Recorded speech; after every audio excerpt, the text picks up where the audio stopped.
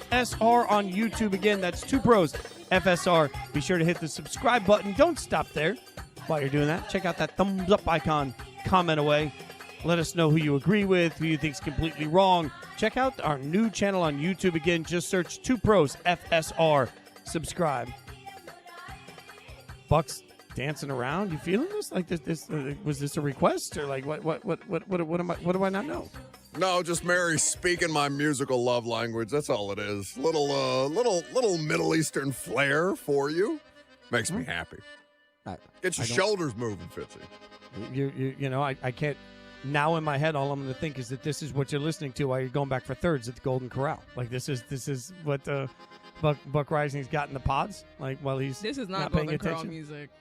No, but it's Buck Rising at the Golden Corral music. Nah. Like No, you sadist, you uncultured swine. This is sitting on the banks of the River Nile, smoking a hookah, and having a little bit of mint tea, maybe some lamb wrapped in some grape leaves. He doesn't even know. You Philistine, you don't know anything. You've never been more Caucasian than you are right now. Lamb and grape leaves. There's no look. You're not hip, bro. You're not. No, hip. 100%.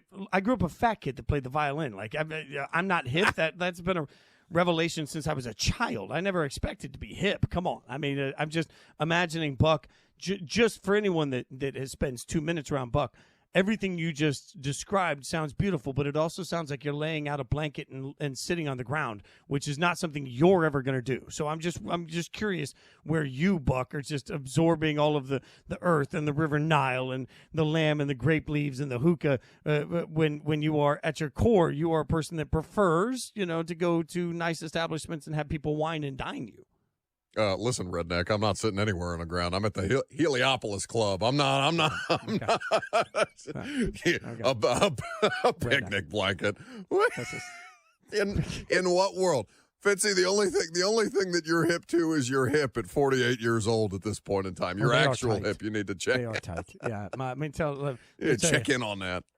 When you start doing hip cars all the time just because you need hip flexibility, that's when you know things are going in a certain direction. I can't wait till you get there, Buck. Of course, by the time you get there, I'll be in the 55 and up housing that I cannot wait to buy into because, hey, they sell you cheaper houses once you hit 55 plus. Come on now. I'm waiting for that. Also, speaking of things you're waiting to try, ever wanted to try an Olympic and Paralympic sport? Try fencing. Fast, safe, and easy to start. Find a beginner class near you at usafencing.org/tryfencing. That's usafencing.org/tryfencing. I would love for Buck and I to try fencing just one time. Have you ever fenced, Buck? No, I can't say that I have. Although I feel like that is something that would take place at the Heliopolis Club. That seems like it's on Brown. Okay, I'm trying to make sense of one of the more disappointing teams in the NFL this year, the Baltimore Ravens. We know that. There is not an easy fix. I did this about a month ago. I watched 3 Ravens games in their entirety on the All-22, and I asked myself this question. Why? Why are things not good? Because so much of it has been about injury. So much has been about the defense isn't playing well. They've gotten better over the last month, but everything looks disjointed. And part of that disjointed look is that Lamar hasn't necessarily been himself. Well, we get what I must stress, the entire internet is blowing up over what is an opinion piece in the Baltimore Sun from someone that covers the Ravens, talking about the fact that the Ravens and Lamar have a very clear path to possibly parting ways this offseason. And it's crazy to me because I hear Ravens fans talk about wanting Harbaugh gone. And now I see, is Lamar going to be back? I don't know why we as a society want to make patient organizations impatient. Because continuity is something that I think the Ravens have shown as an organization that they value, right? I don't, Buck, look at a bad season and suddenly think, and I think this is like a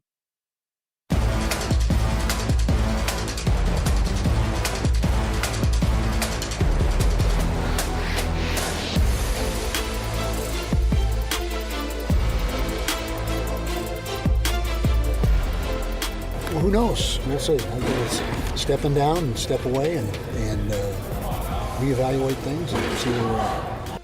I'm a free agent. I'm in the transfer portal. So yeah, it's a different feel. But like I said, I'm at peace, and I did not want to be that guy that overstayed his welcome and people just saying, hey, when's this guy going to leave? That was not my intention ever, and I hope I didn't do that. I'm sure with some people I did do that, but to me the timing was right. Welcome on in, everybody. Happy December 26th to you. Thanks for being on the program here with us. We are live here at KSL, the KSL Sports Zone. Welcome into what has become quite the interesting day here at Broadcast House in the state of Utah and the state of Michigan. We've got you covered here. Alex Curie, Lloyd Cole sitting in studio here with me as Alex Napolis is. We've all been all hands on deck today. Every person basically available here at the station. If they're not here, they're coming on because we're talking about the possibility of Kyle Whittingham heading to Ann Arbor to be the head coach at the University of Michigan. When we all zigged, Coach Whittingham zagged, and here we are talking about the all-time winningest coach at the University of Utah heading to Michigan possibly. It's not even just about possibly. It's about even what OCs is he going to take? What kind of scorched earth is going to be left behind if Kyle Whittingham does end up heading to Michigan? And the leading name, according to so many sources out there, it's not just about, Lloyd, whether or not Kyle Whittingham might go to Michigan. It's like, who's he going to take with him? Now, nothing has been actually everything's being reported, but nothing is being confirmed yet. I would anticipate with all of this news kind of being thrown around there. I mean, it's not – we didn't get a letter for the Players Tribune, Lloyd, but we did – but we did get Coach Whittingham last week. Of course, he heard the sound coming in when he finally gave the press conference. And he said, I'm stepping down, stepping away. I've hit the transfer portal. We all kind of chuckled about it. And yet here we are talking about the transfer portal really being a thing. And that might be the case as the University of Michigan now isn't just looking for somebody to help him out, looking for somebody to clean this place up. I'm shocked because I didn't know if he wanted to have that kind of a responsibility to clean a place up. No, I didn't think so. I didn't think so either. There's a lot of heavy let's not call it heavy lifting. I mean, Michigan is Michigan. They've got money. That place, I mean, there is some cleaning up they have to do. But I did not think that we, obviously we were taking some days, had some days to make up for we had the long football season. But that's what we do. We if news breaks and, we need to be on air to talk about it, that's what we're going to do. And helping us out right now, Patrick Kinahan joining us. We have hosts everywhere. We do. We got everybody, everywhere. Boots on the ground everywhere. Scotty G in Tucson, ready to call a bowl game. And guys, as we heard this one, and PK, your story just went up on KSL.com. You can go kind of take a look at this because, and the whole idea would be, I don't know, we've all been shocked because I think we made the mistake of guessing for Kyle Whittingham what his future would look like. How would this thing look if he were to leave the University of Utah and head to Michigan?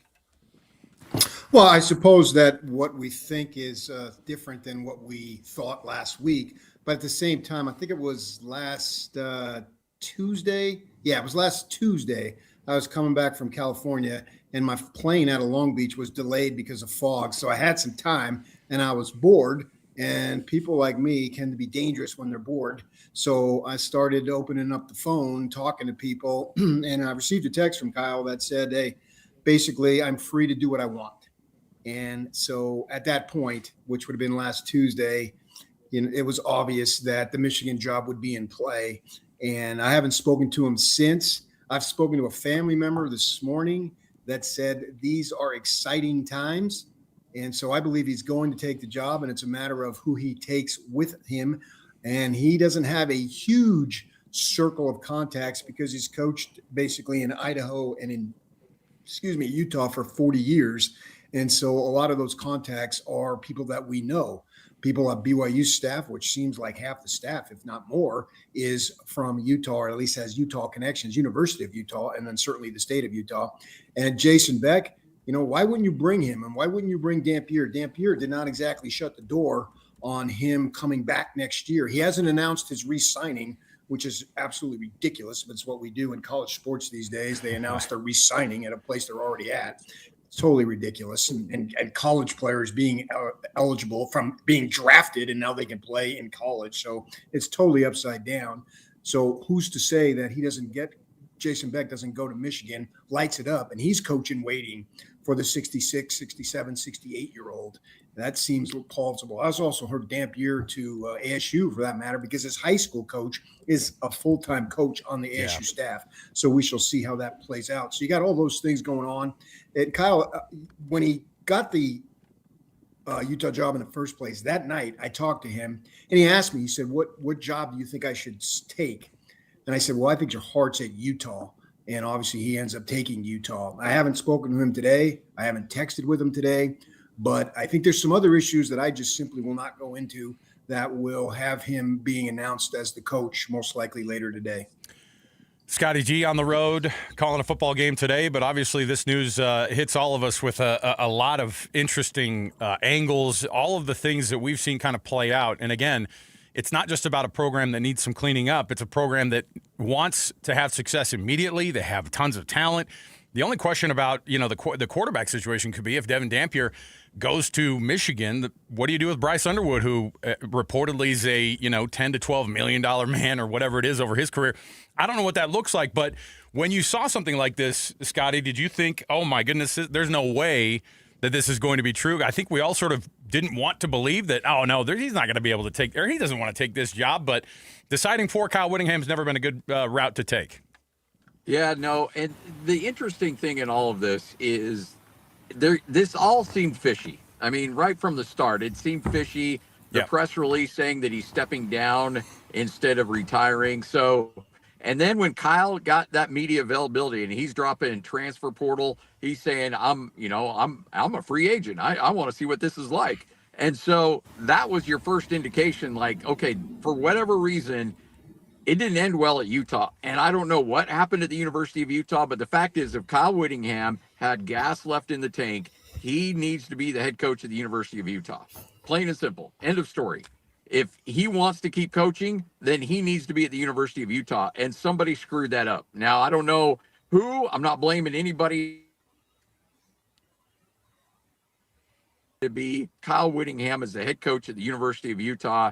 And Morgan Scalley, I know that his time has come, and Morgan, I think, will be great. Morgan will do a tremendous job, but it just blows me away that Kyle Whittingham is still a head coach in the FCS football or FBS football, and he's not going to be at the University of Utah. It's wild because I think that we anticipated, a guy riding off into the sunset, PK. That's what we were preparing for, and he wasn't prepared for it. Why is it that taking a job like this is going to have, kind of some messy implications? Who knows what the future might hold? That's got to be made attractive to him, and it's not just the money part for him. I would assume that he would like to have a lot of things in place to where he could have success at the University of Michigan. And, of course, the winningest program in the history of college football. They want him to have success very, very soon. How do you do that with the possibility? Is there even a world where sanctions even happen anymore in college football? Sanctions? Well, what are you like? Is it the year 2000 here? Sanctions? I mean, come on. Is there even a body? We have Bronco Mendenhall. Scotty can talk about this. We have Bronco Mendenhall weekly, and he would just make a joke of the tampering, and there was a hotline. He called it a phantom hotline, and nobody ever answered it. Or if they answered it, if you left some message there, I don't know if they ever heard it, or they certainly didn't enforce it. I mean, I had a coach tell me 2 weeks ago that I asked him, I said, the transfer portal doesn't start till January 2nd. Are you allowed to contact people until before then? He said, no, but everybody's doing it. He said, it's the schools that win do that. And we know Michigan wins, and we know that, my gosh, they had on the field and off the field issues. So Kyle, if you're going to go, you don't go to New Mexico State. No offense to the other Aggies. I love them dearly. You're going to go to Michigan, and you're basically, let's call it like it is here with Kyle Whittingham.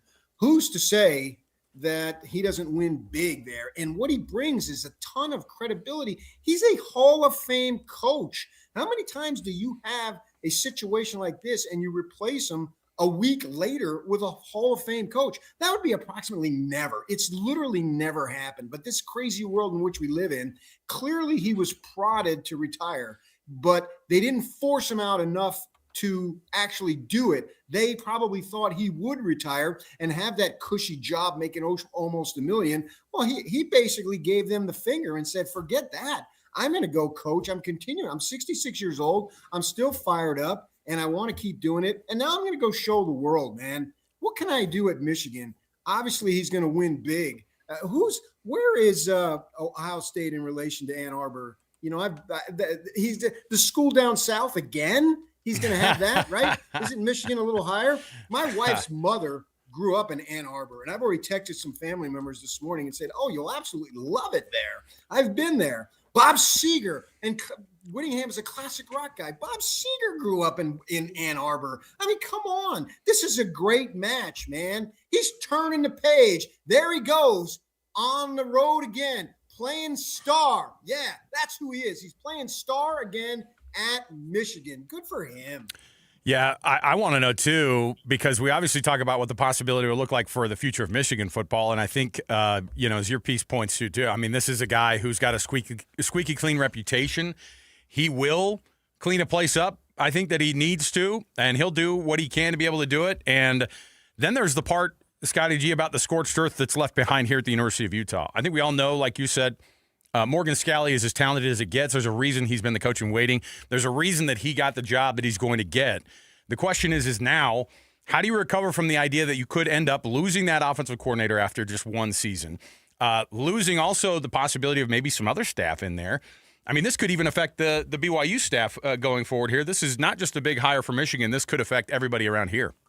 Oh, the amount of dominoes that are going to fall from this is going to be ridiculous because – hey, you know what? If I'm Kyle Whittingham and I need a defensive coordinator because Morgan obviously is going to be the head coach of the University of Utah, who's your first phone call? I call Jay Hill. Now, I don't know if Jay's been called or not, right? But that's the guy I call immediately saying, hey, Jay, come to Ann Arbor with me. Let's make a lot of money and make a name for ourselves here in Michigan. Now, I don't know if Jay answers that phone call or not, but I think if you're doing your job, and as PK mentioned, you want to keep your circle tight, then you call Jay Hill immediately and say, Jay, you want to come with me? What are they paying down there? Well, guess what? I can triple it. So whatever you want, let's go. And then you look at, obviously Jason Beck. You've got to do, to your point about Bryce Underwood, you've got to do whatever you can to keep Bryce Underwood. Yeah. Love Devin Dampier, hell of a quarterback for sure, but Bryce Underwood's at a different level. So you got to do whatever you can to keep Bryce Underwood. And I think Jason Beck, with the offense that he's put up over the last couple of years, you're getting Devin Dampier on steroids with Bryce Underwood. So I think that's got to be appealing to him. And then you look at, hey, you know what? You've got one of the best D-line coaches in the country in Lewis Powell. Say, Lewis, hey, how would you like to become the highest paid defensive line coach in college football? Sharif, how would you like to be the highest paid safeties coach or the highest paid special teams coordinator in all of college football? I can do that now because Kyle Whittingham, to your point, PK, Kyle Whittingham's gone through his career as being the plucky underdog. He's always been the guy who's done more with less, whether it's beating Alabama in a Sugar Bowl or coming into the Pac-12 as the new kid on the block, and then all of a sudden winning Pac-12 title games and going to the Rose Bowl. Oh, look at David on his way to beat Goliath, and he's done such good things. They're such hardworking, bust their tail guys, and they're doing it with less talent. Now you give him an unlimited budget, and you give him all the resources he could possibly think of, all the talent he could possibly have, and then let's see what Kyle Whittingham could do. This could get really interesting really quickly.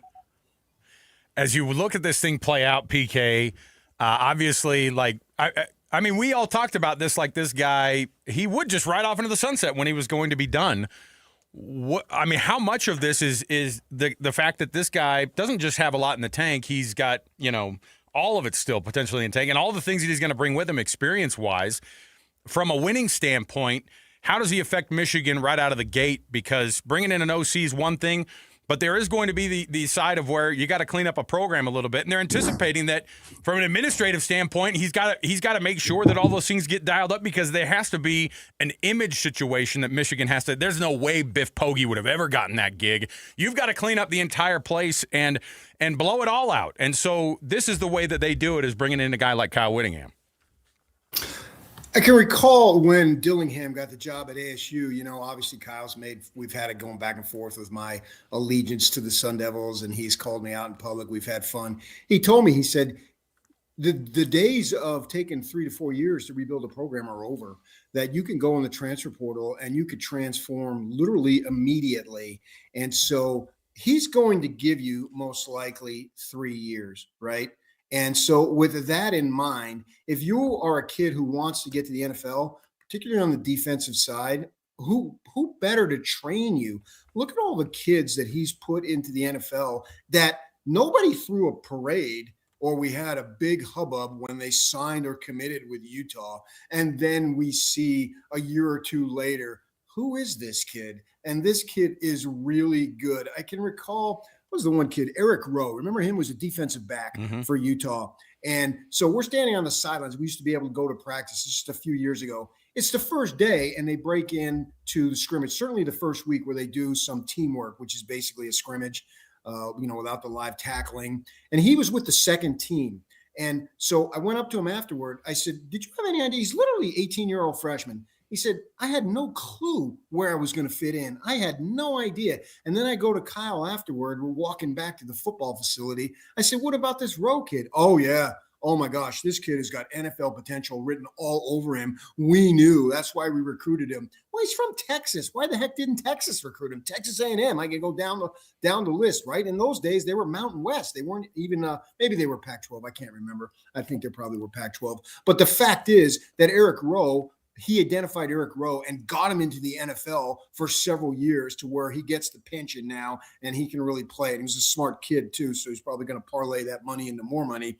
Well, that's the kind of I was talking to Tom Homo last week, and he said they were on the sidelines. Tom Homo was a coach at Cal and Stanford, and they were at some school in California, and he's looking at his list, and then he looks at Kyle's list, and Kyle's got a list of guys that nobody else has on the sidelines, and a bunch of schools are recruiting at that place because Kyle could see something that others can't. He's got a track record. I couldn't even begin to name all those dudes. Now he goes to Michigan, and virtually every one of those kids has a slew of stars that precede their name. Well, he's still going to need to coach him up. That's what he can do. So I see no reason why he doesn't immediately install law and order and get that program back. I mean, they did win the title a couple years back. Obviously, Harbaugh was suspended for half the season, and Moore apparently was a train wreck and was going to be suspended starting next season and was already suspended some games this year. So with all that in mind, immediately clean that up. And then I think the riches of talent will flow unto him. They get 100,000 people every week. Ann Arbor on game day, having been there multiple times, is as good as any place, including the NFL. It's probably even better than that stupid soccer over in Europe. Has to drop the soccer reference, of course, the stupid soccer reference during this get-go. DJ's not even on, PK. Why are you giving shots on soccer, man? I know that's just habit. Yeah, we're gonna get into it. We'll get DJ's thought later, and I'm sure soccer will come back up. Yeah, go ahead.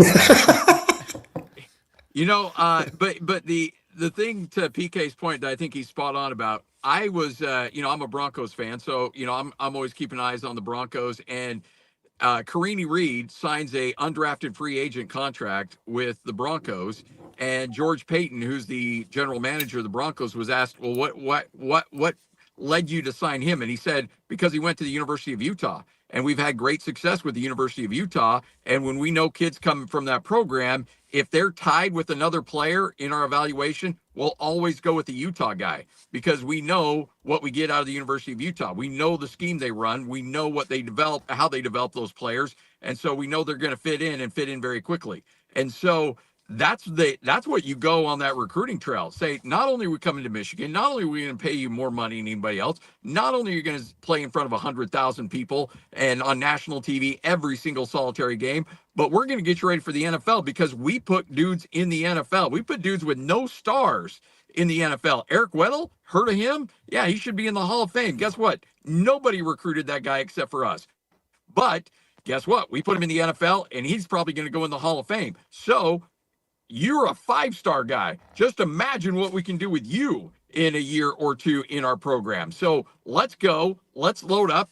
The only thing that could be negative recruiting against Kyle Whittingham would be, well, guess what? Who are the quarterbacks that he's developed? Who are the quarterbacks he's put in the league? Well, guess what? You can figure that out really quickly with Jason Beck and say, look, we turned Devin Dampier into a superstar. Bryce Underwood, imagine what we can do with you in this offensive system. It just makes too much sense. And back to your point about the image, like Michigan has an image problem right now. They don't have a win-loss. Even last year, they won games. They're fine from a win-loss standpoint. What they need is somebody to come in and provide an image of, we're taking this seriously. No more guys taking footage of other teams wearing a Groucho Marx mustache on a sideline. No more of the issues that you've dealt with the previous head coach. We're going to hire the Mormon guy from Utah. Who better to clean up the program than Kyle Whittingham, and still win a hell of a lot of games as well?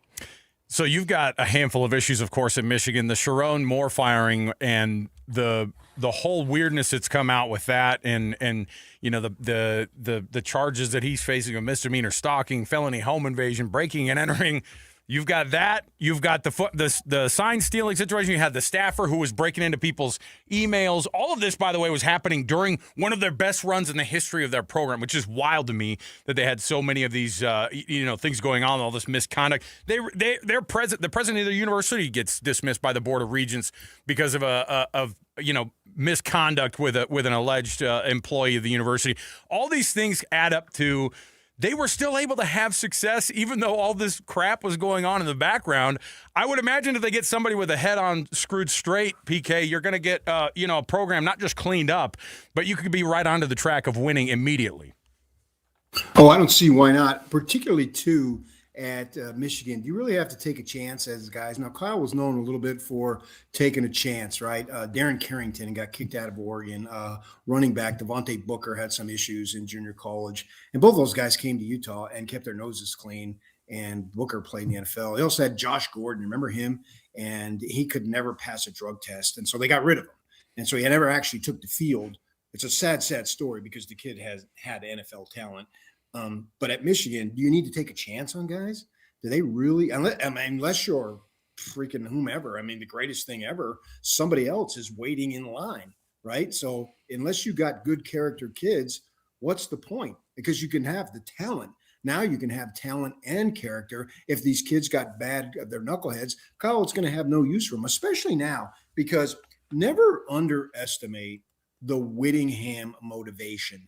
Now, I'm talking about Kyle's father, who's in the great beyond. And I'm talking about Kyle just had a grandbaby here a couple of weeks ago. Even that grandbaby at the grandbaby stage, at the baby stage, has the fierce Whittingham motivation to, I'll show you, right? So you combine a little bit of revenge and a little bit of spite. Well, let's face it, man.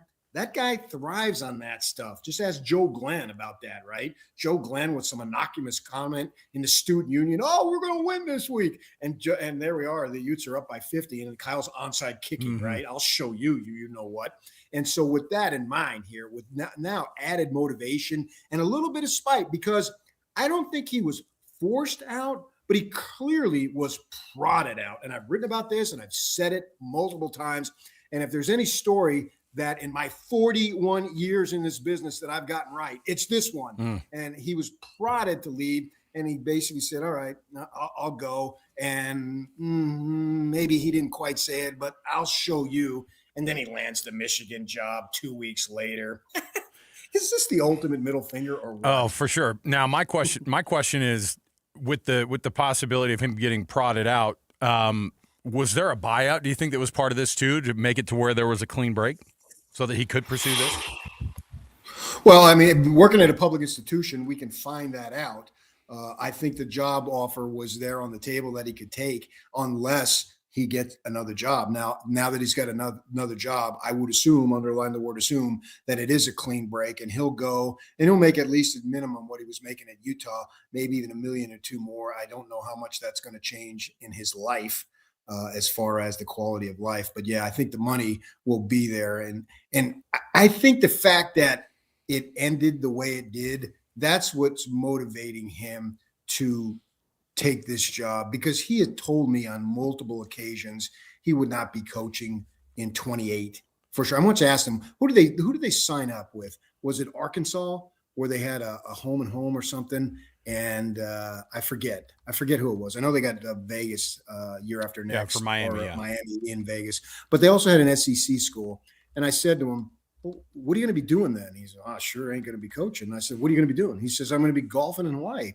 And I said, with who? And he said, with you, pointing to me. And I gave him a kiss. I said, yeah, that's what I want to hear. So this thing's actually going to screw up my golfing in Hawaii by him taking it. But more power to him, man. If you only got a finite time left, and the older you get, the time gets shorter. And this is something that you really want to do. And maybe there's some other issues there that I alluded to that I don't want to get into, that he's able to do this. So go on, go have it and see what we can do. It'll be an interesting. Scotty's talking to his buddy right there in the car. Isn't he? Well, I would assume that when those minutes become available, I feel like of those board meetings, that's going to be quite the read. We put in that grammar request immediately, PK, so that we can get those meeting minutes, because it's going to be pretty fascinating to see how this thing goes down. Yeah, Scotty's luckily he's got somebody else driving around for him. It's good. I don't like that grin that he has. I can't hear what he's saying, but I don't like that grin. Wait, Scotty's got a chauffeur? He does. He has a driver. Yeah. He's got a driver. You know how they pull out all the stops in these Arizona Bowls, man. Yeah, look at that. So Scotty, the only thing I wish is that Snoop Dogg himself was driving. I forgot. Although it's the Snoop on the Stoop Bowl, right?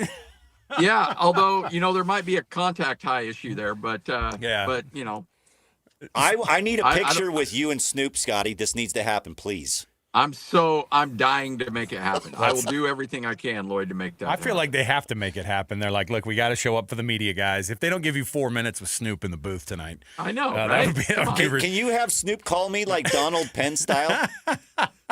That might be the same kind of language that Donald Penn used with you, too. I know. Oh, is this the well, the bottom line is if we can get Snoop on and get his thoughts on Witt to Michigan, I think we'd round out the day perfectly on this one. Yeah. Scotty, as the mess kind of gets thrown around here, there's obviously the details that have to come out, and we have to figure those things out.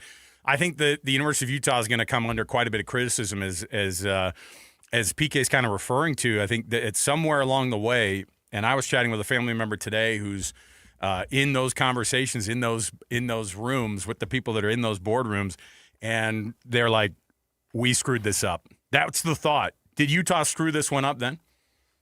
Well, so I tweeted this out earlier today because whether it's BYU, Utah fans, they're going to die for their institution. So they will say nobody did anything wrong. Guess what? Two things can be true here. Number one, Morgan Scalley can and probably will be a great head coach and will be a head coach at the University of Utah, win a whole lot of games for decades to come. That can be true. You know what else can be true? Utah did Kyle Whittingham a little dirty. And I agree with PK. We lose Scotty here for a second? Well, we might have just dropped him a little bit, but I think it makes sense. I mean, if there's a mess.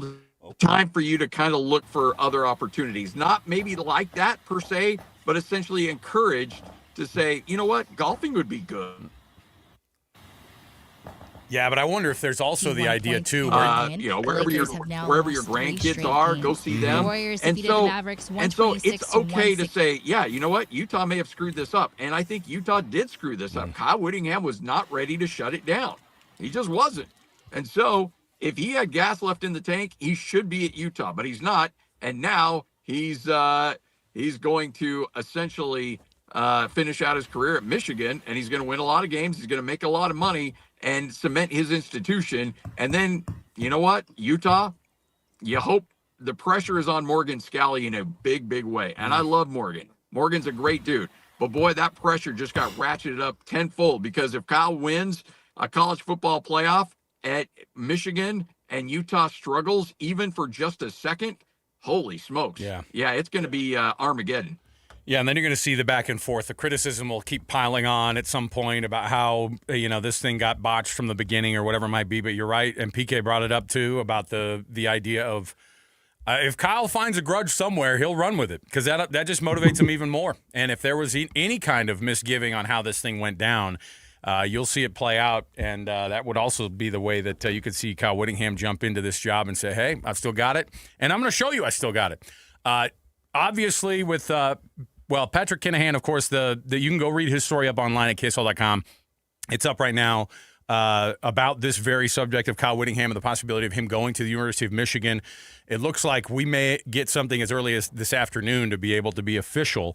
Obviously, Kyle can't keep this one in his timeline. He can't just say, well, I'll do a press conference whenever I want. Michigan will want to roll this thing out as soon as possible to be able to get down the road onto a clean future here. Scotty G, Patrick Kinahan, we're gonna take a break, guys. We'll keep in contact here, and if something goes down officially, we'll dip back in again. But we appreciate you guys getting on the horn here and chatting with us right here at the top as we get this thing going. Keep your phones by you. You got it.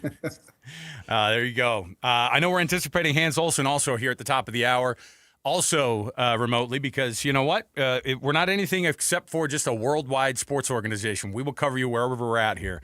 We'll get you going. We'll take the break here. We've got more to go right around the corner. It's the KSL Sports Zone. We'll talk more Kyle Whittingham and the possibility of heading to the University of Michigan, what the fallout could mean, not just for the U, not just for Michigan, but maybe even some other programs right around here. Stay here, 97.5, the KSL Sports Zone. Hockey fans, let your voice be heard with the Utah Mammoth Fan Forum. Visit the Utah Mammoth page on KSLSports.com to connect with the team, other fans, and our KSL Sports insiders. Start chatting today in the Utah Mammoth Fan Forum on KSLSports.com. Hey, Utah! Are you ready for the Utah Mammoth to hit the ice? From game-winning goals to behind-the-scenes moments, Mammoth Plus brings the action to you all season long. Whether you're at home, on the go, or in the stands, don't miss a single shift. Visit UtahMammothPlus.com and start streaming today. That's UtahMammothPlus.com. Every game, every goal, live on Mammoth Plus.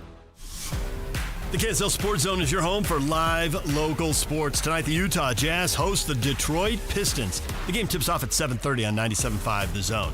Tomorrow, BYU in the bowl game versus Georgia Tech. The Pop-Tarts Bowl kicks off at 1:30 on 102.7 FM. And the Jazz will be in San Antonio to play the Spurs at 6 o'clock on 97.5 The Zone. If you want to hear your company's name here, email Stephanie Palmer at spalmer@ksl.com and join the winning team at the KSL Sports Zone. If you're getting new gutters, make absolutely sure that you don't get screwed. I mean literally, don't get screwed. Tim Jr. here from RGS Exteriors. And every single gutter company out there uses screws to hold their gutters together at the corners and downspouts.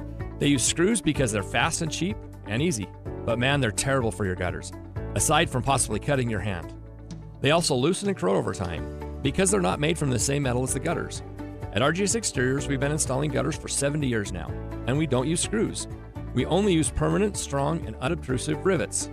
They're made from the same material as the gutters, so they won't oxidize, and they won't corrode. They'll also never loosen. Your hand is safe too. Did I mention they look amazing? So don't get screwed. Call RGS and get riveted gutters. Our number is 801-280-3110, or visit us at rgsutah.com. That's 801-280-3110, or rgsutah.com. Utah's holiday magic starts here.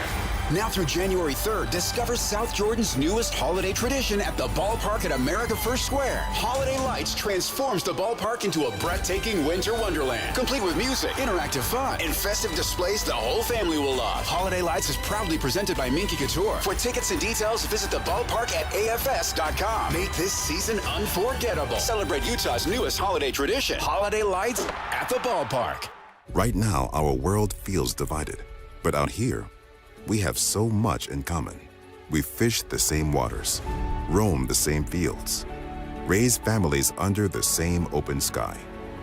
Out here, there's no left or right. We all share a love of wildlife and wild places. But now, the animals we love and the lands we treasure are threatened, gone, unless we defend them. This isn't about right or wrong. It's about standing together. Because up to 1 million species face extinction unless we unite and act to save them. We are their last line of defense. We are defenders of wildlife. Join us as we band together to protect our wildlife and wild places. Because in our love for what we share, we are closer than you think.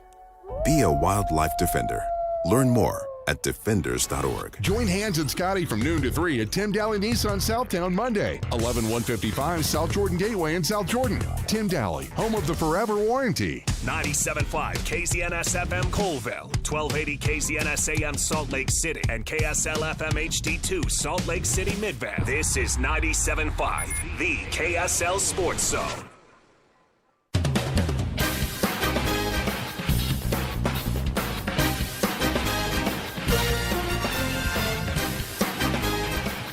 I'm a free agent. I'm in the transfer portal. So yeah, it's a different feel, but like I said, I'm at peace, and I did not want to be that guy that overstayed his welcome, and people just saying, hey, when's this guy going to leave?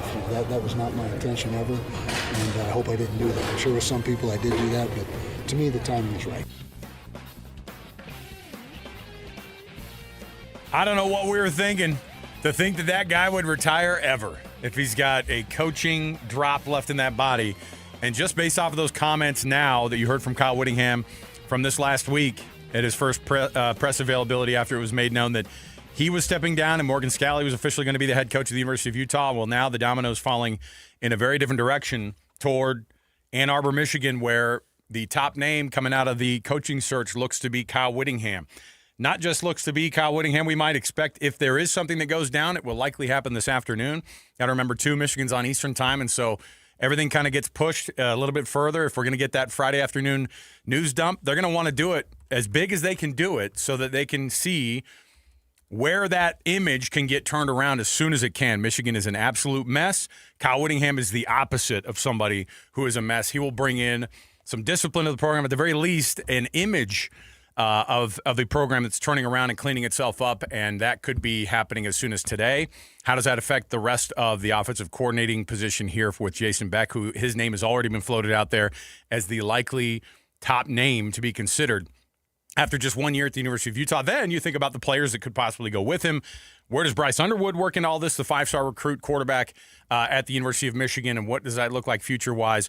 Alex Curie here, Lloyd Cole here with me in studio. Alex Neplis hitting the buttons and live from the Phoenix Rising ride. I think he's actually on the ride right now.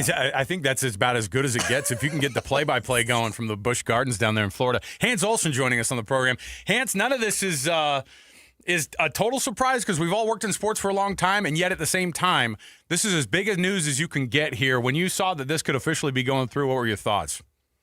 I'd like to thank Kyle Whittingham for making that decision and this news today while I'm at Busch Gardens with my family and stepped away. I've been on the phone for the last couple hours just trying to get any info, any details on what's happening. But are you on Falcons Fury? Hans, are you on Falcons Fury right now? No.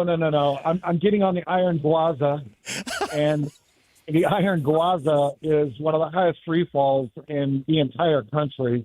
It's a 91-degree fall, and it's supposed to spill your guts out. So it's supposed to be a nice ride. But I'm actually just here with my girls, and I got my 3 girls, and I got Amanda out here, and we're just having a blast. But a lot of thoughts on it, Alex. You know, I could sit here and stomp my feet and say that this should have never happened, and if Kyle wants to coach in Utah, he should coach in Utah. But at this point, I just kind of want to move on from it and just say, okay, now what?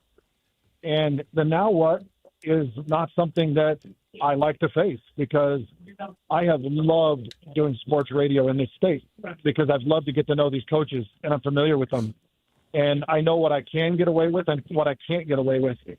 And it's just going to be hard to lose any of them out of the state or see some shift or see some move. It's just going to be a pain because, you know, you get so used to these guys and we're all going to have to make a pretty major adjustment at this point. It's not just a huge piece of news, but it's also, I mean, we have people who are like, yeah, you know what? He can move on to Michigan then. Tell me what the Utes are going to be like going forward. How on earth does Utah recover from not just the idea of, I mean, because Morgan Scalley, we knew he was going to be the head coach, and we knew what we get with Morgan Scalley. But this could be a different level of scorched earth when you talk about things that are left behind and pieces that may end up leaving this state, not just from Utah, but maybe even locally. What happens with the University of Utah then in the short-term future here and then maybe long-term after something like this happens, the way that it went down? look at a few things. I just sent a tweet out and I said, this looks like it's going to be the biggest shift in coaching in Utah history, in the state of Utah history. And people look at it and be like, oh, no, not in the history, in my history, 20 years that I've been on air.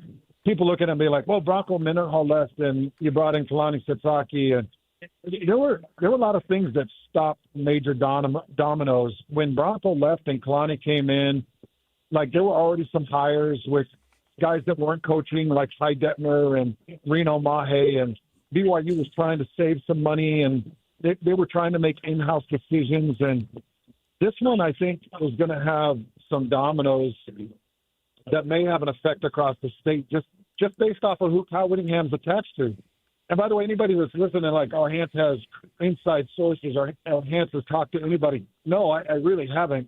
I've tried. I've been trying to get some information on it, but in typical Kyle Whittingham staff status, they don't answer, they don't take calls, they don't talk, and so it's really hard to get to things. So, okay, if they don't want to talk, then let's assume. Let's start assuming. Well, we all know that Jay Hill is very close to Kyle Whittingham, and we know Michigan pays well. So everybody sees the rumors out there. They see the buzz. They see the stir. Well, yeah, I mean, it's pretty easy to make that connection and say, well, Michigan could pay more than anybody.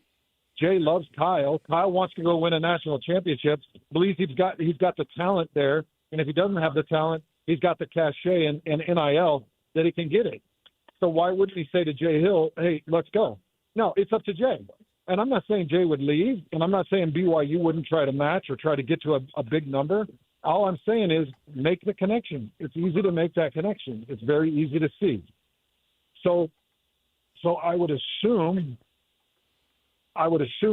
he's talked to Jay Hill, and I would assume that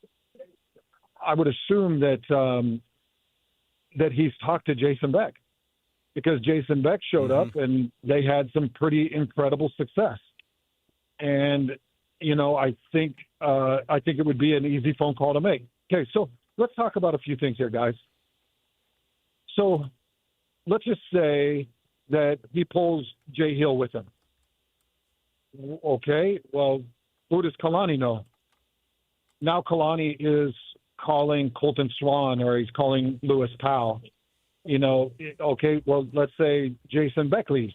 Well, who's Morgan Scally going to call? If I'm Morgan, I'm calling Aaron Roderick. I'm calling anybody that I have coached with, that I trust, that I know, that can come in and build me an offense that I can be successful with. So just understand that when I say that this is going to be maybe one of the craziest coaching changes we've seen, I'm just trying to draw some parallels here and make the connections of who knows who and what could possibly be done. And people could say, oh, wait a second, BYU can't poach a Utah coach. Well, that was back in the day when Kalani Sasaki took the job as an independent head coach, and Utah was a couple of years into the Pac-12 and had built up this pool of money, and it was hard. Utah was poaching BYU coaches, and it was hard to even pull a Utah coach because of the stability and the money. And right now, we're looking at it, and it's like success is everywhere and money is everywhere. So everybody should be calling everybody. That's just how it should be. And by the way, like, I've already got Utah fans that are upset on Twitter, and I've got BYU fans that are upset on Twitter. I understand why you're upset. Like, I'm not happy about it either. I'm not happy that I could possibly lose some of these coaches out of this state. I'm not happy that Kyle Whittingham's leaving. That sucks for me. Kyle has been a close friend of mine, a very close friend of mine. So, okay, now let's talk about some of this coaching talent. Who would I contact first?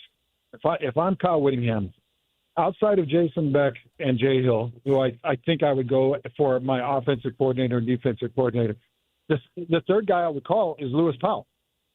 I'm calling a D-line coach that has I was trying to put numbers together. I'm going back to Bradley and Nye, and I'm going through like Lecky Fotu, and I'm going through Hunter Dimmick, and I've got a grip of guys under Lewis Powell. I think I got to about 235 sacks, guys. I've got 5 All-Americans. I've got about 235 sacks. I've got a recruiting extraordinaire, and he's my go-to guy. I called Lewis Powell and I say, hey, we're going to Michigan. Now, here's the other thing. If I'm Utah, if I'm Morgan Scally, I'm on the phone with Lewis right now. And I'm saying, Lewis, okay, fine, take Michigan's best offer, but you give me final say. We've been together a lot of years. I'm younger. I'm going to be here a lot more years. You get to stay in the state.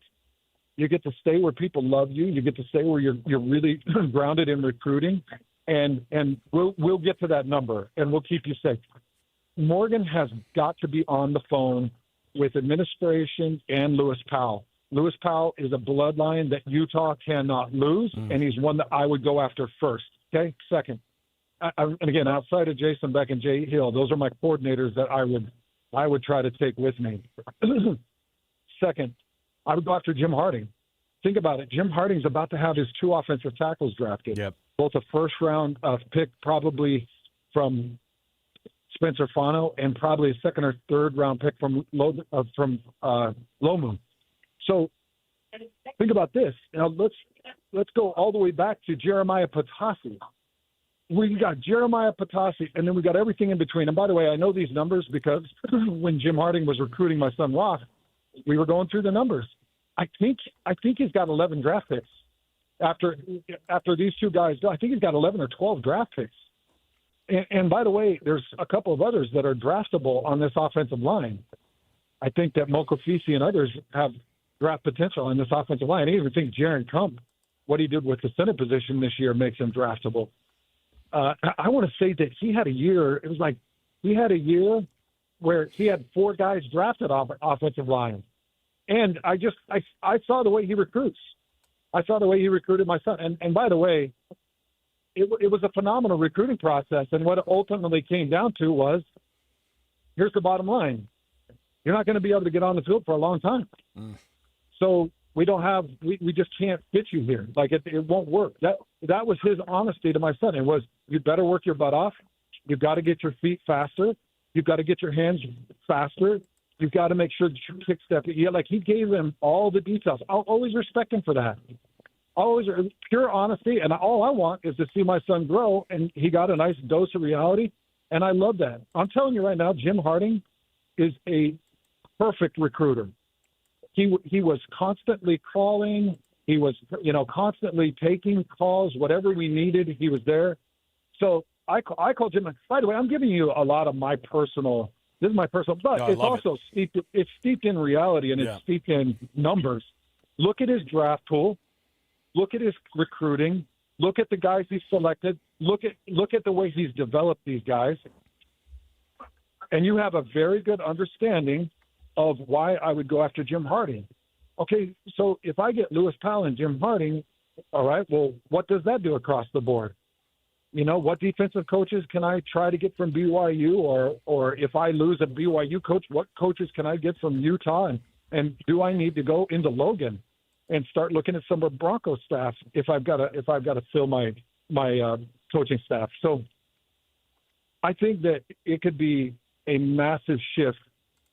And the hardest thing for me, boys, is I have grown to love and respect these coaches. People always say, well, you're a homer for BYU, or you're a turncoat for Utah, or oh, you're this or that.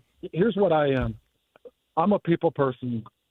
I love the people that I love. I respect the people that I love. I respect people that can coach football, that play good football. I respect people that build programs and get wins.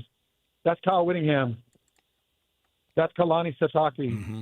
That's Jason Beck. That's Jay Hill. That's Aaron Roderick. That's everything in between. There's a lot of great coaches that have done a lot of great winning in this state. And I'm just worried, Utah, let Kyle Whittingham go. Mm-hmm. Think about, if you're Michigan, why wouldn't you hire Kyle? I don't have a major buyout. What do you mean? I don't have a buyout? I don't have to pay $8.5 million to Utah to even get a chance to talk to Kyle. Like, you think about what this hire was for Michigan. It was the perfect hire, and I can understand why they went with it. But boys, I think we're going to suffer the consequence because think about it from Kyle's perspective.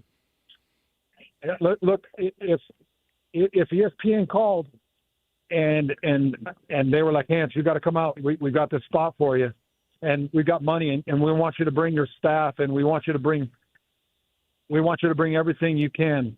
Well, okay. I'm looking at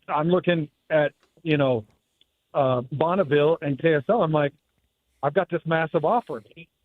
Well, we can't match it. Okay, well, what are we going to do here? Because if I walk away and I go to ESPN and they're telling me I can take my talent, then I'm going to take my talent. Well, I become the most hated man on earth, but I'm trying to do good radio. Well, that's what Kyle Whittingham is doing. And this is the other difference, because I've seen a lot of people mention, well, but Michigan's not just going to give him carte blanche. Michigan for sure is going to. No, Michigan became a train wreck, and this whole scandal has embarrassed a lot of people. And when you hire Kyle Whittingham, you hire his culture. You hire him to bring his culture. By bringing his culture, he brings his guys. Yep. So he's bringing his staff. Now, if I'm Michigan and I call and I hire Jay Hill, and I bring in Jay Hill, then I'm like, oh, by the way, Jay, you're going to be keeping these four assistants because the players are going to be leaving with them if we don't keep them. So you're going to figure out a way to incorporate these guys, and you can bring in 3 other assistants. That's not what you do with Kyle Whittingham. You're hiring Kyle because you're trying to restore culture. The way you restore Kyle's culture is you let Kyle hire culture guys. And by the way, Kyle's not going in there to be embarrassed. Kyle is going to go in there, and he's got about 4 or 5 years that he wants to win a national championship. So he's going to go in there, scorched earth. He's going to take the best of the best, whatever he can grab, whatever will go with him, whatever Utah or BYU or Utah State or any other university that's trying to retain a staff will hold on to. And he's going to try to bring that crew. Yeah. Well, and not only that, like, I mean, they're saying, hey, can you bring in the cleanest possible dudes ever? He's like, say less. That's the only people that I hire. What was interesting is our producer, Alex Napolis, who's helping us out today, just sent us this tweet. This guy, I'm not even sure who he is. I don't know him from Adam, but he said this. He goes, just to be safe, I checked Whittingham's Instagram. The only women he follows is his wife and daughters and hasn't posted in 10 years. Multiple championships in Michigan confirmed is what the tweet said. But that's exactly what they're looking for. That's exactly what they're looking for. Some stability, but not just that. He doesn't bring in guys, to your point. He doesn't bring in guys that don't fit this exact culture. And so it's beyond reproach dudes who he's gonna hire.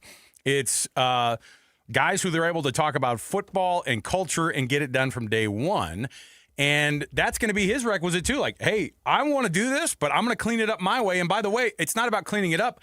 I start clean. So starting clean is the way that I think that he's going to go through with it. And, yeah, the unfortunate thing is going to be the fallout. I think that you could see the level of football success in the state of Utah take a massive dip, not just at the University of Utah, but across the board because of the fallout that could happen today.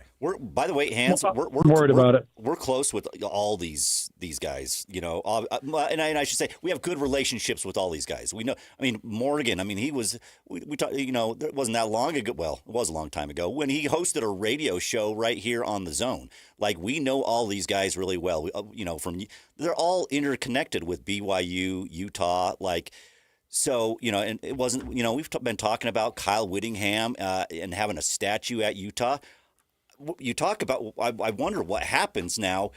You know, obviously, hey, I don't care what anybody says. He was not ready to go. He was not. He said that in his availability. He says, you know, he said, you know, he didn't want to overstay his welcome. But yeah, I'm not, you know, I got still some left in the tank. Well, if he leaves and he takes some guys from BYU, some guys from Utah, what does that mean for Kyle Whittingham's legacy in the state of Utah? So, Lloyd, I would say that the answer to that is as deep as so many other things in regards to Kyle Whittingham even leaving and all those things that happen along with that. Like his legacy, this is all going to go extremely deep. Okay, so think about it. Let's say Morgan Scally goes on for a 10-year career, and let's say he gets close to a national championship. Well, what do we look back at? We say Kyle Whittingham set all that up. okay, let's say that this puts Utah in a funk for 5 years and they fire Morgan and they're trying to find a different head coach. Well, now we got to look at it and say, well, how did he leave it? What were the cupboards like? And, I think that how things play out the next 10 years, does he go to Michigan? Is he embarrassed and fired in 2 years? Or does he go to Michigan and win a national championship in 4 years? If he wins a national championship, everybody's going to want to have his name attached to them. Well, this was Kyle Whittingham's breeding ground. This is where he started. This is where he got his boost. He took his staff from here. These are all homegrown guys, and the next thing you know, it's just it's a completely different conversation. So, Lloyd, I think in order to answer that, we got to let the next 10 years play out. Yeah. And just say, all right, where are we headed? Because if Kyle Whittingham finishes with a national championship at Michigan and Morgan Scalley goes on to have the career we expect him to have, which is, great wins, good success, then I think everybody feels happy about it. And they're like, oh, man, Kyle Whittingham, what a blessing. This guy's incredible. I mean, look at Urban Meyer squatted in the state of Utah for a short period of time, and we still talk about Urban Meyer. Kyle was here for 21 years. He was here for 21 years. There's people that are still wanting to put a statue of Urban at the University of Utah because of what they did in 2004. Look, as long as I'm on air, as long as I'm a part of this media, I'm going to ensure that Kyle Whittingham's name and his memory and his legacy stays intact and exactly where it should be. An amazing head coach that caused very little social drama, that didn't have major scandals, that hired good men. And yeah, okay, BYU fans, you can hate him all you want. And believe me, when he was piping BYU 9 times in a row, 10 or 11 years consecutively, yeah, it was a little bit tiresome. I'm sure BYU fans were like, this sucks. I hate this guy. He won't shake hands. He hates BYU. He hates everything blue. He calls him the team down south. I get it. BYU fans, you can hate him all you want. And I totally understand it. I'm just telling you, he coaches the way I coach. He's the type of coach I'd play football for. So as long as I'm here, I'm going to do everything I can to keep his legacy intact because he earned it and he deserved it. And at some point, regardless, I do think that his name's got to be on the stadium or he's got to have some type of statue recognition in that school. Hans, I'm pretty much telling everybody this. Keep your phone handy. Keep your phone handy. Go. We appreciate you. Go enjoy some time with the family. Hope your Christmas was well and appreciate all you do. But keep your phone handy. Okay. Everything okay? Yeah, we're just working through all this, man. It's just all this. If more happens, keep your phone handy because we're going to be calling you. Well, Hans, we appreciate it because we're asking everybody to basically take some time away from their family on a day that we were all assuming maybe we'd have off. But you're a pro. You always do it, so we appreciate it, man. No. I mean, like literally, I'm getting on this ride, this roller coaster ride. I'll stay off of it and I'll do whatever I got to do. I hope the sports fans in the state understand how much we care. I hope they know. Like, I'm here with my 3 girls. Say hi. Hey, all you girls say hi. Say hi. Oh, hi. Say hi, Matt. I love it. Hi. I love it. That's So what we do. We're all sitting here. They're all sitting there looking at me like, Dad, so this is what we're doing. Here's the deal, dude. I don't care. I love this state. I love sports radio. And I will do everything I need to do. And I'm just hoping that this works out okay for BYU. It works out okay for Utah because we know this. It's going to work out good for Kyle Whittingham. It's just who he is, and Michigan is going to push around who they need to push around. So there you go, boys. Appreciate it, Hans. And I think we might have to have a first. We could have you live on a ride, and that might be when we do. That might be the next version of being able to get you on. But we appreciate it, man. Well, listen, I'm on next, so if you want, I'll stay on, and you can hear me right it. But I'll probably call you after. All right, Hans, appreciate it, man. We'll chat with you again later. Hans Olsen. This is Scotty G and Hans and Scotty, of course, every day noon to 3 usually. This is going to be the biggest storyline that I think we've seen. I'm trying to think of anything that's up there. In my time, there's been some big ones, but this is the ripple effect in this. And by the way, we're going to be checking in with David James here coming up here momentarily. I think the one that matches. I mean, it's a weird game to play where we go, but for us, it's funny because we talk about the things that like took us out of moments, and we had to live in that space, and it just broke all the all the things here locally. I think the Donovan Mitchell, Rudy Gobert stuff, like with the trades, that ended up kind of blowing that whole thing up. And that was a good month and a half. But those things were slow burnish. We sort of saw them coming.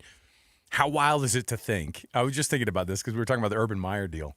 Urban Meyer goes and ends up at Ohio State, not directly after he left Utah, but eventually ends up at Ohio State, wins national championships there. Witt leaves the University of Utah, goes to Michigan, wins national championships there? ? Like, what a wild. You talk about a pipeline. I didn't even think because of the mess that it is, and I know we've talked about it. Like that he's the perfect guy to go in there and clean up shop. But I still thought he's so he was. No, he did not want to retire. Now he did not want to. He wanted to keep going, but he was close enough that it's like, well, do I really want this headache? Do I really want to deal with this Michigan thing? Do I really, and the fact that that's even a possibility tells me he has at least 3 to 5 more years in the tank. I think that 2015 college football, he couldn't do it because there would be a massive stupidity that he'd have to wade through that's not his fault. No coach wants to inherit that. And especially a coach that you feel like is going to be shorter time than, you hire a guy in his early 50s or in his, in college football now, it's like hire a guy in his late 30s and they become the guy. But you don't have that time now. So he had to look at it and go, will I be able to make this happen now? Are they going to make us sit out of the college football playoff for the garbage that has come out of the University of Michigan?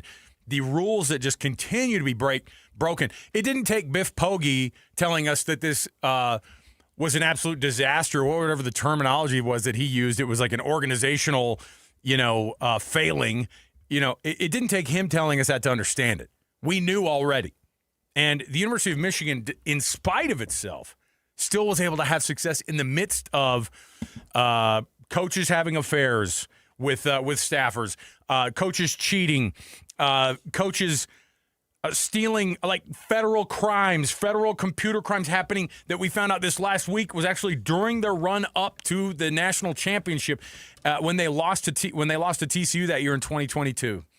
That was happening in the midst of all this. Now, do I think that Kyle Whittingham that it's going to be an easy go, that they immediately start winning? I don't think that's the case. I think you're going to have to deal with some mess for a minute.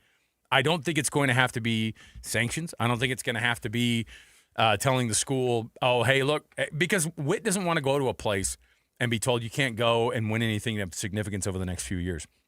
I think you're right. I mean, I would love to try to guess on how many years Kyle Whittingham has now, but I will never guess again on what Kyle Whittingham is going to do in the future.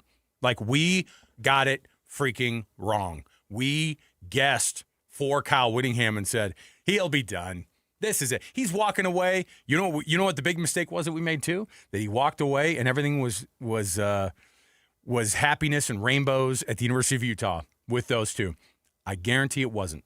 I guarantee that there were, and Witt would never have those hard feelings against any, like Morgan Scalley, any of those. He said too, he goes, I'm not going to be that guy that you're going to make look like the dude who wasn't walking away or who couldn't give it up. No, don't make me out to be that guy.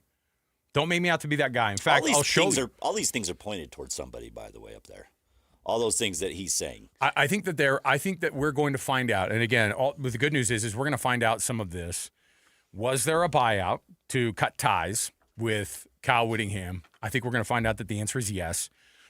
Was there a single or a bunch of people on that board that said, hey, let's do it this way. We got to move on. We got to make this thing happen. We got to do it right now. That made it to where this thing went down the way that it did, because you're going to get a lot of people who are looked at funny up at the U, I think, after all this, because they're going to go, did you guys really botch this? And the fans are not going to be happy.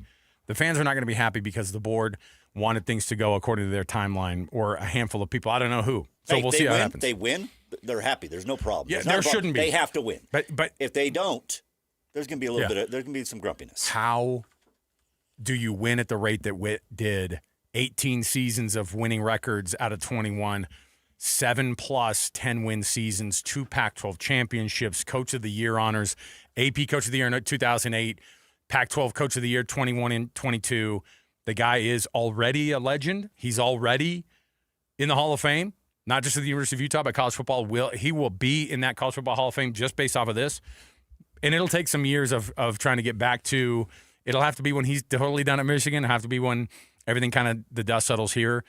I do think that the legacy of Kyle Whittingham will be set. There's not going to be hard feelings there eventually, but I think in the short term, it's going to be awkward for a while.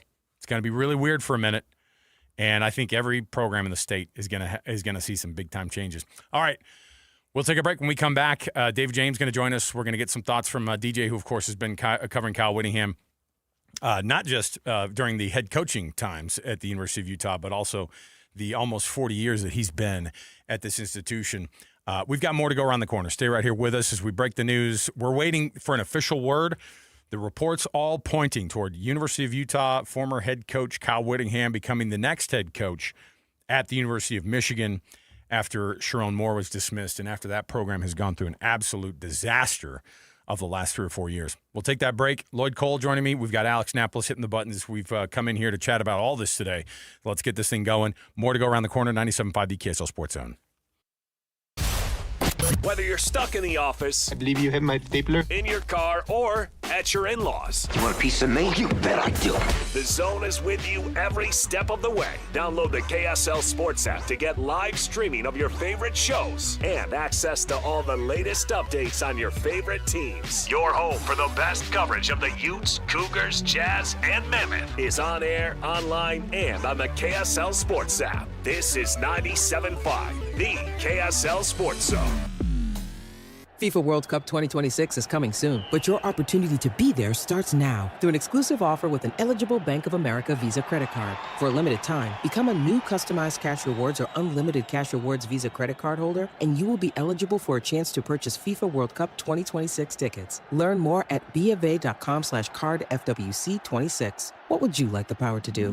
Bank of America, proud to be the official bank of FIFA World Cup 2026. Bank of America N.A. in partnership with Visa. Terms apply. Rights reserved. With Steel, batteries are included.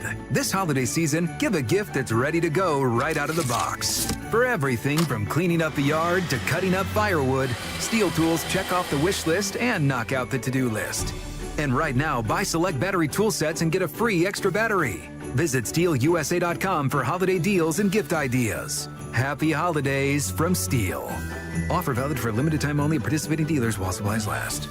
Make game day yours with the Utah Mammoth app. Get your tickets, order food and drinks without leaving your seat, track live stats, and stream every game with Mammoth Plus, all in one place. It's the ultimate game day essential, designed for Mammoth fans. Stay connected to your hometown team and never miss a moment. Download the Utah Mammoth app today on iPhone and Android. Turn on push notifications and make every day game day. Tusks up.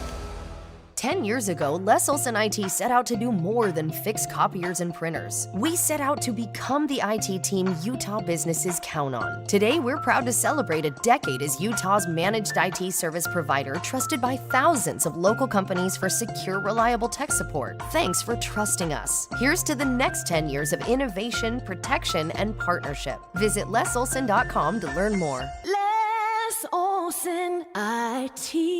Attention Jazz Nation, the long wait is finally over. Mountain basketball is back and better than ever. Let's go! All tickets are on sale now, and you won't want to miss the action. Jump on the opportunity to watch your favorite players live and in person. Whether you're after season tickets, mini plans, or single game matchups, the Utah Jazz has got your back. There's a plan for every fan. Don't miss out. Secure your seats today and be part of the excitement all season long. Let's go! Visit UtahJazz.com today.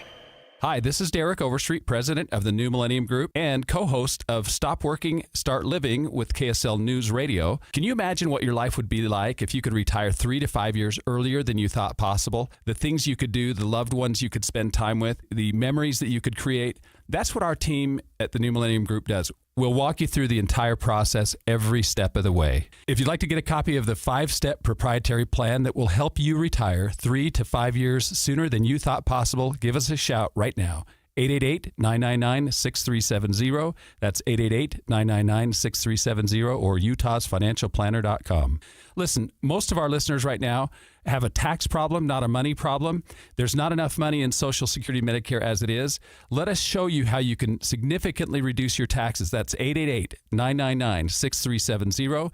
888-999-6370 or utahsfinancialplanner.com. Be advised, this is your opportunity to save up to 40 to 80% on a hot tub or swim spa. This weekend only, today through Sunday. Mountain America Expo Center.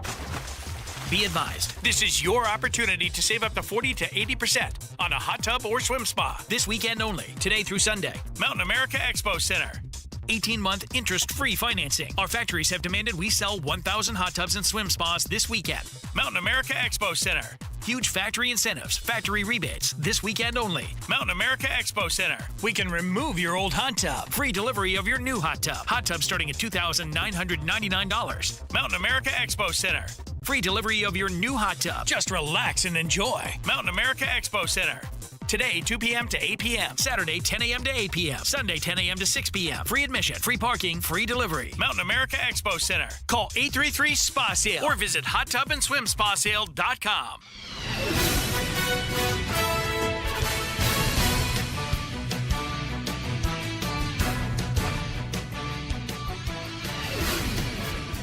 Well, like I said, I don't want to overstay my welcome.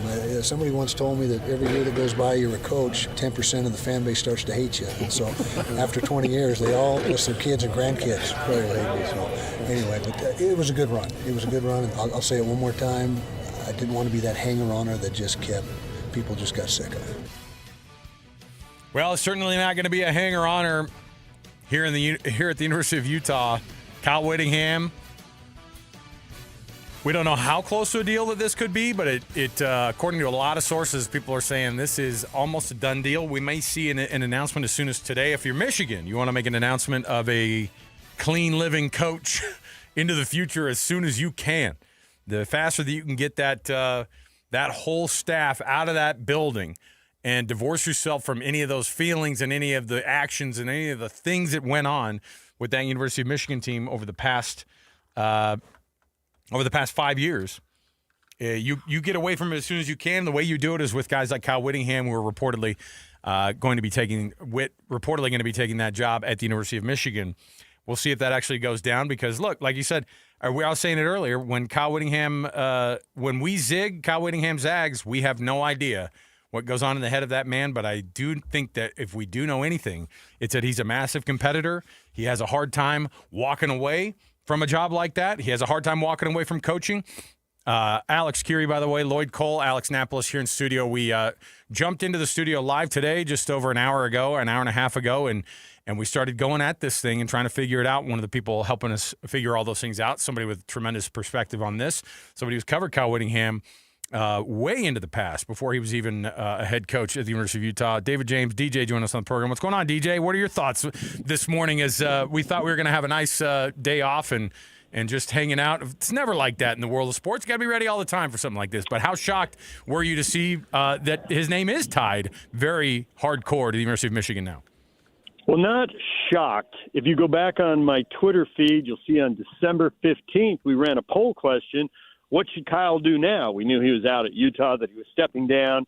And, there was, go do something in the NFL and ski or golf and be a grandpa. And the fourth option in the four-choice Twitter poll was be a Michigan man. And the poll got over 550 votes, and about a third of them were for Kyle being a Michigan man. And so this has been on the radar. The only question is, he's 66, in my mind. The only question was, he's 66 years old. That's not the ideal candidate. Historically, you'd like to hire someone who could be at school, 10 years or whatever. And that seems pretty optimistic for a 66-year-old. But everything in college football has sped up. And I was pretty sure he wouldn't be at the top of their list. But when I started thinking about who they could hire, I couldn't really figure out how he couldn't be at least top 5. Right. And 2 of them were clearly off the list because Alabama and Arizona State are holding on to their guys, right? DeBoer and Dillingham. And now I'm blanking on an ASU coach's name. Yeah, Kenny Dillingham, yeah. Yeah, I didn't want to say Willingham. I knew I was going to do it. I was trying to avoid running their 2 names together. So with those 2 guys locked up, and I can see how they'd be great candidates, no doubt about it. So I'm thinking, okay, is he 3rd, 4th, or 5th on the list? How long before they get to him? He can't be that far down the list. He just went 10-2. He can't be that far down. In the last 5 years, he's won 2 conference titles and been to 2 Rose Bowls and had a 10-2 team on top of that. He can't be that far down the list. And so now it looks like he was 3rd on the list. Maybe there was somebody else who said no and it was quiet, so maybe he was 4th. But it doesn't really matter if you're the one who gets the job. And I do think it's close because if he didn't want it, he knows – I mean, there's been way too much out there now. I mean, the national media is all over it, right? It's clearly leaking on Michigan's end. And if he doesn't want it, he could just say no and they could be on to the next thing and that story would be out. So he wants it. And from Michigan's perspective, they got to quit messing around and get a coach. We're getting pretty close to January 1st, and the portal's going to open on January 2nd. And if they don't have a coach, they could have their team rated. They just went 9-3. Now they went 9-3 against a soft schedule. And let me say, I've already looked at next year's schedule, and it's harder. I think they played 2 playoff teams this year. They play 4 teams next year that are in the playoff this year. And teams do go up and down year to year, but they've got Indiana, Oregon, Ohio State, and a non-conference game with Oklahoma. So they got a real tough schedule next year. They better not mess around with this roster. So Michigan, and this is Captain Obvious stuff, Michigan's got to get it done. Yeah. And if Kyle doesn't want it to happen, he could just say no and they can move on. So these reports have to be legit, and it's got to be close. Okay, now the question becomes, DJ, is obviously our interest is all with Utah and BYU. We know Kyle Whittingham is extremely close with coaches on both staffs. Now let's talk about the ripple effect this could have on Utah and BYU if this does happen. Texting with people who know Kyle today, the word domino has been used so many times by so many people because, I just said it's got to be close, right? It could still fall apart. But I don't really think anybody I know believes it's going to. But, you just said it, Alex. We don't really know what's in his mind, right? But It does seem like, man, I'm thinking this got to be 80 or 90% of the way there. This has to almost be in the barn. It's got to be close. So that means he's got to have a staff. Mm-hmm. So I would think candidate number 1 on the offensive side of the ball has got to be Jason Beck. Yep. Because they average 41 points a game and they're 5th in the nation in scoring. And they got to keep Underwood there at Michigan, and that's a great way to do it. Hold on to that thought for just a second, Alex. The 41 points and the 5th in the nation is great because it's running, and that trend. I've had people text me this today. Hey, his offense is going to translate to Big Ten football in November.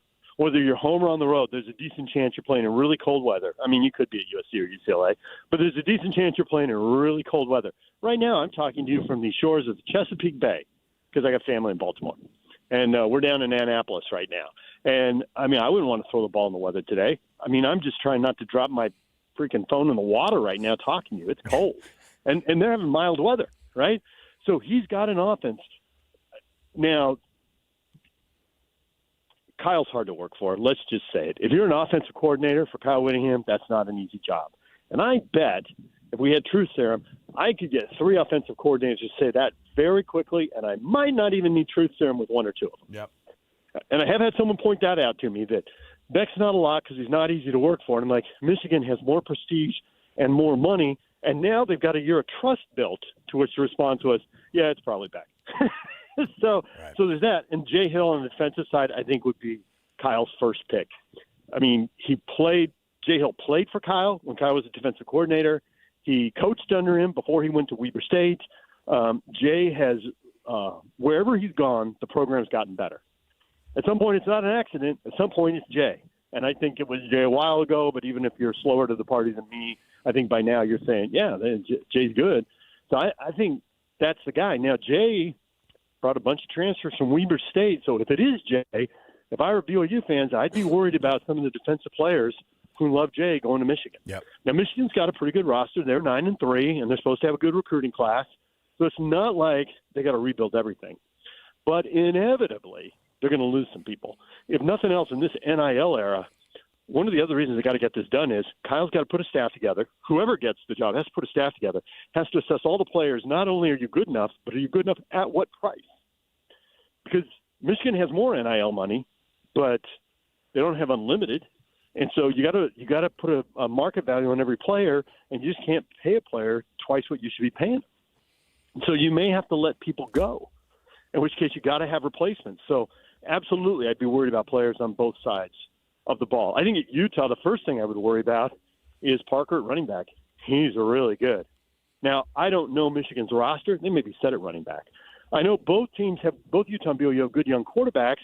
Now, to your point, Alex, they do have a good quarterback. That was the report at Michigan, right? Now, if you go look at his stats, and because I'm watching local teams, I don't have time to watch a bunch of Michigan games, so it's not like I've watched him a lot. I haven't. But if you go back and look at his stats, he trended poorly in November. Yeah. It's like they were catching up to him. Now, again, this is why you hire a coach and an OC to watch film and think, hey, yeah, it didn't go well in November, but we know how to fix what needs to be fixed. And there's, a basic foundation of a really good player there. And they may decide that. And because Bryce Underwood's a freshman, I can see why really quarterback is the one position where there might not be a lot of plundering. I mean, heck, even, Ficklin, if he's going to go there and he's not going to start, he could be sitting behind him for a couple more years, whereas the job comes open in one more year at Utah. But some of these other positions, along the lines, at linebacker, where usually you have multiple good players on the roster, you got multiple guys on the way up, and you need depth. Yeah, I could see where, depending on NIL promises and needs, I'd be worried about losing players. Interestingly enough, of course, you got a couple of bowl games that these teams have to play over the next couple. I say that these teams, all of them that we're talking about, Utah, Michigan, BYU, all of them that could potentially. I mean, BYU's got a game tomorrow. There's no way that all of this stuff hitting the news today is going to sit well with that program, because there is likely. I mean, they are. They are on the road right now in Florida, and they're watching this thing go down. And you can't tell me that these players, and some of them might be thinking to themselves what they look like in Michigan blue. Next week on New Year's Eve at the Vegas Bowl, I'm wondering how they're going to handle. We were just talking about it in the break. It's like, Kyle, there's no way Kyle's going to be on the sidelines for that game, though, right? Like, obviously, there'd be no version of that because you don't do it. So in the short term, it's going to be very weird. It's going to be very awkward with these programs in the immediate right now, and how the dust settles after that and how programs deal with that. I mean, Kalani had a massive win and BYU had a massive win last month, and that could be absolutely punch in the gut if Jay Hill leaves that program. Yes. I would say yes to all of that. That's what bowl games are these days, and it is cutthroat, and you have to keep your guys, and people with more prestige and more money are going to come for your guys. When Chris Hill was the athletic director a lifetime ago, when all the rules were different, he said he always tried to keep a list of 5 coaches for each of his key jobs, because he said there's only 2 options. Your coach isn't good, it's going poorly, and you're going to have to make a change and get somebody better, or it's going well and somebody with more money and more prestige is going to hire your coach away. And then you better have somebody ready. So you better always be ready. So while yes to everything you just said, it's like the line from The Godfather. This is the business we chose, and this is how the business works now. And you got to always be on your guard. People always want your people, and maybe they'll be able to fight and keep some of their people. Maybe they won't. And these are always so personal. And I will say this: for all these decisions, you never know what's going on in somebody's life. That's true. You never know personally what's going on. We don't all air everything. So people can make decisions for lots of reasons. But certainly we know some of the factors, right? Money is going to be a factor. Michigan's going to have more of it. However, BYU's got pretty deep pockets if they value somebody. But Michigan's got prestige. You have a legit chance to win a national championship at Michigan. Sure, the schedule's tough, and you're playing 4 playoff teams. But you got resources, and you have the ability to get in as a large. Right now, Big 12's never had anyone get in as a large. So if anyone wants to go to Michigan, as much as I want to say there's a Power 4, down not very deep. I think most of us know it's a Power 2 and another 2, and then the group of 5. Well, 6, I guess, now with the Mountain West and Pac-12 and everything. But it'll be interesting for each one of these, and which player goes and which player stays. One of the things about being a good coach that Kyle was good at doing was identifying good young coaches. So you don't get to hold on to people forever. At some point, this is going to be an opportunity for another good young coach if, whether it's Kyle at Michigan or whether it's Morgan at Utah or whether it's Kalani at BYU or anybody else when the dominoes start falling, are you good at identifying good young coaches? At one point, nobody knew who Jay Hill was. At one point, nobody knew who Kalani was. At one point, nobody knew who Morgan was. I mean, I distinctly remember because Kalani went to Arizona, so he was off my radar when he started coaching. And I knew it was at Southern Utah. And I remember when he got hired at Utah, I remember thinking, oh, that was pretty fast. I wonder how good he is. And Kyle didn't have the rep at that point. It was more, they didn't have a lot of money, and these are the coaches who, A, wanted the job, and B, they could afford, you know? And there weren't a lot of options because they spent all their money to keep Kyle. Well, not all of it, but a lot of it. So, hey, identify good young coaches. It looks like a problem in the moment, but problems are opportunities. So, and this is why you get the big money. Kalani's getting big money. Morgan's getting big money. So identify good young coaches if you lose some. It'll suck. You can take about 30 seconds to feel sorry for yourself, and then you got to go make a good decision. To your point about next year's schedule, by the way, the only two, that you look at on the Michigan schedule that you go, okay, well, you got those. Western Michigan and UTEP are your two out-of-conference home games. But you're right, Oklahoma comes to Ann Arbor on September 12th. They have in their Big Ten schedule that's now 9 teams. Obviously, they play those 9 conference games. Indiana and Iowa, Penn State. They go to Oregon, and they go to Ohio State. I mean, it's not going to be easy next year. It's not going to be easy the year after. I mean, they're going to have to play these. And right off the bat, you can't tell me that Kyle Whittingham's not licking his chops when he sees that kind of stuff, though, too. Right. I mean, is it hard? Absolutely. But, again, this is the business you chose. Yep. And as I said once a long time ago to a news director who was complaining, like, hey, you're the one who wanted that job. What you signed up for, man. I don't know what to tell you. Yeah, well, Witt's, we already know Witt's going to be compensated very, very, very well. It's going to be interesting to see what the fallout is when we find out about how it went down that he left the University of Utah, if there was a buyout involved, all those questions that could be answered at some point thanks to a grandma request. I'm sure we're going to be able to do it and figure all those things out. And then when the dust settles in 10 years, Witt is still going to be the guy with his name possibly on the field at some point. I don't think that I don't think that his legacy is going to get affected long term. It's still going to get looked at. Now hard feelings forever? Segment, Alex. There could be some hard feelings here. Was he pushed out? Yeah, he didn't let him use the word retire in the press release. Yep. And you got to appreciate that because he's being honest with us. If he said he was retired and then he took the job, we'd all go, what? Yeah. You said you retired. But he made it super clear, and you played the bite coming back. He was clear when he talked. It's like, let's just say he was pushed. Yeah, I think PK said the word prodded. PK liked to use the word prodded. Yeah. Okay, prodded. But I'm seeing a lot of stuff now about Mark Harlan, and man, this is a big part of this guy's job and a big part of this guy's legacy. But there's a lot of assumptions built into most of the posts I'm seeing right now. There are plenty of coaches who held on too long and stayed too long. There are, and if Whittingham goes to Michigan and it doesn't go great, and if Morgan identifies good young coaches, even if he loses people and it goes well, it's going to be like, well, they made the right decision at the right time, and it all played out, and we know. And if it goes great for Kyle and it goes great for Morgan, it'll be like, well, they didn't know how much longer they want to lose Morgan, and Morgan had a good run. It was still the right decision. It's like Montana moving on to Kansas City back in the day, and Steve Young won a Super Bowl. And Montana still had something in the tank, man. He took Kansas City to the AFC title game. But I get why the Niners did it. Young played more. He was younger. I get it. Now, there is the other scenario, which is what people are alluding to. Morgan struggles, and Kyle goes to Michigan and crushes it, wins a Big Ten title or a national title or both or whatever. And it's like, what were you doing? But it's all out there. We got to let the games play out. And I don't think we have to wait 10 years. We'll know a lot more in 3 to 5 for sure. Maybe we'll know a lot in 1. Who knows? DJ, we appreciate it. Live from the shores of Chesapeake Bay. David James reporting. Right, we appreciate it. There you go. DJ, of course, we've already had PK. We've already had DJ on. We've already had Scotty and Hans. We're anticipating Jeremiah Jensen at some point coming on here. We're going to have our Ute insider, Steve Bartle, join us as well.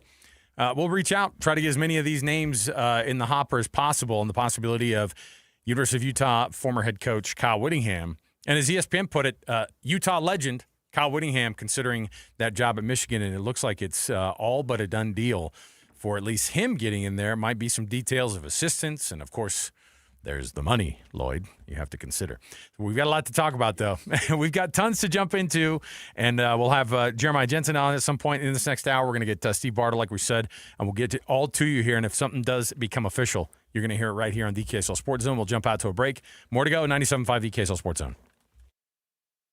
Want to get the latest info on Utah's newest sports franchise? Sign up for the Utah Mammoth newsletter. Get exclusive analysis, plus the latest news and notes on the Utah Mammoth. Sign up today at KSLSports.com for the Utah Mammoth newsletter. A new exclusive offer with an eligible Bank of America Visa credit card is your opportunity to go from cardholder to ticket holder for the FIFA World Cup 2026. For a limited time, when you're approved for a new customized cash rewards or unlimited cash rewards Visa credit card, you're eligible for a chance to purchase FIFA World Cup 2026 tickets. Learn more today at BofA.com/cardFWC26. What would you like the power to do? Bank of America, proud to be the official bank of FIFA World Cup 2026. Bank of America N.A. in partnership with Visa. Terms apply. All rights reserved. This message comes from Viking, committed to exploring the world in comfort. Journey through the heart of Europe on an elegant Viking longship with thoughtful service, destination-focused dining, and cultural enrichment on board and on shore. With small ships that bring travelers closer to the destination, there's more time to explore. And every Viking voyage is all-inclusive, with no children and no casinos. Discover more at Viking.com. Bar Dub Grill is where roadside classics meet ranch-raised flavor. Sink your teeth into juicy, handcrafted burgers made with premium Bar W beef straight from the local Utah farm. From the bold cowboy barbecue burger to the sweet and savory Aloha burger, paired with crispy cowboy fries, hand-spun shakes, or signature spud nuts. Soft, airy, and unforgettable. Bar Dub Grill delivers honest eats with cowboy swagger. Bar Dub Grill in Nephi with easy access right off exit 222 in Nephi. When I was in Iraq, our convoy was hit. It was bad. After I came home, I could still hear booms and see tracer fire. Makes it hard to be a good mom. As America's veterans face challenges, DAV is there. I'm Naomi Mathis, Air Force veteran. With the right support, more veterans can reach victories, great and small. With help from DAV, I was able to begin to heal. DAV provides a lifetime of support to veterans of every generation, helping more than 1 million veterans each year. Today, I'm part of DAV. We're veterans helping veterans to get the benefits they've earned. And I give my veterans my all. But there's more to be done and more victories to be won. My victory is being able to be here for my children. Naomi Mathis, thank you for your service. May your victories inspire many more. Support more victories for veterans. Go to DAV.org. At University of Utah Health, we're mapping DNA to find the cause and the cure. Because 1 in a million is really just one. One person facing one incredibly difficult diagnosis. Looking for one thing: hope. Learn more at uofuhealth.org. Utah's holiday magic starts here. Now through January 3rd, discover South Jordan's newest holiday tradition at the ballpark at America First Square. Holiday Lights transforms the ballpark into a breathtaking winter wonderland, complete with music, interactive fun, and festive displays the whole family will love. Holiday Lights is proudly presented by Minky Couture. For tickets and details, visit the ballpark at afs.com. Make this season unforgettable. Celebrate Utah's newest holiday tradition. Holiday Lights at the ballpark.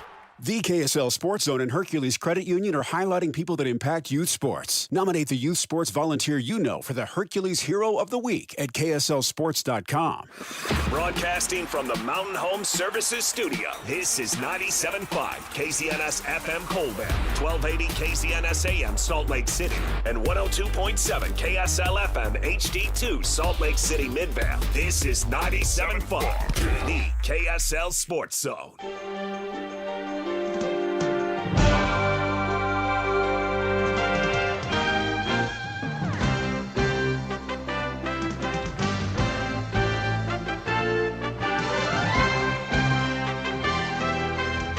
I'm afraid I'm in the transfer portal. So yeah, it's a different feel, but like I said, I'm at peace, and I did not want to be that guy that overstayed his welcome, and people just saying, hey, when's this guy going to leave?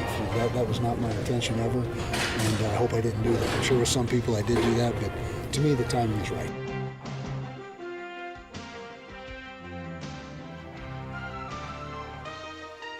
All right, everybody, welcome on into a special edition of the KSL Sports Zone live today. Across the board, we're dipping in with all of our hosts. We're dipping in with all of our staff who have anything to do with the University of Utah. And we are talking about Kyle Whittingham and the possibility of him being hired, according to many sources, all but an official done deal. It looks likely that Kyle Whittingham will be the next head football coach at the University of Michigan after, of course, stepping down mere weeks ago. And last week, finally getting that press conference where we got to ask Kyle Whittingham about the future and what it looked like. And his idea, I mean, we should have read it. We should have read it for what it was. And none of it was that he was going to be done coaching, Lloyd Cole. I mean, my goodness, we knew, and I think we just didn't tell our brains. We told ourselves that, of course, he'll want to ride off into the sunset. Of course he's not going to coach again. This is his place. Utah was his place. He wants to hang out with the grandkids. His wife doesn't want to pick up and move anywhere. We made a lot of assumptions about how things would go with Kyle Whittingham, but it looks like he's going to be the next head coach of the University of Michigan, and we are absolutely here for all of it because that's what our job is, Lloyd. But yes, it is. And by the way, shout out. I'm just going to shout out everybody. Yeah, all of our staff, because it's what we staff. do. Yep. Everybody on staff. You know, when news like this happens, it's like, okay, you know what? Got to come in. You and I were talking about it in the break. It reminds me a little bit of the Gordon Hayward back in, what was it, 2017? And it's a mere, and that's just a scratch. The Gordon Hayward is just a scratch on the news. And CBS Sports now, according to CBS Sports, Jay Hill's name is now being floated out there as the defensive coordinator for Kyle Whittingham if this deal does go through. Part Annapolis, of that ripple effect that we talked about. Yeah, we were just talking about how this thing's going to get affected because it looks like, because the name that's already been floated out from the offensive coordinator position was Jason Beck, who, of course, had his successful 1 year at Utah. And Kyle Whittingham, for all the things that he does really, really well, I think maintain amazing relationships with former offensive coordinators might not necessarily be the one that he has. But he had success 1 year with Jason Beck, the number 6 offense in the entire country. And CBS Sports reporting that Jay Hill's name is at the top of the list for Kyle Whittingham at defensive coordinator at Michigan. So what that ripple effect looks like for BYU, of course, will be absolutely massive as well because arguably, obviously you've got Kalani, who's that main piece down there, but Jay Hill and the success that that defense has brought. And by the way, with the era of the transfer portal, the names that might end up leaving the BYU program, the Utah program, from a player's perspective, to go with their coaches potentially leaving is also massive. Joining us on the program right now, Jeremiah Jensen.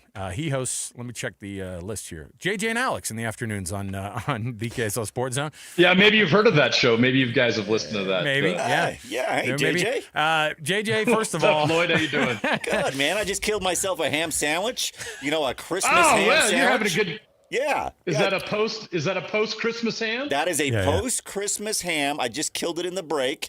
I brought a couple sandwiches. Mama made me and when I say mama, I mean my wife. Made us some sandwiches. You don't want to be that guy. Made us some sandwiches and shared one. I'm sorry I did not bring you one. Well, no, Alex, it's fine. I had the Lunchables. I'm fine. But here's the other thing. Salt Lake City FatLoss.com. No, but I was told down in the newsroom, and Jared, you may be able to confirm this. I mean, they do. When it's Christmas, they bust out all of the foods for the staff that have to be there on Christmas Day. And so I was told that I've got a beat on some Christmas ham that may be down in the TV newsroom fridge that we might have to rate a little bit later. But that's how we keep it going. We keep the energy levels up on a day like today. We just heard Annapolis just threw it in our ear that CBS is reporting that Jay Hill would be the defensive coordinator. That's not a shock knowing the connections that they have. It's a shock when we start to think about how wild the last few weeks have been, but this ripple effect of Kyle Whittingham going to Michigan is going to be vast, and it will affect these local programs likely for a long time. Your thoughts on this whole thing going down? Oh, the whole thing. My goodness. Where do I start? Where do I begin? First of all, this is a awesome hire for Michigan, by the way. We're not – I know that people listening right now here in Utah don't care about Michigan, but it needs to be acknowledged how great of a hire this is for Michigan.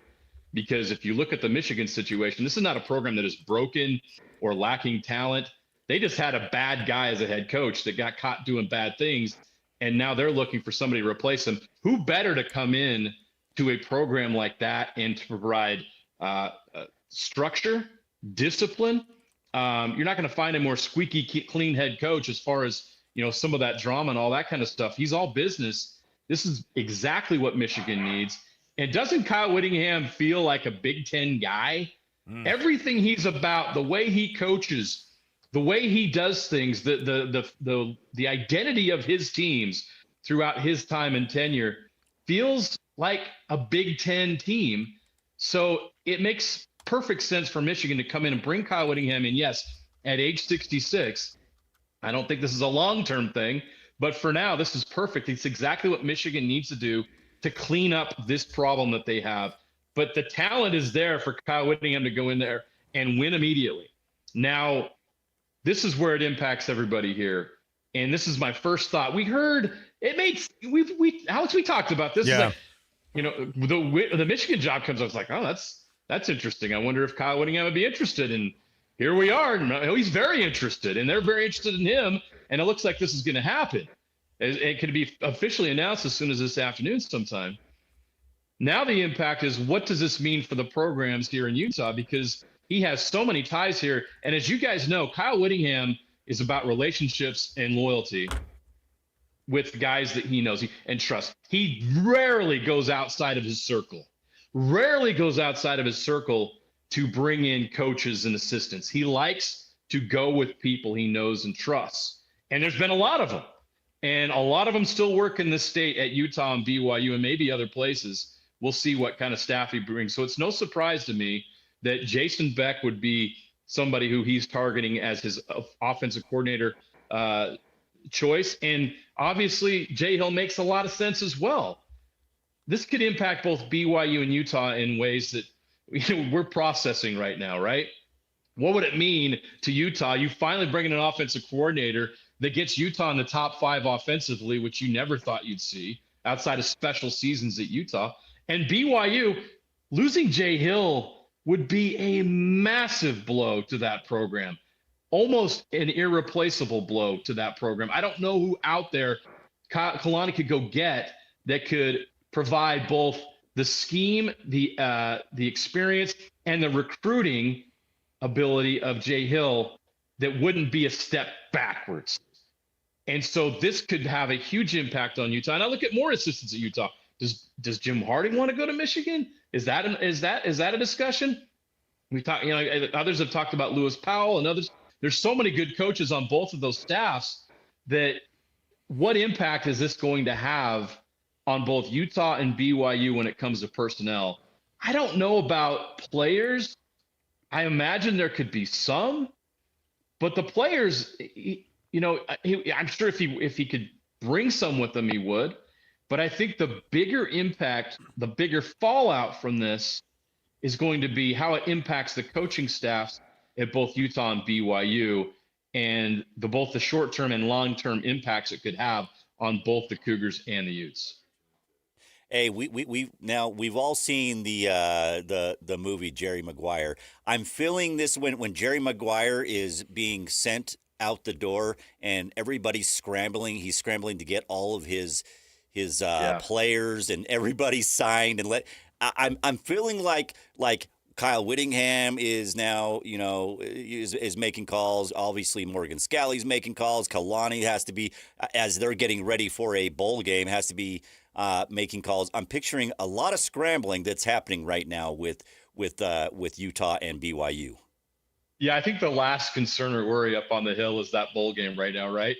Not even a thought. What kind of machinations are going on in the background? I think Coach Atuaya even tweeted out today an interesting tweet if you want to go on Twitter and see what he said after all this news came out, because this directly impacts everybody in that room, because either you're going to be asked by Kyle Whittingham if you want to come to Michigan, or an assistant could be moved and then shuffling can take place. There's so many scenarios that could play out here depending on who Kyle Whittingham wants to talk to about assistant coaching jobs, or who could be taken, who gets left behind, how are those voids filled. My goodness. I mean, if you're trying to prepare for a bowl game while you're dealing with all that, I can't imagine. It's a good thing nobody cares about bowl games anymore, right? Because this would be a massive distraction, and you're playing Nebraska, who has their own problems. Right. But how does that it was already kind of awkward to begin with because the stepping down thing, and even in Kyle Whittingham when he talked to, finally did his first media availability after all this news came out and talking about how he didn't want to wear out his welcome and everything. It already felt a little bit awkward with, the transition. Now this takes it to another level because now you've got Kyle Whittingham, who's still through the bowl game, is going to coach this bowl game. And if you're Morgan Scalley, you're wondering how many of these guys are going with him and how many are staying with me.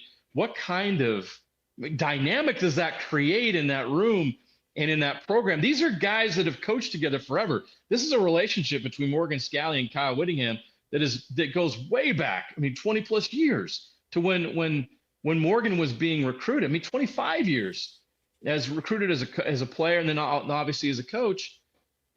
How does that dynamic working in that room right now? What's it like being in there? I don't know. I would be really fascinated to know what that is like, but I can't imagine the feeling. And maybe everyone's cool with it, but how could you? If you're Morgan Scalley, now you got to replace Jason Beck. Jason Beck's going to be coaching this game, and he's already trying to figure out which players on this roster do I want to bring with me to Michigan. Ugh. That's playing out in that room this week. So leading up to that game next week. This is wild. Yeah. So I just went through. I just got an email from Kenny Cox, who of course is one of the SIDs for BYU football, and he sent out because they just had the head coach press conference for the Pop-Tart Bowl, the last one to preview everything.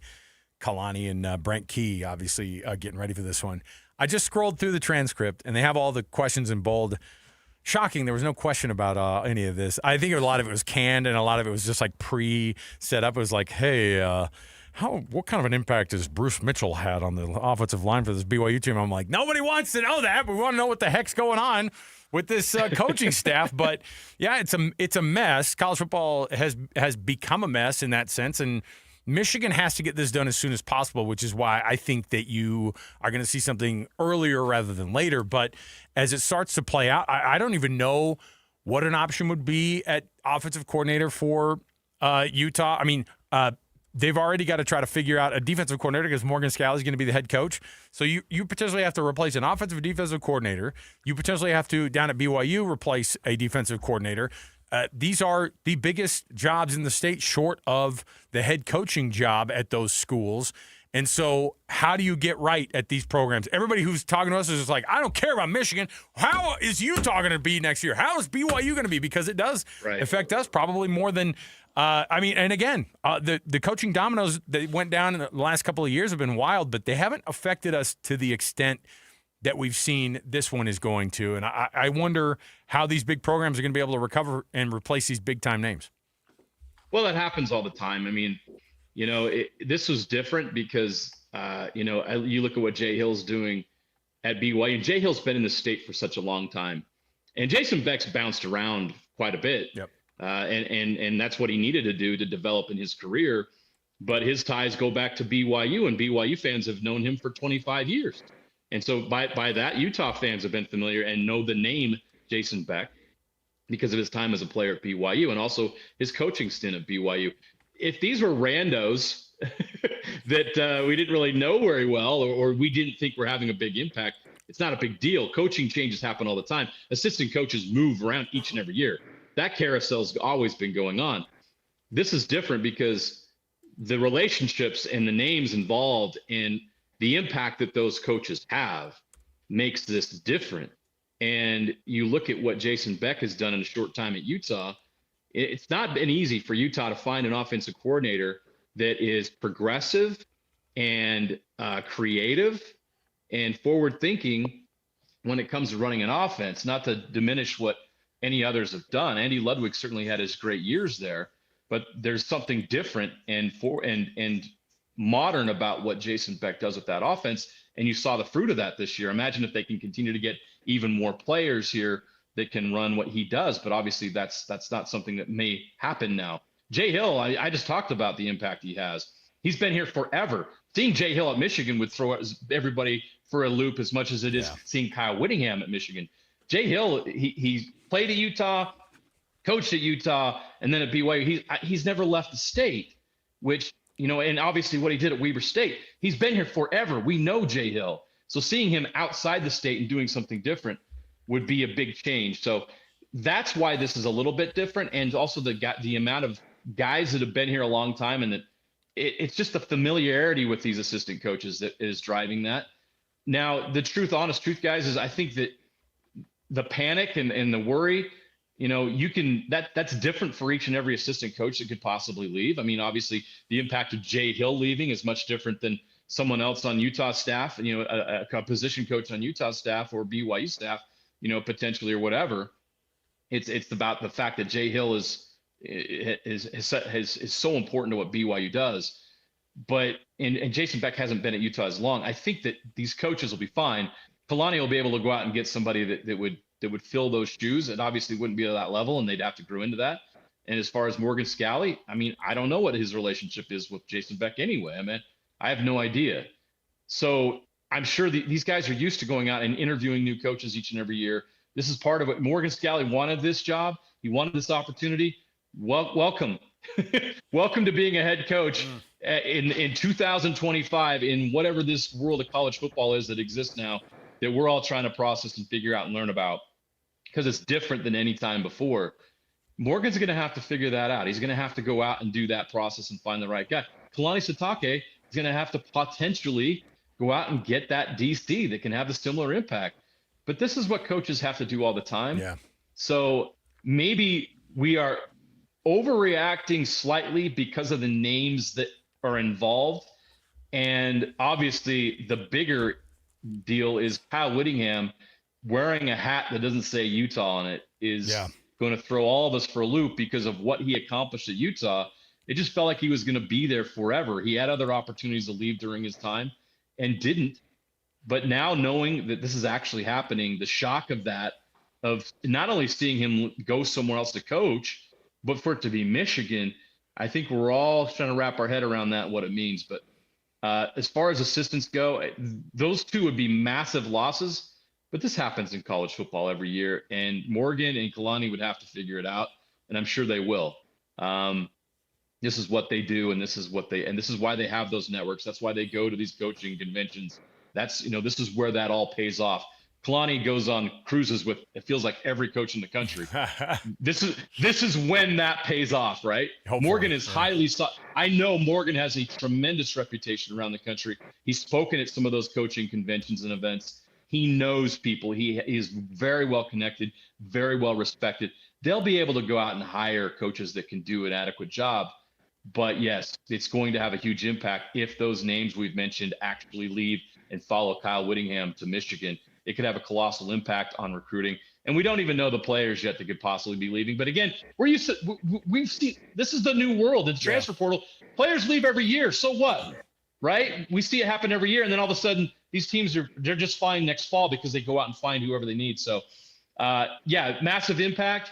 They'll have to figure it out. But certainly it's shocking to see all this develop because, man, imagine a month ago sitting here and seeing this all play out and witnessing what we're seeing right now. It'd be incredible. Well, I think you're going to see, most of what people are saying too, and I wonder how much of this is, the public perception versus what really is going on. That's a tough thing to be able to call, but there are a lot of folks that feel like Utah botched this thing and that they screwed it up and that they could have had Kyle Whittingham as the head coach still, but they felt like they needed to move on from something. And I think he obviously, as soon as he started to feel that, was like, I'm not going to be the guy who ends up being like this. You guys think I'm a lame duck coach? Fine. Like, I'm going to go somewhere else.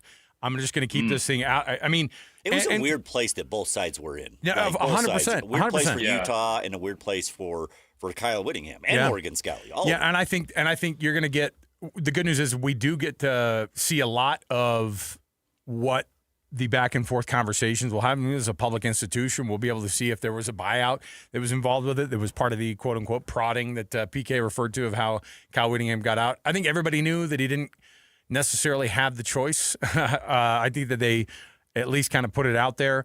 My question, the thing about the Jay Hill hire, if he ends up becoming the defensive coordinator of Michigan, is that felt like as big of a win as Kalani staying in Provo, I think, for a lot of BYU fans. And I think that's the part, too. And, again, yeah, you do have to replace DCs all the time in college football. I think, frankly, people thought that Jay Hill was going to take a big-time head coaching job somewhere else anyway. And in the case of Morgan Scalley, people felt great about the idea of the number 6 offense in the country being, quote-unquote, back next year. And now everything's changed. You have an offensive and defensive coordinator gone, a possible defensive coordinator at BYU as well, and the impact is going to go deep here. I don't know how you have success, though, with a program like that right now at Michigan. I mean, how long would it take for a guy like Kyle to turn things around in Ann Arbor? Well, that's my point I said earlier, is this is perfect for Michigan because the program was not broken.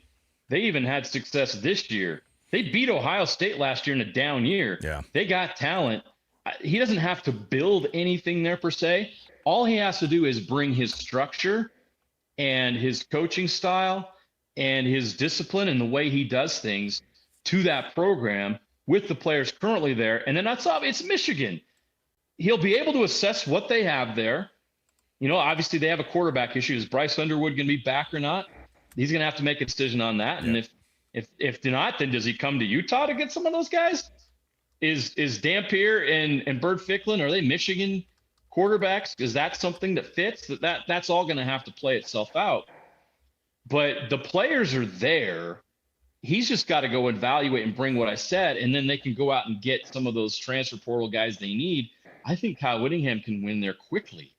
I think Michigan's fine when where that comes. That's why this hire is so great for Michigan. You talk about why did Kyle Whittingham feel the need to leave, to step down? I mean, we're all going to want to know the story of that, and we're all going to be talking to people and trying to figure out what happened there.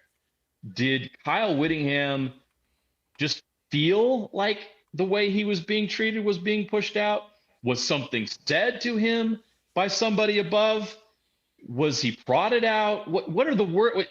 He was, and I'll go back to Kyle's own words that he said after, when he the first time he spoke after stepping down, was he felt like he didn't want to wear out his welcome.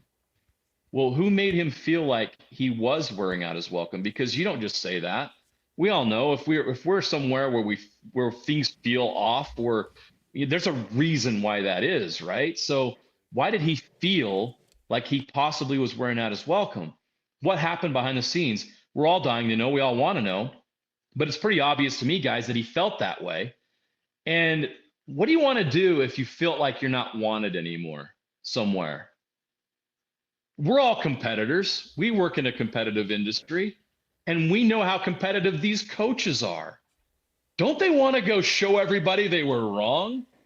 Don't they want to stick it to somebody when they feel like someone said, you don't have it anymore, we need to move on, we'd be better off without you? And I'm not saying anybody at Utah said that, but it's pretty clear to me that he felt some of those emotions. Don't you want to kind of show everybody, I still got it, and I'm going to show you? And that perhaps what Kyle is doing right now is taking on a tremendously incredible challenge that he deserves and has earned the right to go do, but also at the same time to show everybody, hey, you thought I was washed. You thought I was done. You thought I should retire. I'm going to go to Michigan and compete for a national championship. You're going to regret this. Doesn't it feel, guys, like that's something that's going on right now? And by the way, on the way out, I'm going to take some of your best assistant coaches with me. From the whole state.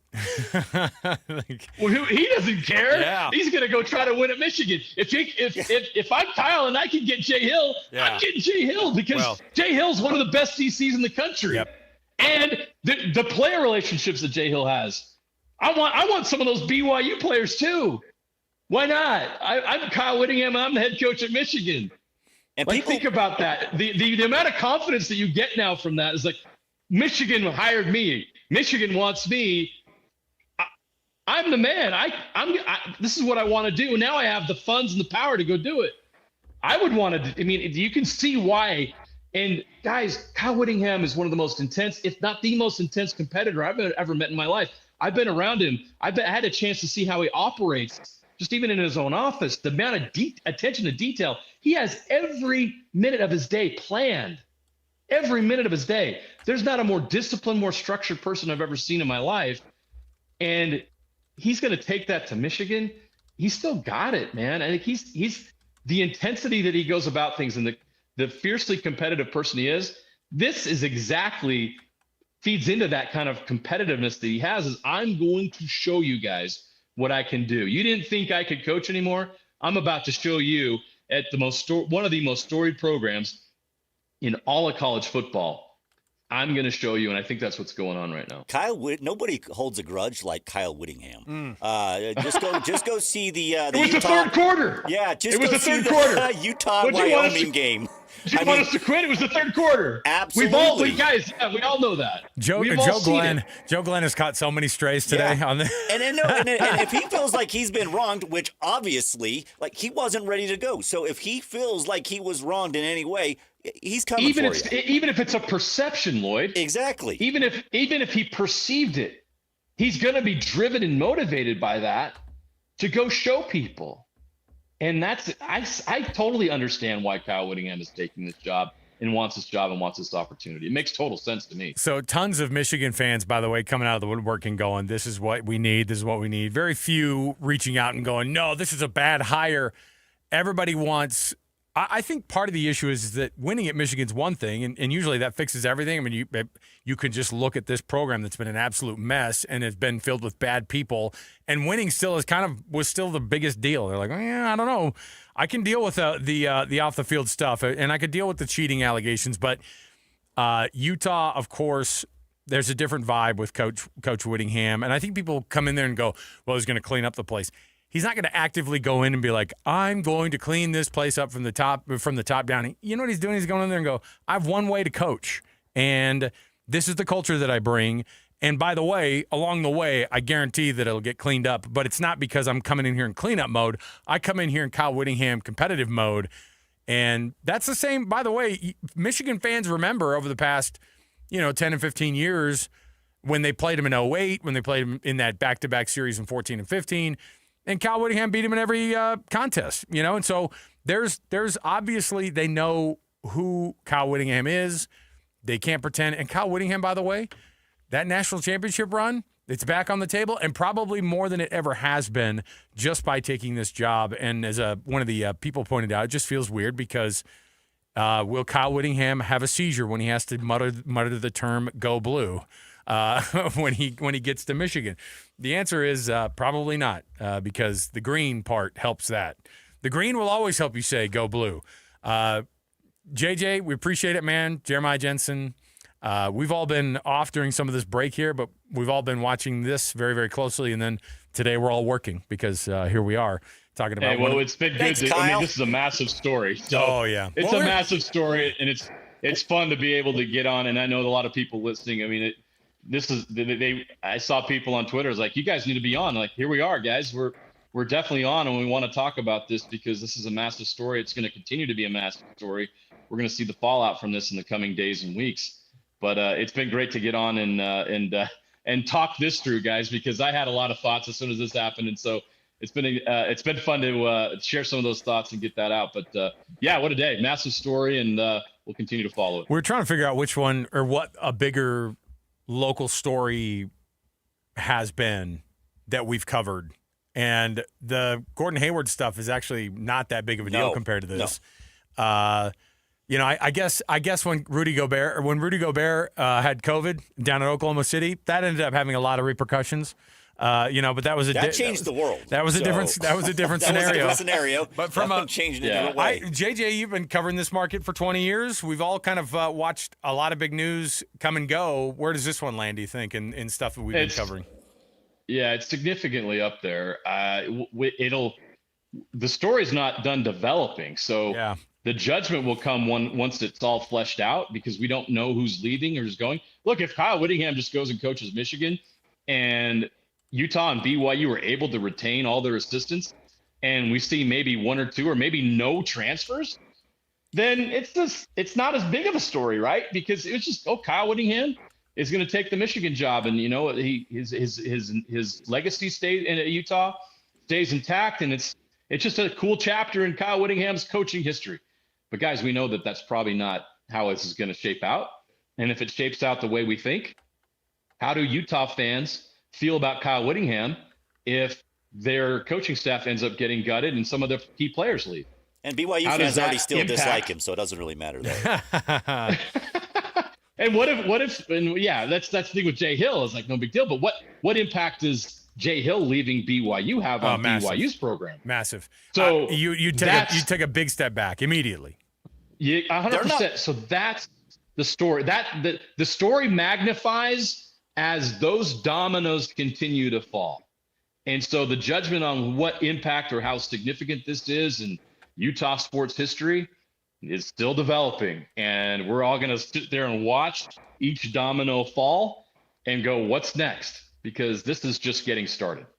Jeremiah, we appreciate it, man. I love seeing the rumors and things swirling because we lick our chops when it comes to this stuff. And I know that you're a breaking news, sports breaking news junkie like we are, and so we appreciate it. Thanks for jumping on in short term. And well, guess what? We'll chat with you again. I'm assuming in the near future about all of this. So there you go.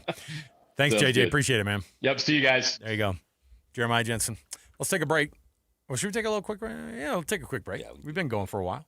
Let's take that break. We'll come back. Sorry, Steve. We're going to get to you here. We'll get to Steve Bartle in just one moment here. I do also have a very, very we have a clip from Dave Portnoy we want to play a little bit later, arguably one of Michigan's at least most loud-spoken fans on the internet, and what Stooley president has to say about his Blue hiring the possibility of hiring Kyle Whittingham. According to them, spoiler alert, they're back officially. So we'll take a break. We'll come back. Steve Bartle joins us next, 97.5 KSL Sports Zone. Want to get the latest info on Utah's newest sports franchise? Sign up for the Utah Mammoth newsletter. Get exclusive analysis, plus the latest news and notes on the Utah Mammoth. Sign up today at KSLSports.com for the Utah Mammoth newsletter. Want to get the latest info on Utah's newest sports franchise? Sign up for the Utah Mammoth newsletter. Get exclusive analysis, plus the latest news and notes on the Utah Mammoth. Sign up today at KSLSports.com for the Utah Mammoth newsletter. Hi, this is Derek Overstreet, president of the New Millennium Group and co-host of Stop Working, Start Living with KSL News Radio. Can you imagine what your life would be like if you could retire 3 to 5 years earlier than you thought possible? The things you could do, the loved ones you could spend time with, the memories that you could create. That's what our team at the New Millennium Group does. We'll walk you through the entire process every step of the way. If you'd like to get a copy of the 5-step proprietary plan that will help you retire 3 to 5 years sooner than you thought possible, give us a shout right now. 888-999-6370. That's 888-999-6370 or utahsfinancialplanner.com. Listen, most of our listeners right now have a tax problem, not a money problem. There's not enough money in Social Security, Medicare as it is. Let us show you how you can significantly reduce your taxes. That's 888-999-6370.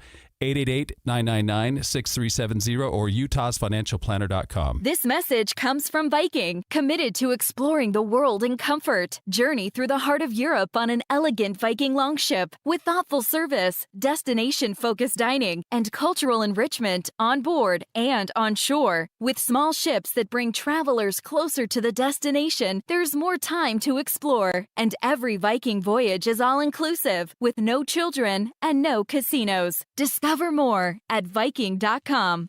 Here's the tale of Linda trying to lose weight, but the med prices she found were all over the place. Hidden fees and markups made her jaw drop low. Then she found Good RX. Now she's in the know. GLP-1 subscriptions FDA approved. With clear upfront pricing. And same-day pickup. That's Good RX, the no-nonsense way.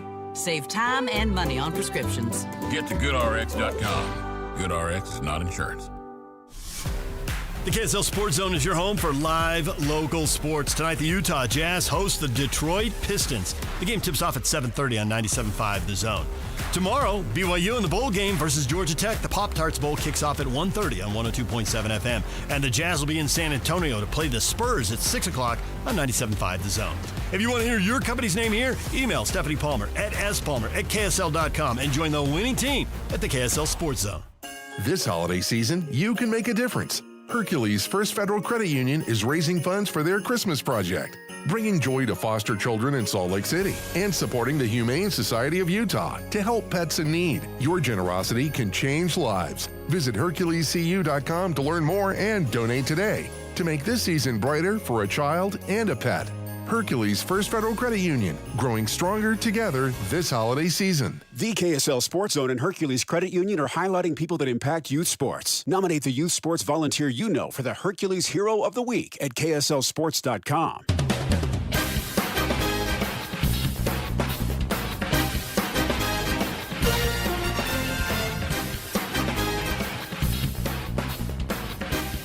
I don't know if it's ever out of your system. I mean, it's in your blood, and so I don't know about that.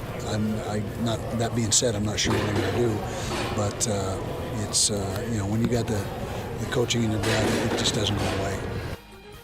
Well, the program's in a good place right now. As I've said many times, after last season, just didn't sit right with anybody, particularly me. Came back, and unfortunately, we were able to get the ship righted, and everything's on track. The program, like I said, is in a good spot. Got good coaches. Coach Scally will come in and do a great job. Got good players. So now is the time.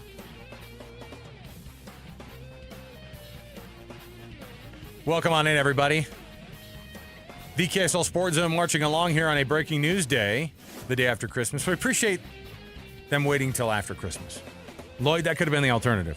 We could have been here right now, yesterday. But instead, the possibility of Kyle Whittingham being hired as the University of Michigan next head coach. It's all but a done deal, according to sources, multiple. And not just that, the names that are being floated out there for the possible offensive coordinator job, Jason Beck's name at the very, very top of the list, according to those sources.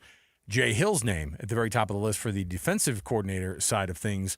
And so you would see a massive shift here in the state of Utah when it comes to the coaching across the entire state for the two biggest programs. Joining us on the program right now, he is our Ute insider for KSLSports.com. Steve, I know we all imagined we'd have a nice break, but we know how it goes. We don't get to have nice breaks sometimes. We can't have nice things all the time, but massive news. Your thoughts initially as we saw this thing go down. I think I dismissed the Michigan rumors and rolled my eyes at the very beginning of all of that process. Were you always kind of thinking that this would have been a possibility for Whit to take this type of a job? Yeah, it's been interesting following this whole thing and, going from the moment he stepped down, once that became a thing, I got an update that he was pretty interested in making a run at that Michigan job from somebody. It wasn't any sort of thing where I felt like I could report on it, like Kyle was going to make a run, but just kind of was told that don't be surprised if Kyle makes a run at this. And so here we are. It's crazy. I woke up this morning at 5 a.m. ready to go to the gym, ready to get a head start on my New Year's resolutions. And, I was all ready to get after it in the gym. And then Pete Thamel drops the tweet that Kyle Whittingham has emerged as the leading candidate. And so I typed out an article on my phone. And if you've ever done that, it's ridiculous. Don't do it. It's a horrible experience. And so, did you do that while working out, Steve?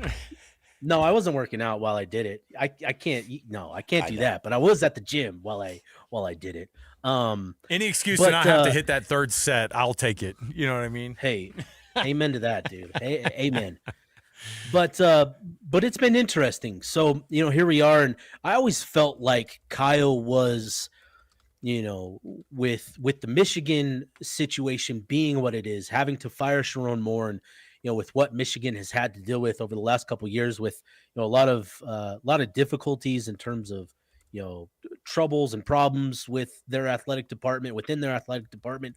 I always felt like Whittingham was a really good hire considering what went down with Sharon Moore, the timing of it all, right? When you're a big program like Michigan, you want to be at the front of the line in the coaching carousel. And this year that was LSU and that was Florida.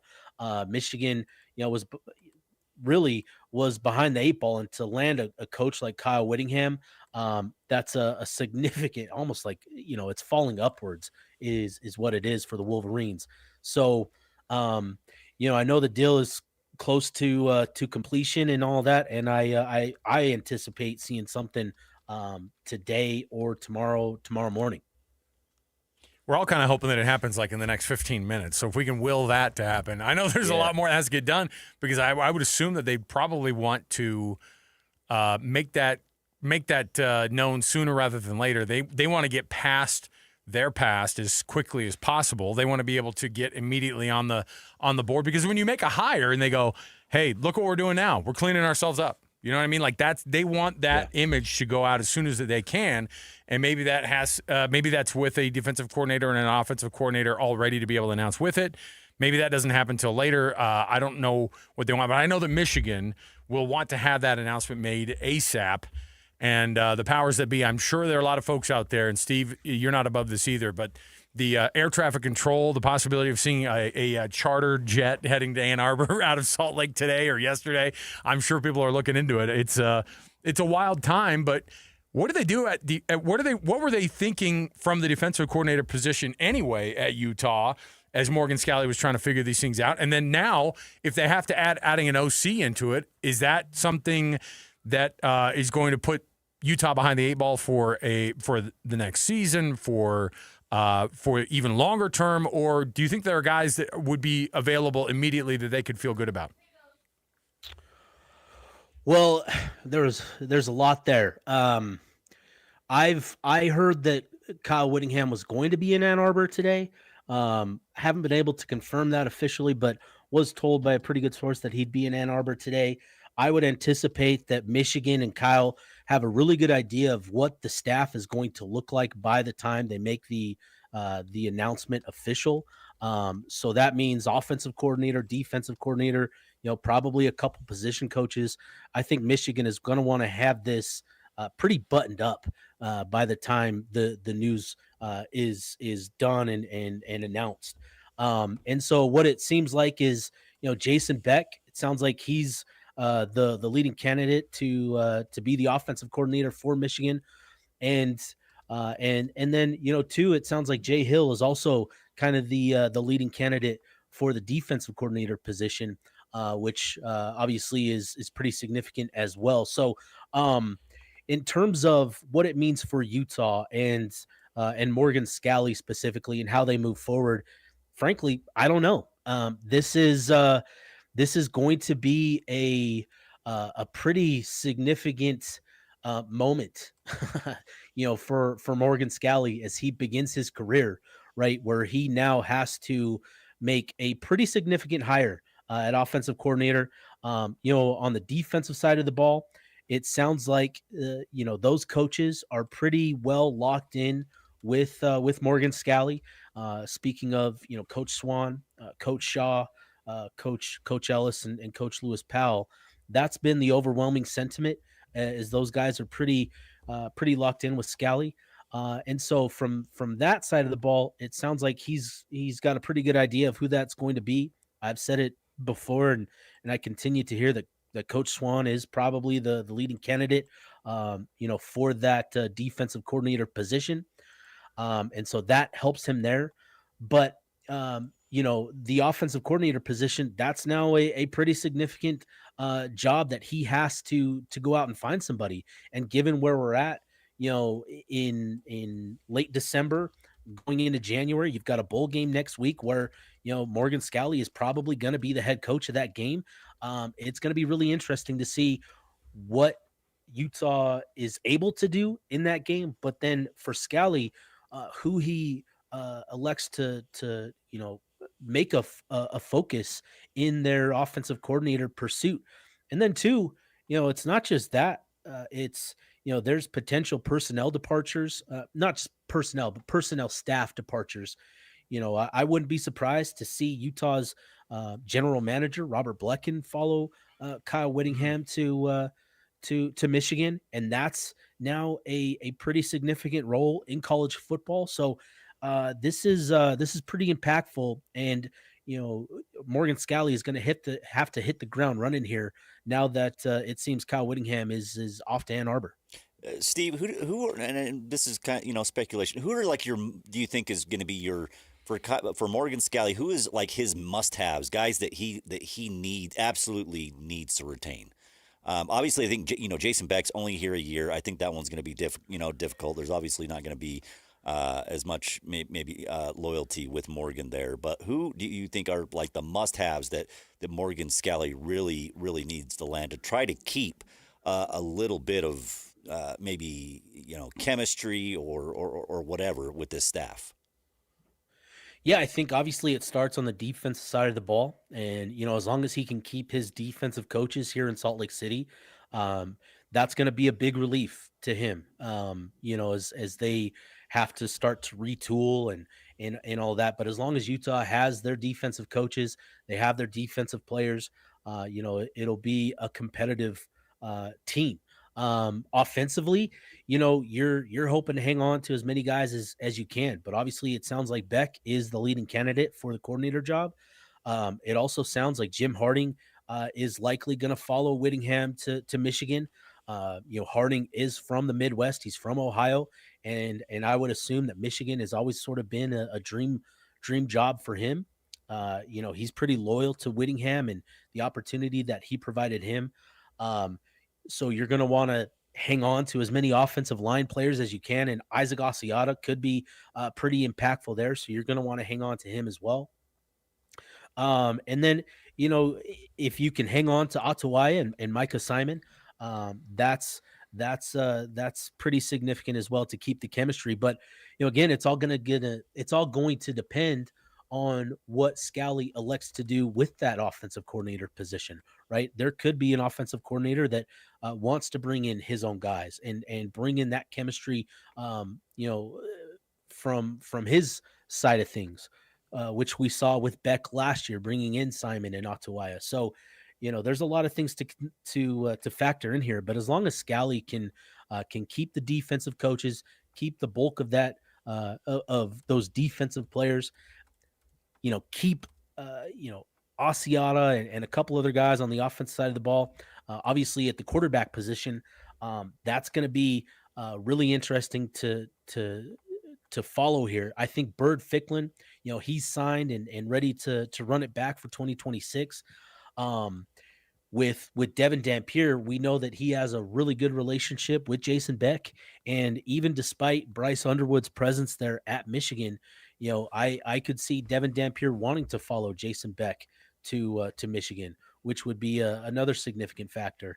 So there's a lot at play here. And again, it just kind of speaks to the hole that Morgan Scally is being placed in, as he takes over the program here. Steve, one thing that also has been kind of eating away at us is the internal turmoil that can come from something like this that feels like Utah kind of, quote unquote, blew it with Kyle Whittingham. How do they pick up those pieces and at least maybe repair what the public may be seeing as an attempt to or just really losing out in a moment like this when and forcing Witt out and getting him to a place like Michigan when obviously it felt like he actually wasn't ready to go? Yeah, this is an interesting conversation, because Morgan Scally obviously is considered the future of the program. We know that Whittingham is, to the tail end of his career.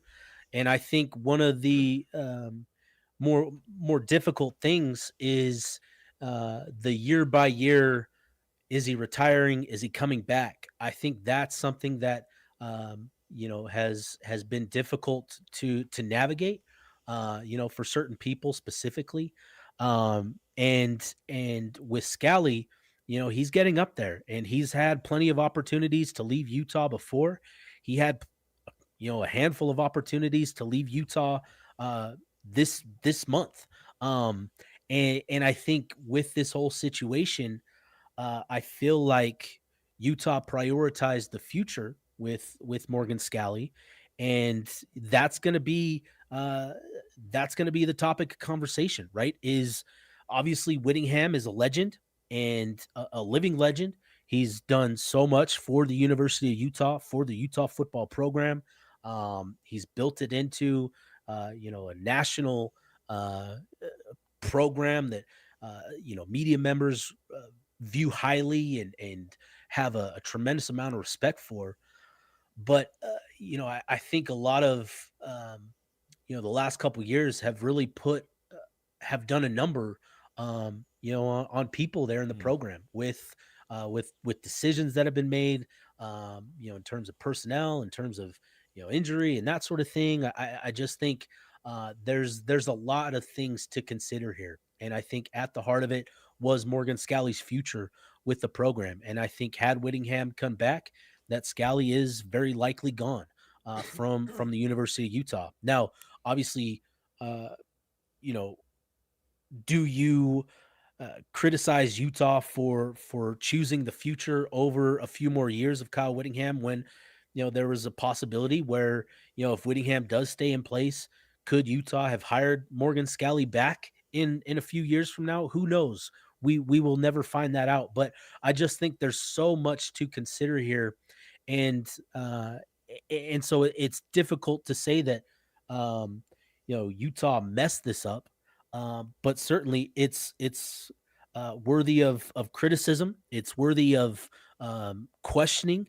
And I think, Utah had the reasonings for wanting to prioritize Morgan Scalley and the future. I think Morgan brings a lot to the table when you're talking about the current dynamics of a college football program, the demands in terms of needing to generate NIL. I think Morgan Scalley is going to do a lot on that front to really kind of move Utah forward there. I think he can do a lot to help Utah bring in more resources.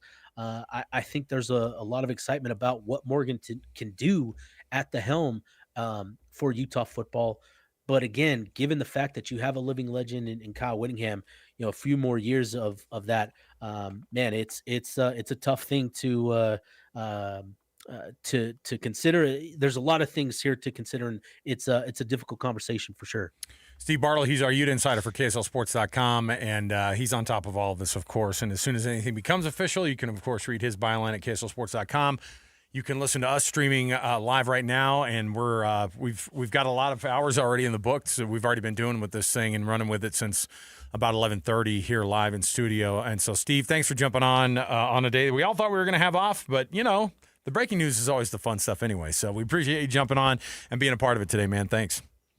Yeah, no problem. You guys have a good one. There you go. Steve Bartle. Yes, you can tune in to any of the over-the-air options, but of course you can stream all of this live, and then we're going to get all of these across all of our shows on the podcast form as well if you missed any of the conversation we're going to have. We still anticipate having a conversation with a beat writer from Michigan, the Detroit Free Press. He's going to join us at the 2:05 hour. And I think that's going to be interesting. Tony Garcia, Detroit Free Press is who he writes for, but he covers Michigan football and basketball. So interesting times being able to figure this thing out. We'll talk to him in just a couple minutes. Speaking of a couple minutes, I wanted you to hear a little chunk of a bite here, Lloyd, of Michigan's arguably biggest, at least loudest fan currently, Dave Portnoy, talking about... You mean Provo Dave? Provo Dave is now going to become Ann Arbor Dave, I think, for sure. It's going to be Kyle Whittingham Dave. Here's what he said when he took to Twitter today, because obviously people have been wondering about what this program is going to look like. And here's what Portnoy had to say about it.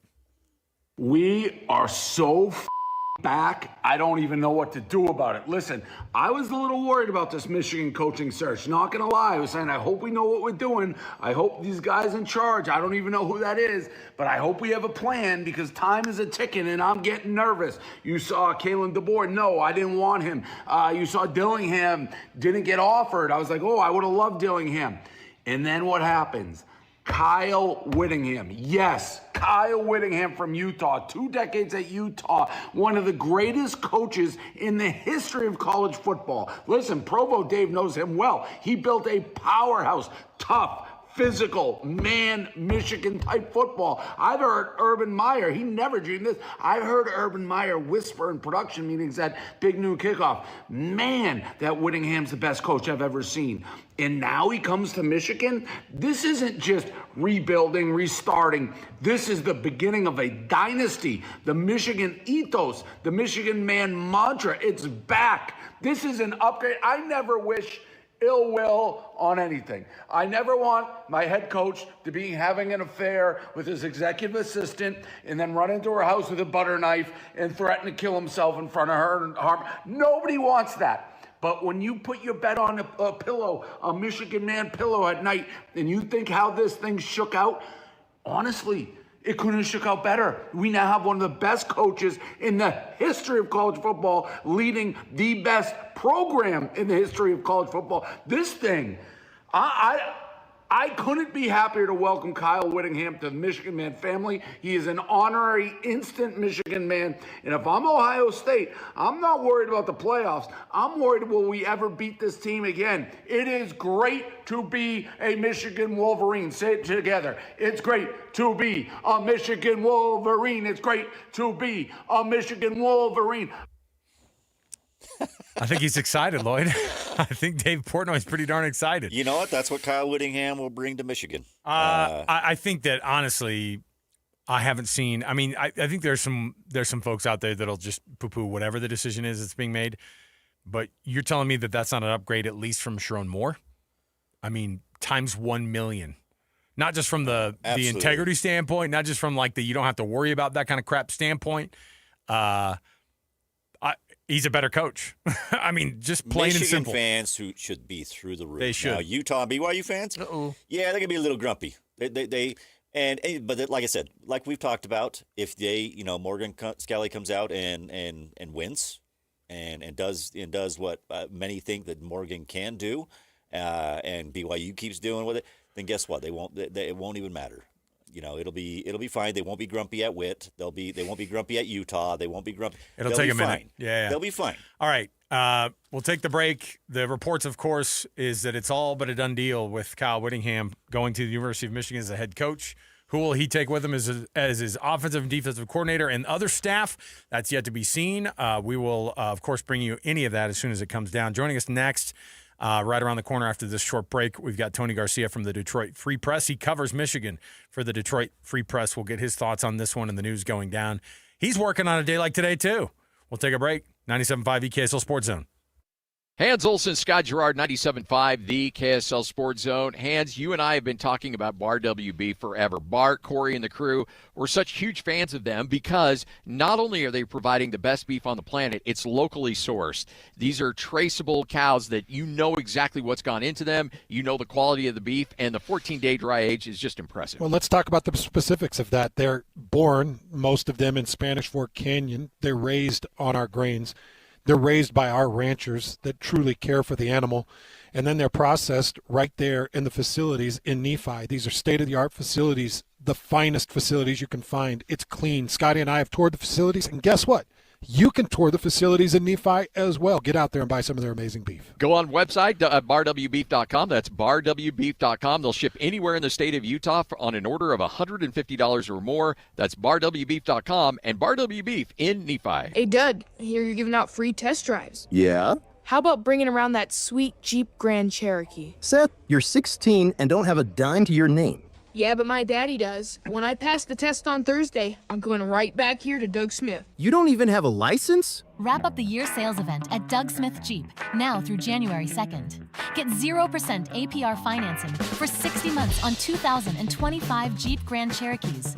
No one knows Jeep like Doug. You gave years, maybe decades to your job. You showed up, worked hard, and planned for retirement. But now, the company's changed. Or maybe you've taken a buyout or been forced into early retirement. So, what happens next? I'm Jeff Jr., founder of Trajan Wealth. And if you've built up a 401k or thrift savings plan, now is the time to ask, is that money really working for you? Many workplace retirement plans offer limited options and even less guidance. At Trajan Wealth, we help people just like you roll over their accounts into IRAs with more flexibility and personalized investment strategies built around your goals. For households with $500,000 or more, let us build you a personalized plan. We operate on veteran values, service, trust, and doing what's right. Your next chapter starts now. Call Trajan today. 801-210-6800. That's 801-210-6800. Advisory services offered through Trajan Wealth, LLC, an SEC-registered investment advisor. See website for details.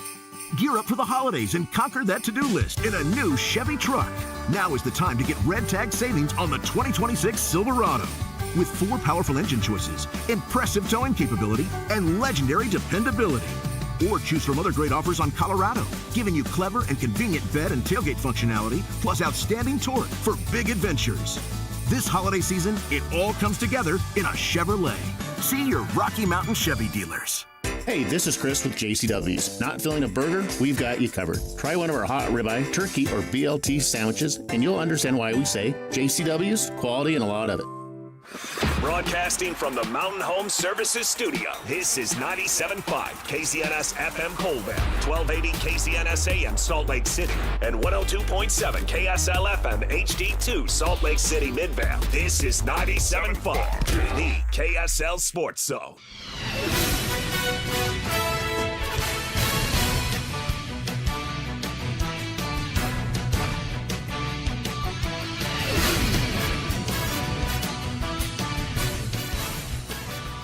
Welcome on in, everybody. Alex, Kiri, Lloyd Cole. We're here live at the KSL Sports Zone. Of course, the news trickling out across the entire world of college football and the head coaching carousel that is very interesting all the time is that Kyle Whittingham, legendary Utah coach, former legendary Utah coach, after stepping down a couple of weeks ago, and Morgan Scalley taking that job officially, the Michigan job looks to be his. And we are all over this thing because obviously it's not just going to impact the Utah coaching staff. It'll also impact likely the BYU coaching staff if Jay Hill leaves as the defensive coordinator from BYU and heads to Michigan as well. The possibility is there. All of these things are just reports, so who knows what's going to happen. However, it looks to be pretty close to a done deal. Joining us on the program right now, he covers the University of Michigan for the Detroit Free Press. Tony Garcia joining us on the program. Tony, thanks for joining us on short notice today, man. Yeah, no problem. Thanks for having me on, guys. Initial thoughts. I think generally people seem very, very high on this pick of Kyle Whittingham coming to Ann Arbor. What have the last couple of weeks been like covering this team? And frankly, it's a little bit of the same of what's been over the past couple of years, which has been some off the field, not a lot of off the field stuff that's gotten in the way of the football side of things. What about the rumors with Coach Whittingham, and how's that affected the Michigan fan base? Yeah, I was going to say last couple of weeks. I was going to say it feels like longer than that. Yes. But but certainly the last couple of weeks have been unlike anything we've seen in Ann Arbor, even given everything that's gone on. But yeah, I mean, things moved pretty quickly the last 24 hours. It sounds like with Kyle Whittingham. I was told, I think it was a little more than a week ago that there was there was interest on Whittingham's side. Members of his camp had reached out to Ann Arbor, but they were still sort of circling back with Kalen DeBoer and Kenny Dillingham, and then DeBoer in Alabama beat Oklahoma, so that messed up that timeline. It sounds like they never got a firm offer into Dillingham. And so, I mean, Jed Fish was floated around, Jeff Brown was floated around, but personally, I think Kyle Whittingham is a great hire, and it's not just because I'm speaking on a Utah sports station. I mean, you know what he's about.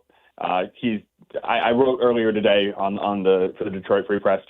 Michigan needed stability, and outside of him being 66, and so you don't know how long the runway is.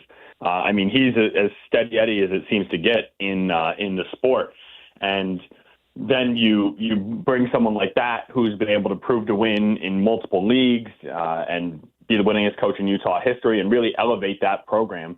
And you give him the financial backing and the brand and the resources of a Michigan, you can easily see the appeal. Not to mention, stylistically, he's similar to what Michigan wants to do. You want to run the ball, you want to play sound defense, you want to build through the trenches, and then you supplement it all with decent quarterback play. And do all that at Michigan, and you're off to a really good start. As you look at how this thing went down and how these coaching searches go down is one thing, but the idea that you have to not just hire a brand new head coach, you also have to start repairing that image. How much of that do you think goes into a decision like this to bring a guy like Coach Whittingham, who we've covered for decades here in this market, and the guy is as squeaky clean as it gets? That's almost half of the hire, it feels like, is that you can get a guy who's in there who could solidify the program just based off of the culture that he builds wherever he goes.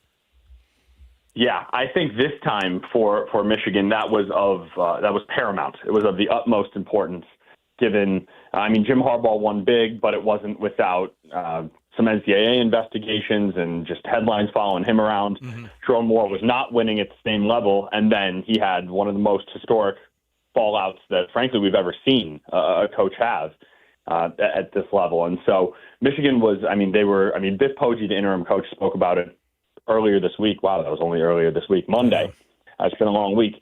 He was talking about how Michigan's essentially been like a malfunctioning organization for the better part of half a decade, almost a decade. And athletic director Ward Manuel just wants it to stop. Now he is being there's an investigation in his athletic department about who's known what and when, what the culture is like. That's expected to come out in the next month or so. So Michigan really did not want to hire anybody that had any red flags of any sort. Like I was told that Jed Fish, when they were running his background, there was a red flag of sorts that came up, and he's a guy who had some Michigan ties, having been a passing game coordinator under Jim Harbaugh in his early days. That kind of quickly ruled him out. And I think it is a very good decision to go to someone who is proven somewhere else, but does not have any ties to Michigan or anything that's been going on in the recent years. So does Michigan, will they look to just completely clean up shop and just have Whittingham start fresh, or do you see them keeping, because obviously recruiting to Michigan is a different than what Kyle Whittingham has been recruiting to Utah. So does Kyle Whittingham just completely hire his own staff, or do you see there's some guys on that coaching staff that maybe are retained? Yeah, no, it's a good question. I mean, well, first and foremost, that's going to be up to Kyle, right? It's about who he wants around him. However, I think it's going to be a largely cleaned out house. I think there's going to be a lot of new faces in Ann Arbor this next year. I would wager that if someone is kept, and I'm pretty sure this is what will happen, Tony Alford of the running backs coach, who was previously at Ohio State, he's done a remarkable job there, done an equally good job in Ann Arbor. I think he would be probably number one with a bullet among the coaches to keep on this staff. And then anyone else on the offensive side, I mean, Michigan already lost its offensive coordinator to Missouri, Chip Lindsey, and obviously there's rumors and sounds like Michigan is moving towards Jason Beck, the offensive coordinator at Utah, to come join him on staff here. So that would sort of help with that. I don't know if anyone else on offense would stay. I think defense would largely be cleaned out as well. Obviously, they're targeting BYU's defensive coordinator, Jay Hill.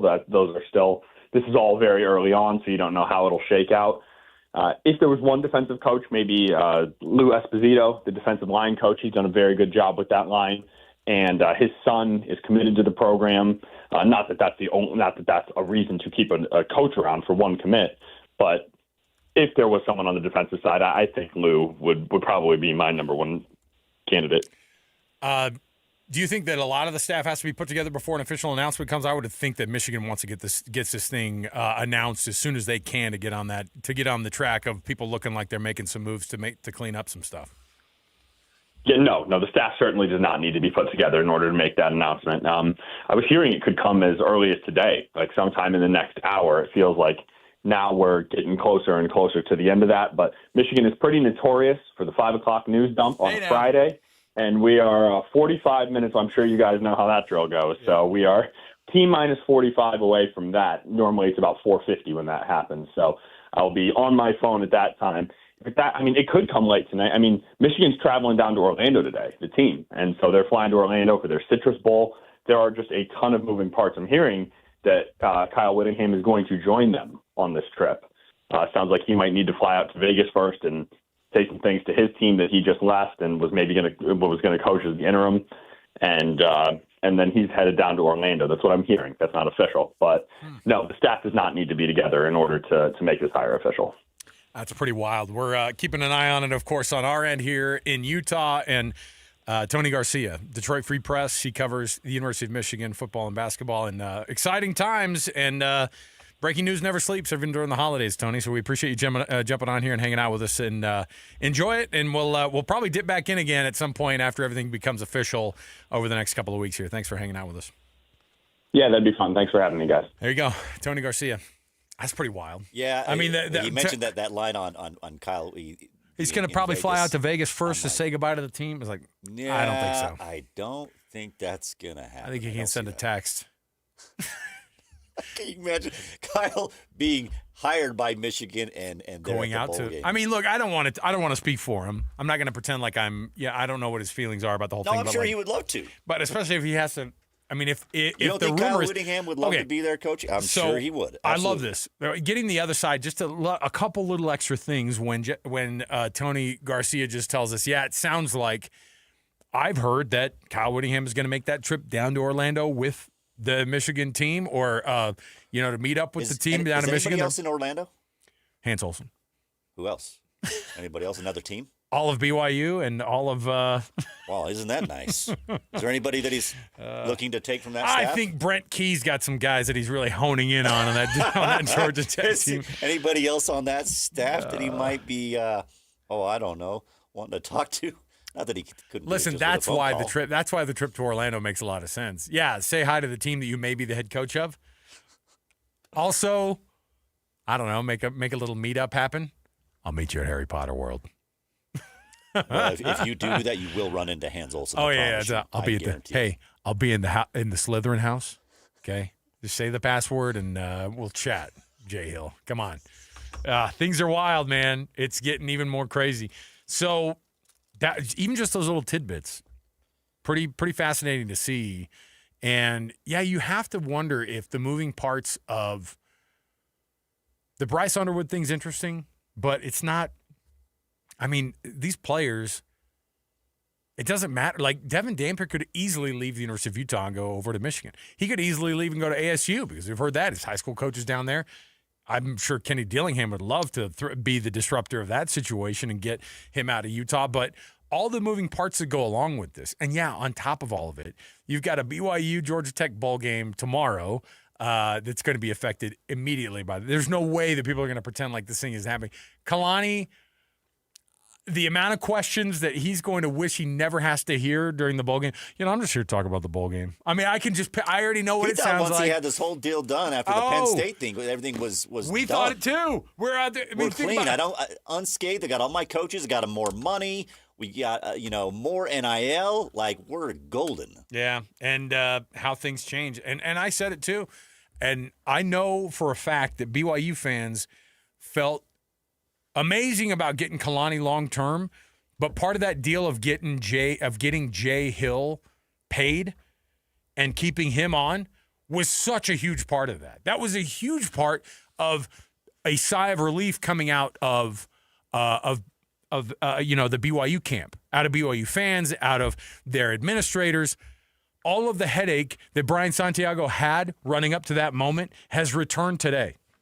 I guarantee it. He is wringing those hands. I guarantee he's in Orlando. I guarantee they're trying to figure out how this thing is going down. If they're not sitting down and having serious discussions with Jay Hill right now, and I've had a few people reach out and go, I thought he couldn't move laterally. I thought that was part of his clause. He couldn't have a lateral move. He had to take a head coaching job. Money talks. And I'm not saying that Jay Hill will just throw everything away. What I will say is that Michigan will throw whatever they need to into the work so that they could make this thing happen for Kyle Whittingham. And Michigan fans have no idea. They don't know Kyle Whittingham from Adam. They know his name. Fine, great. They have no clue who Jay Hill is. And if he ends up being the defensive coordinator there, they're out to find out that they have a shot at a national championship by those two names alone. I'm still out. The jury's still out for me on a 1-year Jason Beck success that he had. I think it's awesome, and I know that Witt loves that style. That's why he's taking him. If he does, he loves that style. Run the ball 2.5 to 1 times of throwing it. Right. Keep that ball on the ground. Yep. Give me 240 yards on the ground every game. He wants to see it, and as ESPN is now reporting, it's expected to be a finalized deal today. And because they're on Eastern time there in Ann Arbor, I would assume it's going to happen at 5. I would assume in the next few minutes or in the next half hour to 45 minutes, we may hear something solidified there. But, Pete Thamel's on right now on ESPN talking about this whole thing. And obviously so many families are going to be affected by this, from the coaching We've talked about trees. all day long. We've, from the ripple effect / dominoes that this will have across Utah and BYU.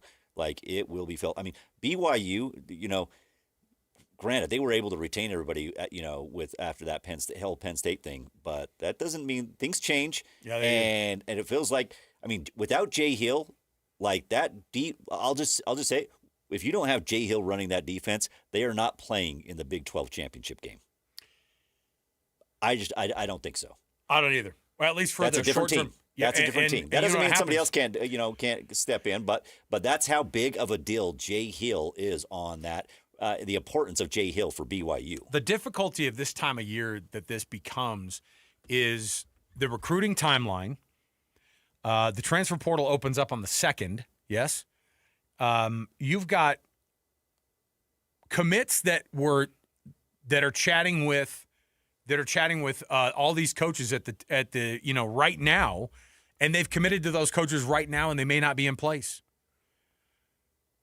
We're hearing some potential details on this deal. Pete Thamel just said it was a possible 5-year deal for Kyle Whittingham. Any guesses on the money? I mean, we haven't seen it yet, but I bet they're going to have to be above the $10 million mark. That's the new watermark, I think, for coaches. I think they're going to have to be north of $10 million a year. And so I think you're going to see like a 5-year, 55-ish million type of a deal for Kyle Whittingham. If Pete Thamel is reporting true about a 5-year possible deal of Kyle Whittingham going to Michigan, as now ESPN's they're full on just diving head into this thing, and Kyle Whittingham going to Michigan seems like it's not just a done deal. It seems like the finalizing of it is going to happen probably within the next hour here. So we'll keep you up to date. What a wild day after. Isn't that? Yeah. Oh, listen. No, this will go down in the annals of remember that time? Yep, we were all at home. is. I was eating that stuff out of my stocking from the day before, and then Lloyd goes, "What are you doing the rest of today?" And I go, "I'm free. What's Kyle Whittingham doing?" Looks like he'll be heading to Michigan. That's the report, and now the possibility of a possible 5-year deal. We're hearing. If I'm going to guess, it's going to be north of $10 million a year for Kyle Whittingham. There's no ifs, ands, and buts about it. If you are Michigan and you want to be playing with the big boys, the type of money that draw people away. Lane Kiffin is getting about $13 million to go to LSU per year. Lincoln Riley 5 years ago was $10 million a year, and so I think the going rate just keeps going up and up and up. And you're going to see Michigan open up those pocketbooks, and they are willing. They aren't just paying for Kyle Whittingham; they're paying for a full PR overhaul of that program. And they'll get it with Kyle Whittingham if that ends up being the case. Let's take a quick break here, and we'll come back because I know we're anticipating Mitch Harper coming on with us, the BYU insider for KSLSports.com. They, of course, have the Pop-Tarts Bowl tomorrow in Orlando, so very appropriate that the trip that Michigan takes to Orlando down to the Citrus Bowl works out just fine if you're wanting to have a quick meeting with anybody on that BYU staff down there in Orlando if you are the brand new head coach of Michigan. But we'll see how that thing goes down. We'll ask Mitch what the fallout could look like with that, not just in this bowl game tomorrow, because I think it's going to be an absolute mess in terms of the amount of headspace that's going to be dedicated for these players as to what the future looks like. If Jay Hill leaves, the amount of people that you'd see leave that BYU program, not even just from a staff standpoint, but from a player standpoint, I think would be a lot. You don't think you'd see Jay Glasker in a Michigan navy blue and yellow wearing that number 16? I'm just throwing it out there. You're going to see a lot of people, at least who are going to be looked at as that possibility as well. Satawala. Oh, man. He's a local guy, though. Annapolis, he's not going to go to Michigan. The thing is when Michigan comes calling, that's a pretty big deal. So we'll see how that thing goes. But we'll chat with Mitch Harper in just a few minutes here. We'll come back. We're also anticipating chatting with Josh Furlong. He's also one of our Ute insiders, KSL Sports, and we'll get his thoughts on this one too, get his angle on how to approach this thing. And hopefully in the next maybe less than an hour, we're anticipating possibly a news dump of Kyle Whittingham being officially named the head coach at the University of Michigan. We'll see if that happens. We'll take a break. We'll come back. More to go. Mitch Harper next with us, 97.5 the KSL Sports Zone. Want to get the latest info on Utah's newest sports franchise? Sign up for the Utah Mammoth newsletter. Get exclusive analysis, plus the latest news and notes on the Utah Mammoth. Sign up today at KSLSports.com for the Utah Mammoth newsletter.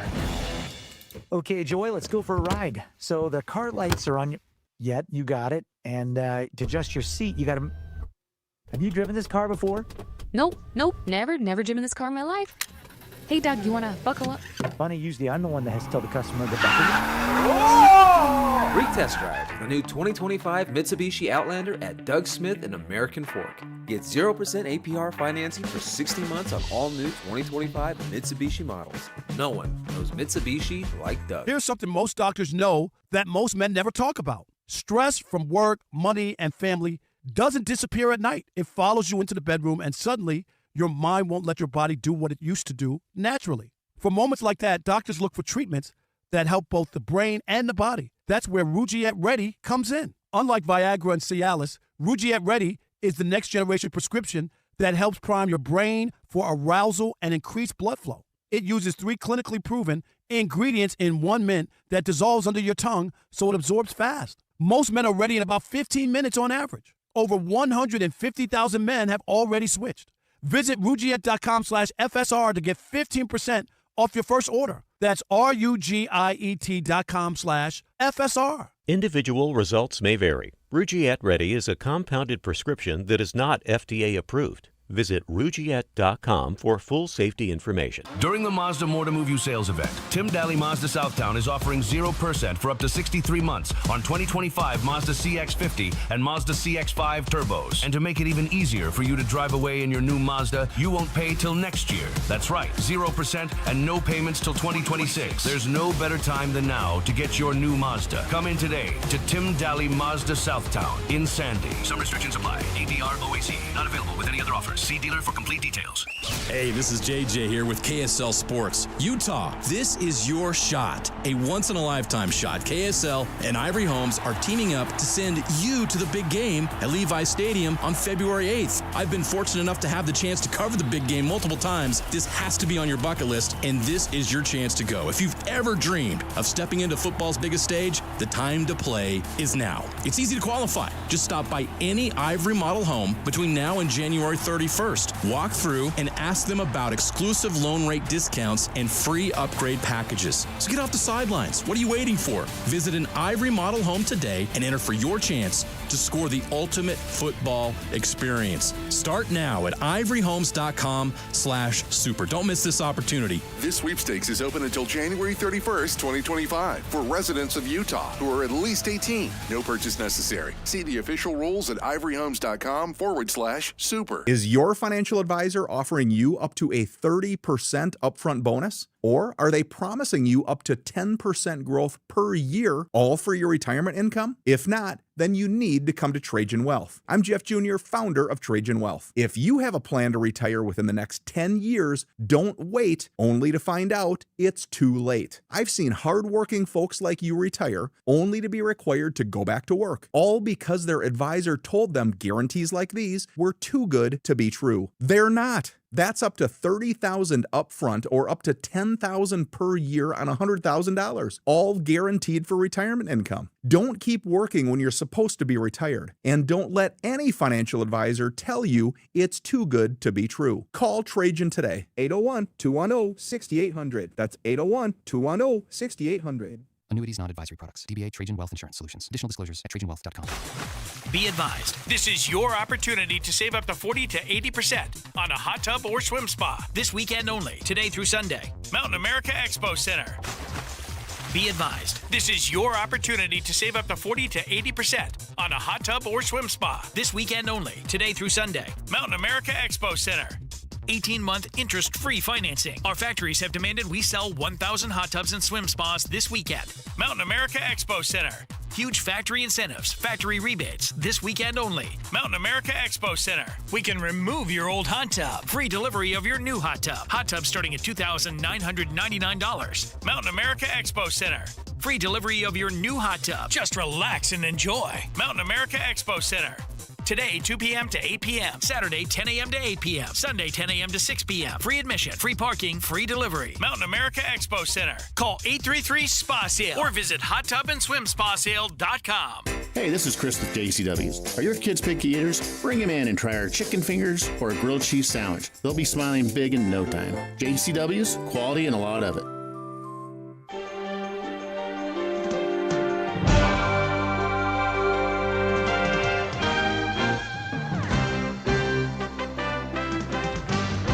I'm a free agent. I'm in the transfer portal. So yeah, it's a different feel, but like I said, I'm at peace, and I did not want to be that guy that overstayed his welcome and people just saying, hey, when's this guy going to leave?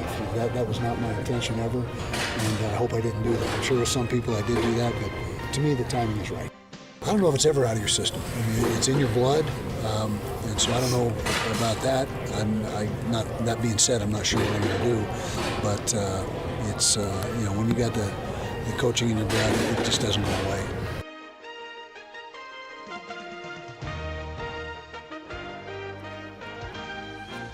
All right, everybody, welcome back. Alex Curie, Lloyd Cole, Alex Napolis coming in and hitting the buttons here live for us and, frankly, doing a lot of the behind-the-scenes producing for us to get you through what has become one of the biggest days in Utah sports history, not just the University of Utah sports history, but I think overall, Lloyd, we've been talking about how big of a deal this is, how far-reaching a possible deal like this is, and ESPN is reporting that the Kyle Whittingham to Michigan deal is almost totally done. We've even heard a 5-year term possibly on that contract. We don't know any other details. We don't have anything totally confirmed, but we just had Tony Garcia on from the Detroit Free Press, and he was like, yeah, it's not just like a close to done deal. It looks like he might end up in Orlando hanging out with the Michigan Wolverines for the Citrus Bowl. I don't know if you know this, but BYU is playing also in the city of Orlando in their bowl game tomorrow, the Pop-Tarts Bowl coming up. And man, I can't think about how much of a big deal. These bowl games are already hard to tell these players to get excited about, Lloyd. Did you see Pete Thamel's latest, the updated? What's the update? Well, did you put a number out there? Sorry. I said 5 years possibly, and I said maybe 50-ish million, 55-ish million. Possibly, because I can't imagine him going for less than $10 million a year. Probably 50 because to 60. that's like I'm not seeing a number on it. That's like the going rate, and I wouldn't be surprised if it was maybe a little more. Maybe it's 60. I mean, Pete if it's Thamel saying Kyle Whittingham has this is the update, has agreed to a 5-year deal to become Michigan's next head coach. So, what those numbers will end up being, what that'll end up finalizing to look like, we're staying on top of it here because we anticipate as it's about 4:30 Eastern, just past 4:30 Eastern time. If it approaches that 5 o'clock time frame, the closer we get to that, I think the more likely we're going to get a news dump on a Friday after Christmas on this job. But Michigan, I'm sure, wants to get it announced as soon as possible. I love this business. Oh, it's fun.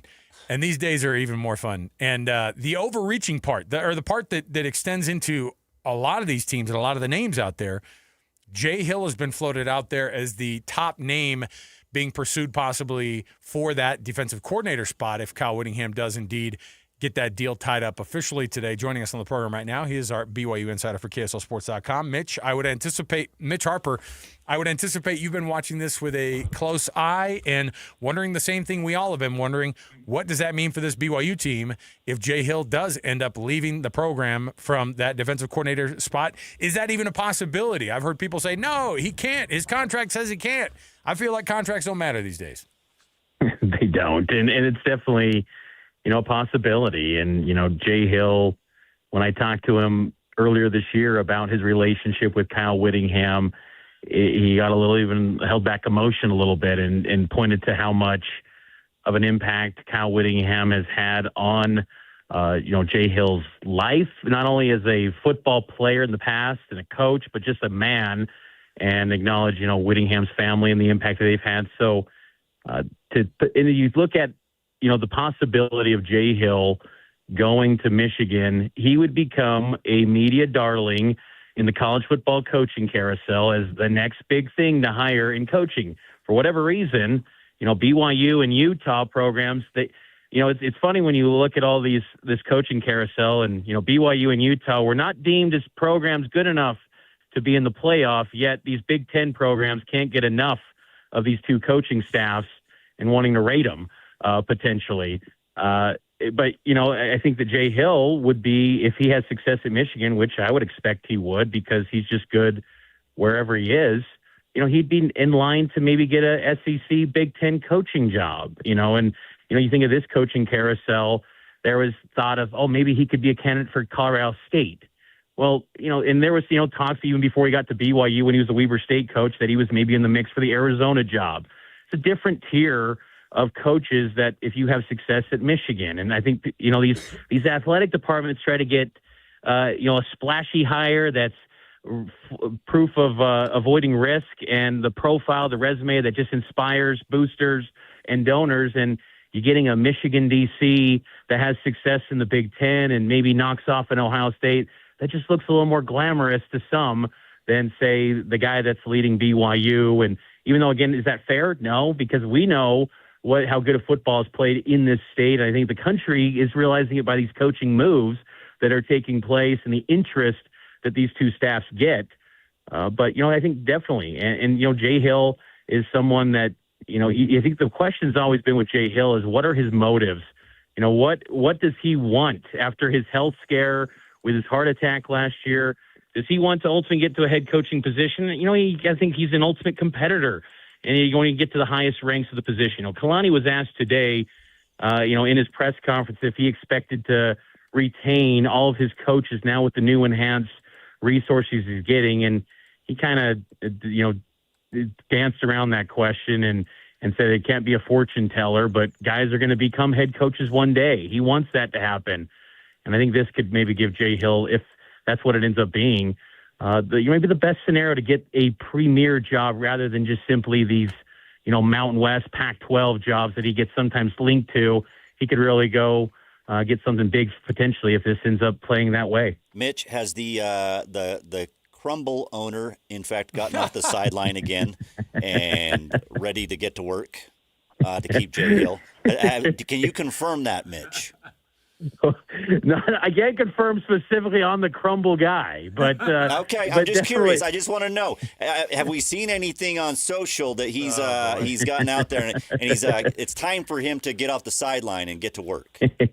Well, BYU definitely got off the sideline and went to work for Kalani and this whole staff, and Jay Hill's got a great spot, and he does at BYU, and I think there'd have to be a real decision, but I think also, again, the respect that he has for Whittingham, Michigan, if that becomes the offer for him, it'd be hard to turn that down. And, but at the same time, I think BYU, I think fans would get fearful because then they think, it's just going to revert back to what it was pre-Jay Hill. And that, that was a mess at the end there in 2022. They were the worst defense, arguably in college football 3 years ago before entering the Big 12. But you'd like to think that Kalani Sitake, armed with stability, and greater resources, can really go make a big splash. And Kalani's always been big on he wants a defensive coordinator that is completely aligned with what he wants from the defense. Before with Tuiaki, he had a limited budget to work with, and he was trying to develop and teach Tuiaki how he wants the defense to run. Even though Tuiaki worked with him at Utah, he was trying to teach him into being a defensive coordinator. Jay Hill, it was hit the ground running, give him full autonomy to go run that thing. Kalani's got guys on his defensive staff. I would look at General Guilford, if Jay Hill was to leave, as that guy. General Guilford's been on the staff every step of the way for a decade now since Kalani, took this job, and Jay Hill's promoted Gennaro. He retained Gennaro, one of the only carryovers from the previous staff with Jay Hill. And when it comes to alignment with what Kalani expects out of the defense, General Guilford checks a lot of boxes to me on that. But also at the same time, Kalani's got the resources now to go out and go get someone. This is no longer just, a year and a half ago when BYU lost Mark Pope, the fan base panicked and thought all was lost and it was doomsday scenario. They got better. And BYU, with its resources, what they've shown with basketball, what they've shown retaining Kalani Sitake, you would like to think that they can still be at a place where they're very successful. Will there be attrition if Jay Hill left? Absolutely, because there's a lot of guys on this roster that love playing for Jay Hill. But at the same time, BYU's in a position to also replenish the roster. It's no longer the BYU of old where it's like you lose someone and all is lost and you can't recuperate. You've got the head coach in place, and he's made it clear he wants to be at BYU for the rest of his career. And so, if that happened, it's just interesting how you bring up, the possibility of Whittingham being in Orlando and Kalani's down there, Jay Hill's down there. My goodness, these two kids BYU and Utah just can't break off from one another. But it's just part of the machine. BYU's been better at retention with retaining staff, probably better than most. Kalani's done a really good job of really having no coaching changes since they joined the Big 12. And if it does happen that way, I think that there's options internally to keep. But at the same time, no one would fault Jay Hill if he actually took an opportunity at Michigan and to work with Kyle Whittingham, a guy that he truly views as maybe like a mentor. Like you're looking at someone that probably looks at Whittingham the way that Kalani looked at Lavelle. So it's a big deal, and no one could fault that. And to do it possibly at Michigan, that's a big time opportunity, and the place that has won national titles just this handful of years ago. So, but BYU, you just like to think again that they're in a spot with their enhanced commitment from the guys like Crumble and the boosters that BYU has, and the athletic department that's really aggressive under Brian Santiago. They're just not going to be flat-footed and look like they're not going to be able to recoup and respond. Because Kalani Sitake, what we've learned over his 10 years, whenever there's adjustments made, BYU tends to get better. Now, would it be tough to replace Jay Hill? Absolutely. But BYU, under Kalani, has done a good job of always retooling the staff if needed to do that. Mitch, from a player's perspective, you brought up the roster, and there would be attrition, of course, but who do you look at and go, oh, that guy, he would totally be out the door really quickly? I mean, I think that the big names people look at and they go, okay, it's not just that they'd go there. They could possibly go to Michigan and make an impact next year and put themselves on the map to go to the NFL. All these things become attractive. Who are some of those names that you'd look at and go, yeah, watch out for this person? I'd look at someone like a Falatau Satuala. And I think when you look at this sort of dynamic, if Jay Hill was to go to Michigan, you look at guys that maybe are not BYU lifers, guys that maybe went to BYU for a position coach, because remember, Jay Hill coaches the safeties at BYU along with being the defensive coordinator and the associate head coach. Satuala picked BYU over Utah, on the heels of a 5-7 season for BYU. He really bought into the vision of Jay Hill, and he's someone that would project next year to be one of BYU's faces of the program next season, especially on the defensive side. And he'd be someone that you'd look at and say, that could be a guy that would leave and follow Jay Hill. Other guys like Hunter Clegg, a defensive end who once signed with Utah, flipped to BYU after the mission. And, but he's someone that really is, grounded in his faith, coming back from a mission, loves the BYU experience. And that's what's interesting about BYU and a lot of the talk about the culture of the last few years. How much does that get tested? Because if the culture really is in as great of a spot as what we've seen on the field results, you would like to think that they want to stay part of that culture. And with a reported enhanced NIL budget and rev share nearing the cap at $20.5 million, you're going to make nice money playing at BYU. So regardless of who the coach DC is, you will make a nice lump of money as a player on BYU's defense and BYU's roster, period. So, I think that's what's interesting is I look across the board because you think also Jack Kelly, but he's already gone. His eligibility is expired. The cornerbacks with Trey Alexander and Evan Johnson, those are players that are Gennaro Guilford guys, and they really committed to Gennaro. And would they stay if Gennaro's the new DC? I would think so. Or whatever direction BYU goes. So, but Falatau Satuala would be the one that would probably be to make the most sense. That would seem like a Jay Hill guy going to follow him potentially if Jay Hill ends up going to Michigan potentially with Kyle Whittingham. Mitch, when you see kind of these things go down, and obviously one of the more interesting pieces of all this is also that Michigan is playing in Orlando in the Citrus Bowl next week. I would anticipate that there might be – I mean, how much does this just interrupt the next 24 hours for BYU, who at this time tomorrow will be probably ending that the Pop-Tarts Bowl? And I can't imagine it's not, at the very least, a massive distraction. But how do you think that gets handled? I got to imagine it's something that is not ideal because guys like a Satuala, who are some of your key guys on the back end of the defense, are they now maybe thinking of their next stops after what it looks like 24 hours from now? It's not ideal. This whole bowl prep for BYU, it was easy to rip Notre Dame for their decision, but in many respects, it would not have been the worst thing. Now, I know Kalani Sitake would never entertain that idea. He loves the bowl practices, and there's value. I mean, there's some young guys at the cornerback position in particular that have really progressed in this bowl practice on the defensive side, and some younger talent that there's a kind of a feeling that they could be really key factors, maybe in 2026 and beyond for BYU. But it's just a big distraction. It's a game where, this Pop-Tarts Bowl between BYU and Georgia Tech, hard to really identify who's the more motivated team in this one. Last year, Alamo Bowl, you just got the sense that BYU was just super motivated and ready to really silence Colorado and all the talk about the Buffs. And then there's been years past where it was, BYU clearly not motivated for an Independence Bowl and UAB rocks them. This one, hard to get a sense. Georgia Tech, both BYU and Tech, just kind of, I feel like Tech's a little more motivated, but still, I think it's a little bit of a lackluster finish for them, too. This is a game that's hard to kind of gauge as to what to reasonably expect. And then on top of it all, you don't have LJ Martin, who's going to have a decision after this game with deciding whether he wants to go to the NFL or come back to BYU for 2026.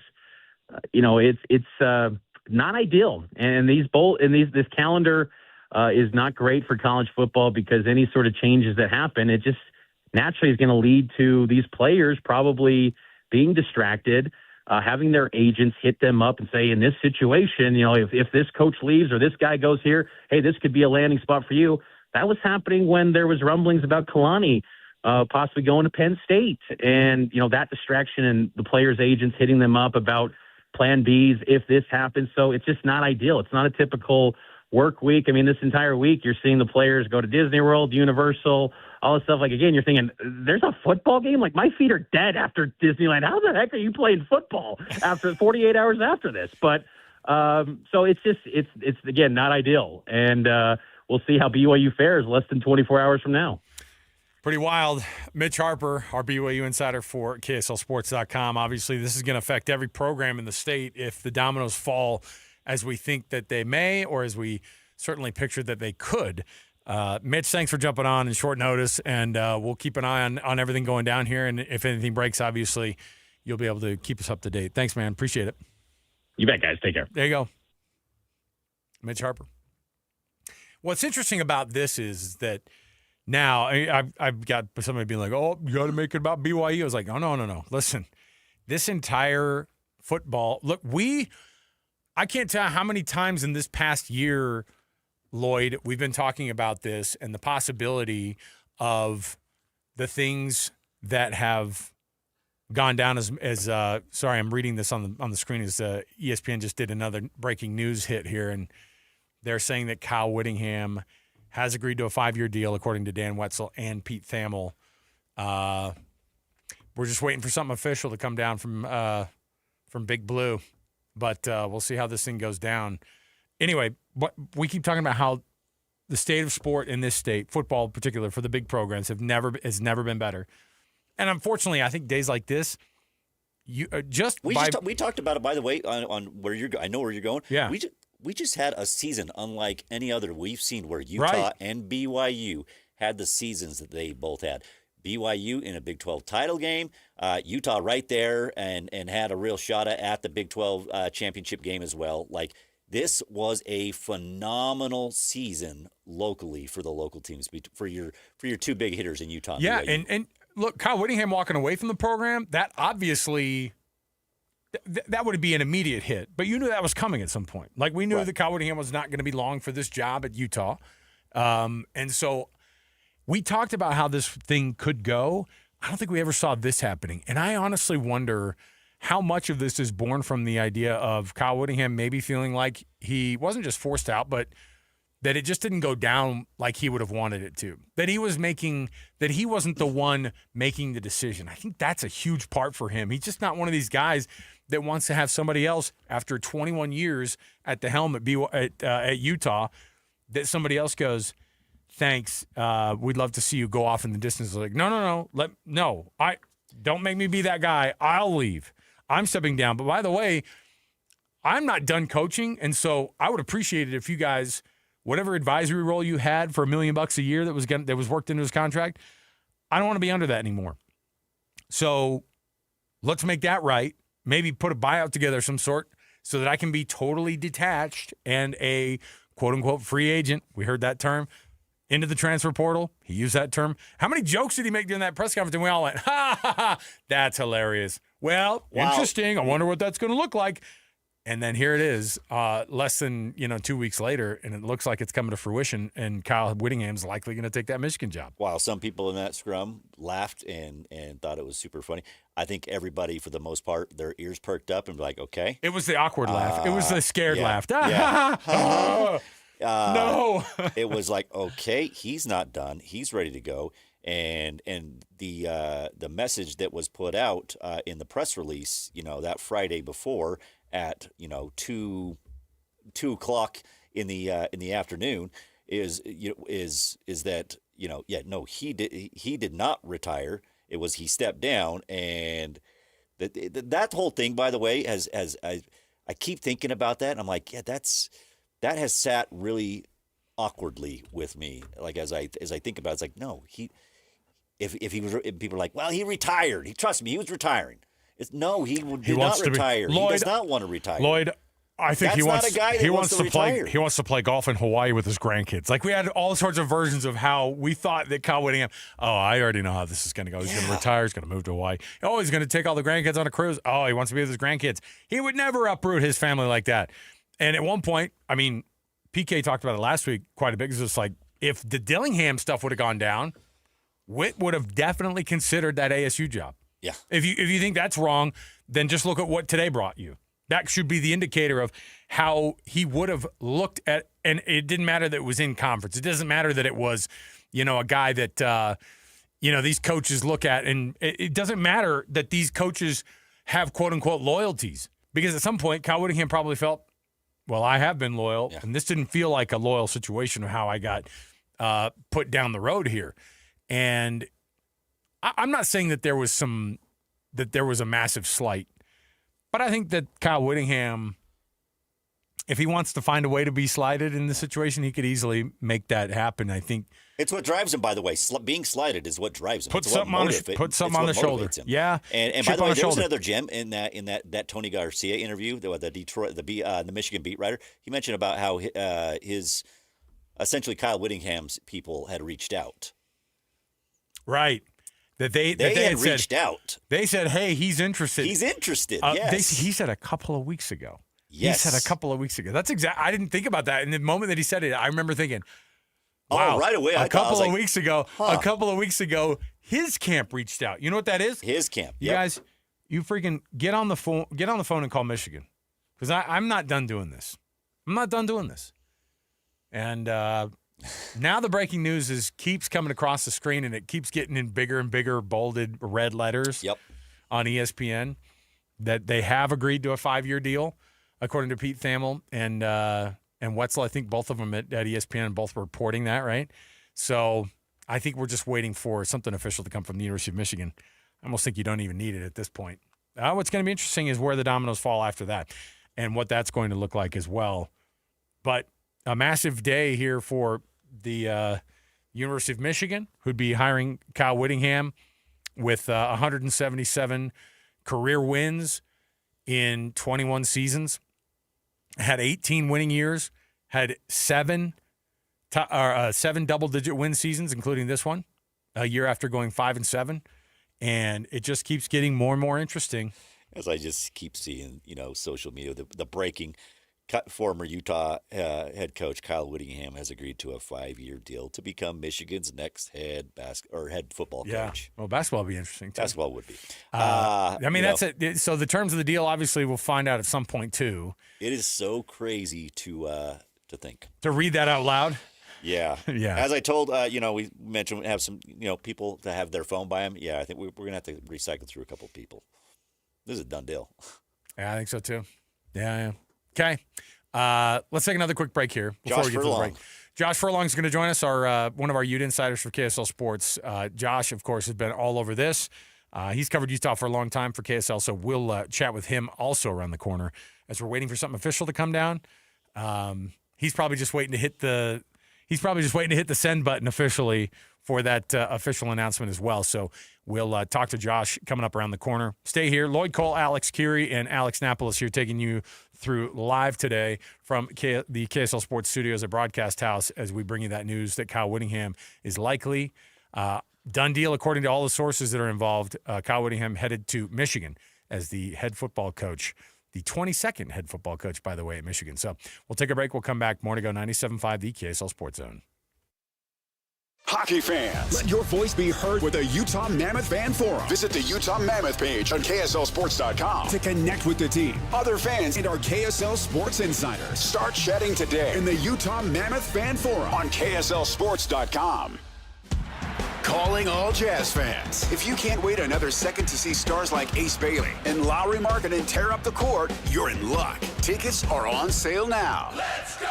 No matter what you're looking for, the Utah Jazz has your back. With season tickets, mini plans, and single game options available, there's something for everyone. Whatever your schedule or budget, there's a plan for every fan. Don't miss a moment of the action this season. Secure your tickets today at UtahJazz.com. So Pure Talk just had their best year ever and asked me if I'd like to thank their customers on their behalf for being so awesome. I said sure. It's important to say thanks, especially this time of year, which is why, as one of their many satisfied customers, I should probably thank Pure Talk first for keeping their customer service in this country and for providing hundreds of American jobs. I appreciate that. I also appreciate their Roundup program, which makes it easy to support America's Warrior Partnership and join the fight against veteran suicide. And I love that Pure Talk donated 1,000 hand-sewn Made in America flags to veterans around Independence Day. And of course, I really appreciate their generous support of my own foundation, MicroWorks, and their commitment to help us train the next generation of skilled workers. Having said all that, it's now my pleasure, on behalf of everyone at Pure Talk, to thank you sincerely for choosing to do business with an American wireless company that actually stands for something. And one more thing. Merry Christmas. Here's something most doctors know that most men never talk about. Stress from work, money, and family doesn't disappear at night. It follows you into the bedroom, and suddenly your mind won't let your body do what it used to do naturally. For moments like that, doctors look for treatments that help both the brain and the body. That's where Rugiet Ready comes in. Unlike Viagra and Cialis, Rugiet Ready is the next generation prescription that helps prime your brain for arousal and increased blood flow. It uses 3 clinically proven ingredients in 1 mint that dissolves under your tongue so it absorbs fast. Most men are ready in about 15 minutes on average. Over 150,000 men have already switched. Visit Rugiet.com/FSR to get 15% off your first order. That's RUGIET.com/FSR. Individual results may vary. Rugiet Ready is a compounded prescription that is not FDA approved. Visit Rugiet.com for full safety information. Attention Jazz Nation. We know you've been waiting on the edge of your seat, and the time has finally arrived. All tickets are available now. Let's go! Your favorite players will be back on the court, bringing the energy all season long. Whether you're looking for season tickets, mini plans, or single game matchups, there's a perfect option for every kind of fan. Show up loud and proud at Delta Center this season. Don't miss your chance to be part of the action. Buy your tickets today at UtahJazz.com. Tim Jr. here from RGS Exteriors. Did you know that we offer 3 distinct styles of gutter protection? Each one meant to handle a specific leaf problem. You might not even know there are different styles of gutter protection, but there are. And if you pick the wrong one, it could be a huge waste of money. Now, the big gutter guard companies won't tell you this. They try to sell you a one-size-fits-all gutter guard. And it could be completely wrong for the amount and types of trees and leaves you have. Not RGS Exteriors.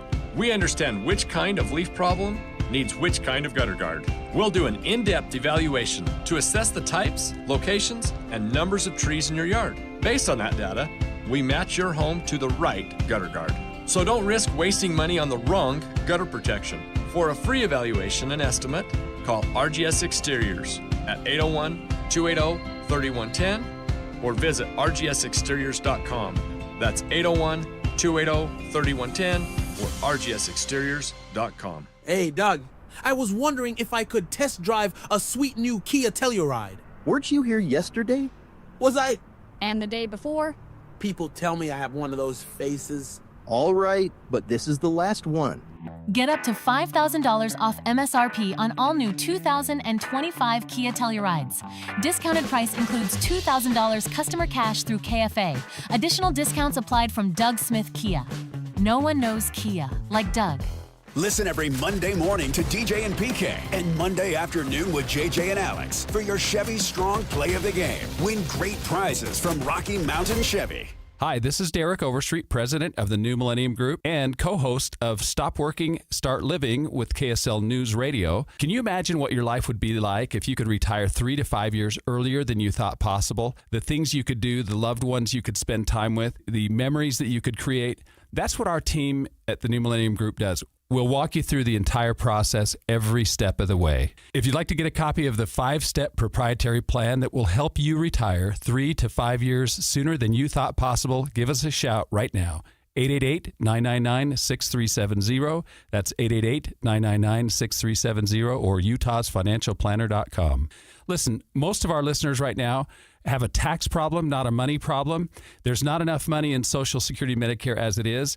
Let us show you how you can significantly reduce your taxes. That's 888-999-6370, 888-999-6370 or utahsfinancialplanner.com. Be advised, this is your opportunity to save up to 40 to 80% on a hot tub or swim spa this weekend only, today through Sunday. Mountain America Expo Center. Be advised, this is your opportunity to save up to 40 to 80% on a hot tub or swim spa this weekend only, today through Sunday. Mountain America Expo Center. 18-month interest-free financing. Our factories have demanded we sell 1,000 hot tubs and swim spas this weekend. Mountain America Expo Center. Huge factory incentives, factory rebates, this weekend only. Mountain America Expo Center. We can remove your old hot tub. Free delivery of your new hot tub. Hot tub starting at $2,999. Mountain America Expo Center. Free delivery of your new hot tub. Just relax and enjoy. Mountain America Expo Center. Today, 2 p.m. to 8 p.m. Saturday, 10 a.m. to 8 p.m. Sunday, 10 a.m. to 6 p.m. Free admission, free parking, free delivery. Mountain America Expo Center. Call 833-SPA-SALE or visit hottubandSwimSpaSale.com. Hey, this is Chris from JCW's. If anything rivals our burgers, it's our bacon. It makes the perfect combination with our guacamole, jalapeno, or our hickory barbecue burgers. JCW's, quality and a lot of it. Broadcasting from the Mountain Home Services Studio, this is 97.5 KCNS FM Colville, 1280 KCNS AM Salt Lake City, and 102.7 KSL FM HD2 Salt Lake City Midvale. This is 97.5, the KSL Sports Zone.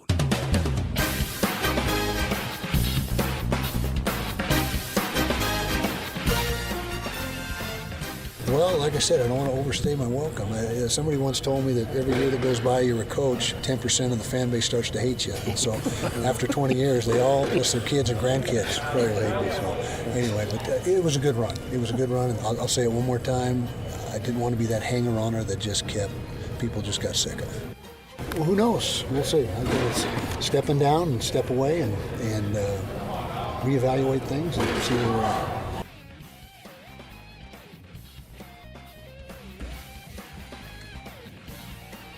Welcome back, everybody.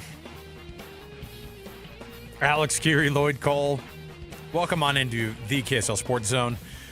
Oh, we've been live for going on almost 4 hours here, Lloyd. And, we started about, 11:30, I think it was. Yep. Yeah, and we've been here as quick as we could. We've been waiting on some official word. It's been basically rolled out by every news source now across the board. We're all in agreement that not only is Kyle Whittingham agreeing to become the 22nd head coach at the University of Michigan, but a 5-year deal is likely in place, and we'll, of course, wait for that official number and official word and all those things that come down.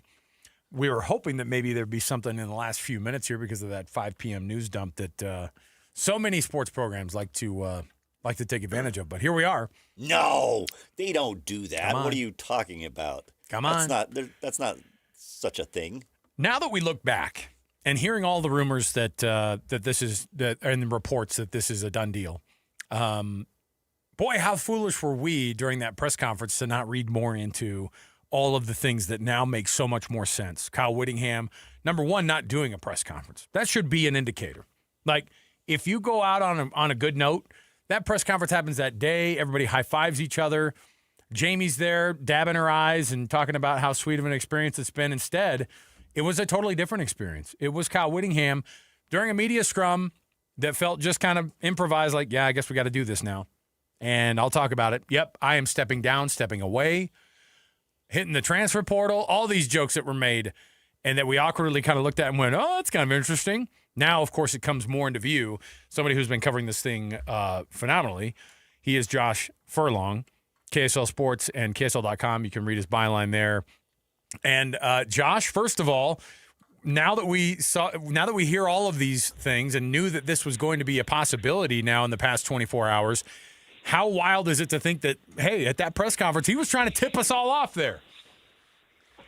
Yeah, I mean, it's crazy because like this is one of those things where it wasn't kind of this linear thing, right? There was a lot of different things that happened, and so it was like the phrasing that he used of stepping down was 100% like, you know, intentional, and there was a lot of different things that way. But even then, I don't think he had the destination of Michigan in mind, right? Like I think this was more like he really did plan on more of a retirement, wanted to kind of step away from the game and then kind of see what his options were. And then as just this immediately kind of shifted, you know, Michigan and Kyle Whittingham became kind of this thing. So I don't know if this was like he decided to step down and suddenly it was just like, I'm going to pursue Michigan. I think that was an option, but it's definitely something that's been crazy. And so like, I think it's definitely changed the last few hours, few days.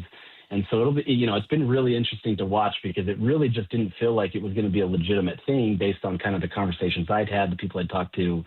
And now suddenly, like within a 24-hour period, it really ramped up and this became, you know, a full-scale effort to try to get Kyle to Michigan. Josh, as you see it play out the way it is now, do you feel like that there was something there that Utah didn't do in all this, that maybe he was not just, I think PK referred to it as being prodded out of the building. Don't want to say forced out or pushed out, but do you think that there was a little bit of a slight that he wasn't necessarily ready? He wanted to keep coaching at Utah, but they just didn't have that in mind for him? Yeah, I mean, he definitely wanted to keep coaching, right? I think there was a feeling where, you know, in this day and age where he expected the transfer portal to kind of change and not really be the same of him kind of attaching himself to the program as much just because it becomes much more transactional, that absolutely changed because it really wasn't. It became, yeah, you have some transactions and you get new players, but there was a lot more buy-in from the transfer portal than he expected. And so you kind of attach yourself to the love of the game even more, where it's just like, look, I've got Devin Dampier, I've got Bird Ficklin. I can see a path forward where, yeah, we finished 10-2 this year, but we can move forward and actually do more. And so I think there was this desire where, hey, I can do it. I can finish through my contract, which goes till 2027. You know, there's some options there. And my understanding is the staff was partially okay with it, right? Like there wasn't any real tense feelings in terms of, you know, Kyle, you got to get out the door. But I think the more that the university and Kyle kind of went down this path, it just realized this wasn't going to work. Utah at one point needed to kind of look to its future being Morgan. And look, Kyle did part of this to himself in some respects by wanting Kyle and Morgan to have the head coach in waiting. And so like, it's this tough situation where did Kyle make his own bed, right? Like, are you doing something where, you know, you're not giving yourself an out now because you've named your successor, obviously trying to set him up for success, but then you wanted to hang on too long and kind of see this thing through. So it's a tough situation. I don't think it's a full force out. I think it was still kind of a mutual, but definitely more prodding, like PK said, where it's not fully the same situation of he wanted to be, you know, done, right? Like he wanted to be done, but at the same time, he still wanted to keep coaching at the same time. It's convoluted, honestly, and that's what makes this so complicated. I totally understand the both sides of it. Obviously, Kyle Whittingham, we get that feeling that, you know, he wasn't ready. We've talked about it ad nauseum.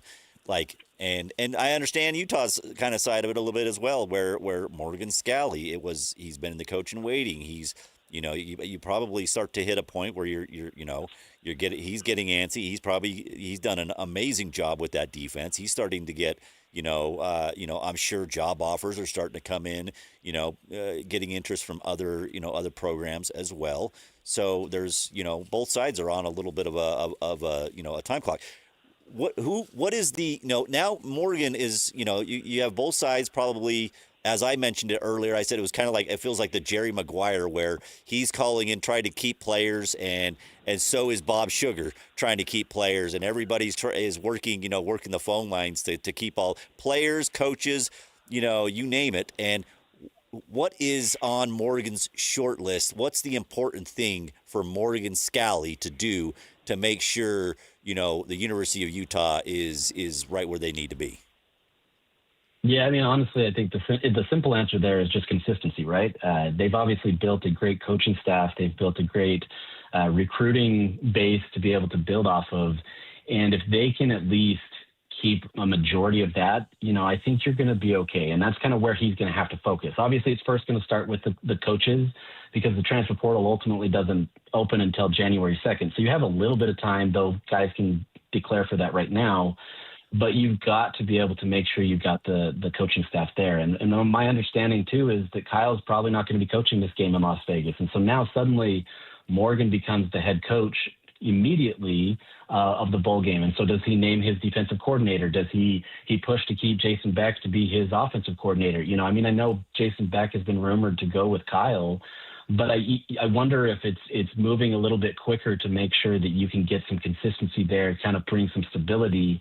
And so for me, there's a lot of that, right? Like Morgan has to act fast in terms of being able to keep a coaching staff together, and then you deal with the fallout of the players and everything there. The reality is Michigan, is a blue blood, right? Like we get it. Like we understand it. Like I think there's going to be players from Utah that are attractive, that are going to want to come to Utah. But at the same time, Kyle doesn't have to pull from Utah necessarily to go for the players, right? I think for me, the understanding is that there's more of a desire to pull coaches and bring in some of his staff, because Kyle's never really branched out that far with his coaching staff. He's always kind of kept it pretty inside. He's never built up this huge connection of people around the country that he wants to go to. Morgan has done a much better job of trying to be able to get involved that way. Kyle's kind of stayed pretty insulated and done it. So he's going to look at BYU. He's going to look at Utah for his coaching staffs. And so for me, the two schools here, they're going to have to play a game of fighting off, Jay Hill. They're going to have to fight off Jason Beck. There's going to be some other position coaches that you're going to have to fight off, and then you deal with the fallout after that. But that, to me, remains job one for Morgan Scally. It's now going to be the job for Kalani Sitake and BYU. It's going to be a tough situation, and I think that's the real ramifications that are going to have the biggest impact as of right now. We talked about the BYU effect and how that would the possibility of Jay Hill leaving and going to be the DC for Kyle at Michigan. And, we've put ourselves down that road pretty quickly because, reports are saying that, but they've obviously got to figure out the coaching staff first the head coach, and then after that. But the reality is that Jay Hill and Kyle Whittingham are tied together so much and have been so much of their career. What are the odds that Jay Hill goes to Michigan, that's not just the number one guy, but that's the guy who Kyle Whittingham goes, I'm doing this because I feel like Jay Hill's going to be the guy? Yeah. I mean, honestly, this isn't just one of those things where it's like, oh, he knows Jay Hill and obviously they have a connection. I mean, this is more deeply rooted in obviously their connection, but I think also the Kalani Sitake deal, right? You look at this where when he spurned Penn State and decided to stay at BYU, they locked him in for a long time. And I think there was many that believed that Jay Hill was going to kind of be the heir apparent there as well. Now suddenly you kind of have to look at the table and say, hey, I'm not going to be anything past a defensive coordinator for quite a while. Obviously, it's a lateral move to some extent. Obviously, it's an upgrade because you're going to a blue blood, but you're moving now into a situation where maybe there's a better path. Now you look at Jay Hill as the guy that now can orchestrate what many would feel is a Big Ten defense. You pair that with Kyle Whittingham, where they already know things. Now you get even better recruits than you've had at BYU or at Utah. You now have a path where potentially Kyle's not going to stay at Michigan forever, right? He's either going to retire or, this fizzles out and it's not a great thing. Maybe this becomes an opportunity where Jay Hill steps in, and now you've instantly increased your trajectory as a coach if it goes well, and now you could potentially take over at Michigan. You've got potential other jobs available to you because you've done it there. To me, this feels like a major, more so than even Jason Beck, Jay Hill feels like the guy that you're going to circle as number one, right? Because this just has that more of a connection, and it seems like it can work even with Jay Hill. How much pressure is now on Morgan Scally, Josh. The thing is, like, the way things have set up, the way that, the optics of this whole thing with Kyle Whittingham looking at whether he was pushed out or prodded, however you want to put it, doesn't really matter. But the pressure now is because if Utah goes and lays an egg next year, all of a sudden it's like, well, we had Kyle Whittingham right there, and he wanted to stay. He wanted to coach, and all of a sudden we're back to 5-7 or worse. And that's not to say that's what's going to happen, but it feels like that pressure is going to be. Not that it's not a pressure job anyways, coaching college football, but it feels like that's going to be ramped up to like a 10. Yeah, I mean, there was always going to be pressure with him being the head coach in waiting and taking over for a legend like Kyle Whittingham. And I think that's still going to remain and maybe amp up even more. But to me, I think the biggest pressure is now on the Utah administration, because now if this doesn't work, whether it's nudged, frauded, forced out, whatever adjective we want to call, you now essentially got rid of a head coach that was a very successful coach for one that you still ultimately don't know. Now, at the end of the day, Morgan Scally has been doing a ton of the planning. He's been involved in a lot of these things for a long time, right? Like, there really was a belief that Kyle was retiring because he had turned over a lot of the stuff to Morgan Scally. And so I don't know that there's going to be this huge wholesale change, barring he has to, bring in a whole new staff and players and that kind of stuff. But I think the pressure's still there for him. But I honestly think this comes down to more of the administration, because you do have to say, we made the right decision. We looked to the future. It paid out. Great. Michigan got another great quality head coach. And if he's committed to coaching for 5 years, so be it. But you kind of have to pair it that way. If it doesn't work, this blows up in Mark Harlan's face. And now what do you do, right? Like, you just shoved out a legend and you didn't know what you were going to get. It's tough optics to be able to manage. And I don't know that falls more on Morgan than it does on the administration. Yeah, it's a great point. Spot on. Yeah. And on top of it, like, it just brings more focus to the fact that you may have botched it because he takes the job. And then he goes, so that he takes that job, it becomes even more like, hey, there may have been some meat on that bone. You talk about whether or not you have the right coach or not, or the best coach. I know that it was awkward. I mean, how many years? I can't tell you how many times I played in these charity golf events, and Morgan would be there and Coach Witt would be there, and they would talk about the coaches, and he'd be like, yeah, blah, blah, blah, as the head coach, and then this guy's going to be taking over for me pretty soon here. And, like, it's been like that for years, Josh. We've watched them do this back and forth dance where they've been, kind of halfway promising it, and then it was official, and then it wasn't official anymore, and then they put it back in the contract. Everybody at some point goes, yeah, you do have to rip that Band-Aid off. The problem is when you see him go straight to not just a big program, like the winningest program in the history of college football, the most wins ever in college football, Michigan, and he goes there and then takes a bunch of people there with you. Who are some people that you're looking at and you go, I'd be worried that person would go from the staff too, not just the Jason Beck move, but also maybe some others that could be in there? Yeah, the biggest one for me is probably Jim Harding, so the Utah's offensive line coach. Right. He's got a big connection to Michigan. If I'm not mistaken, his wife is from Michigan, and so that could bring you back home. I know they've built a great home here in Utah, and they love it here. But if you get an opportunity to go home and, this is an opportunity where you can recruit at a high level, especially on an offensive line where that's kind of treated as kind of the creme de la creme, that's a great opportunity. I do know, though, that Michigan does have a really solid alum that is coaching there, and so maybe there's the potential that he doesn't get there. I've had some off the record conversations that may lead to him potentially staying versus going. So, like, there's things happening, I'll say. But at the same time, he's a guy that you look at that if you lose him, where do some of these recruits go, especially Kelvin Obot, Utah's first 5-star recruit?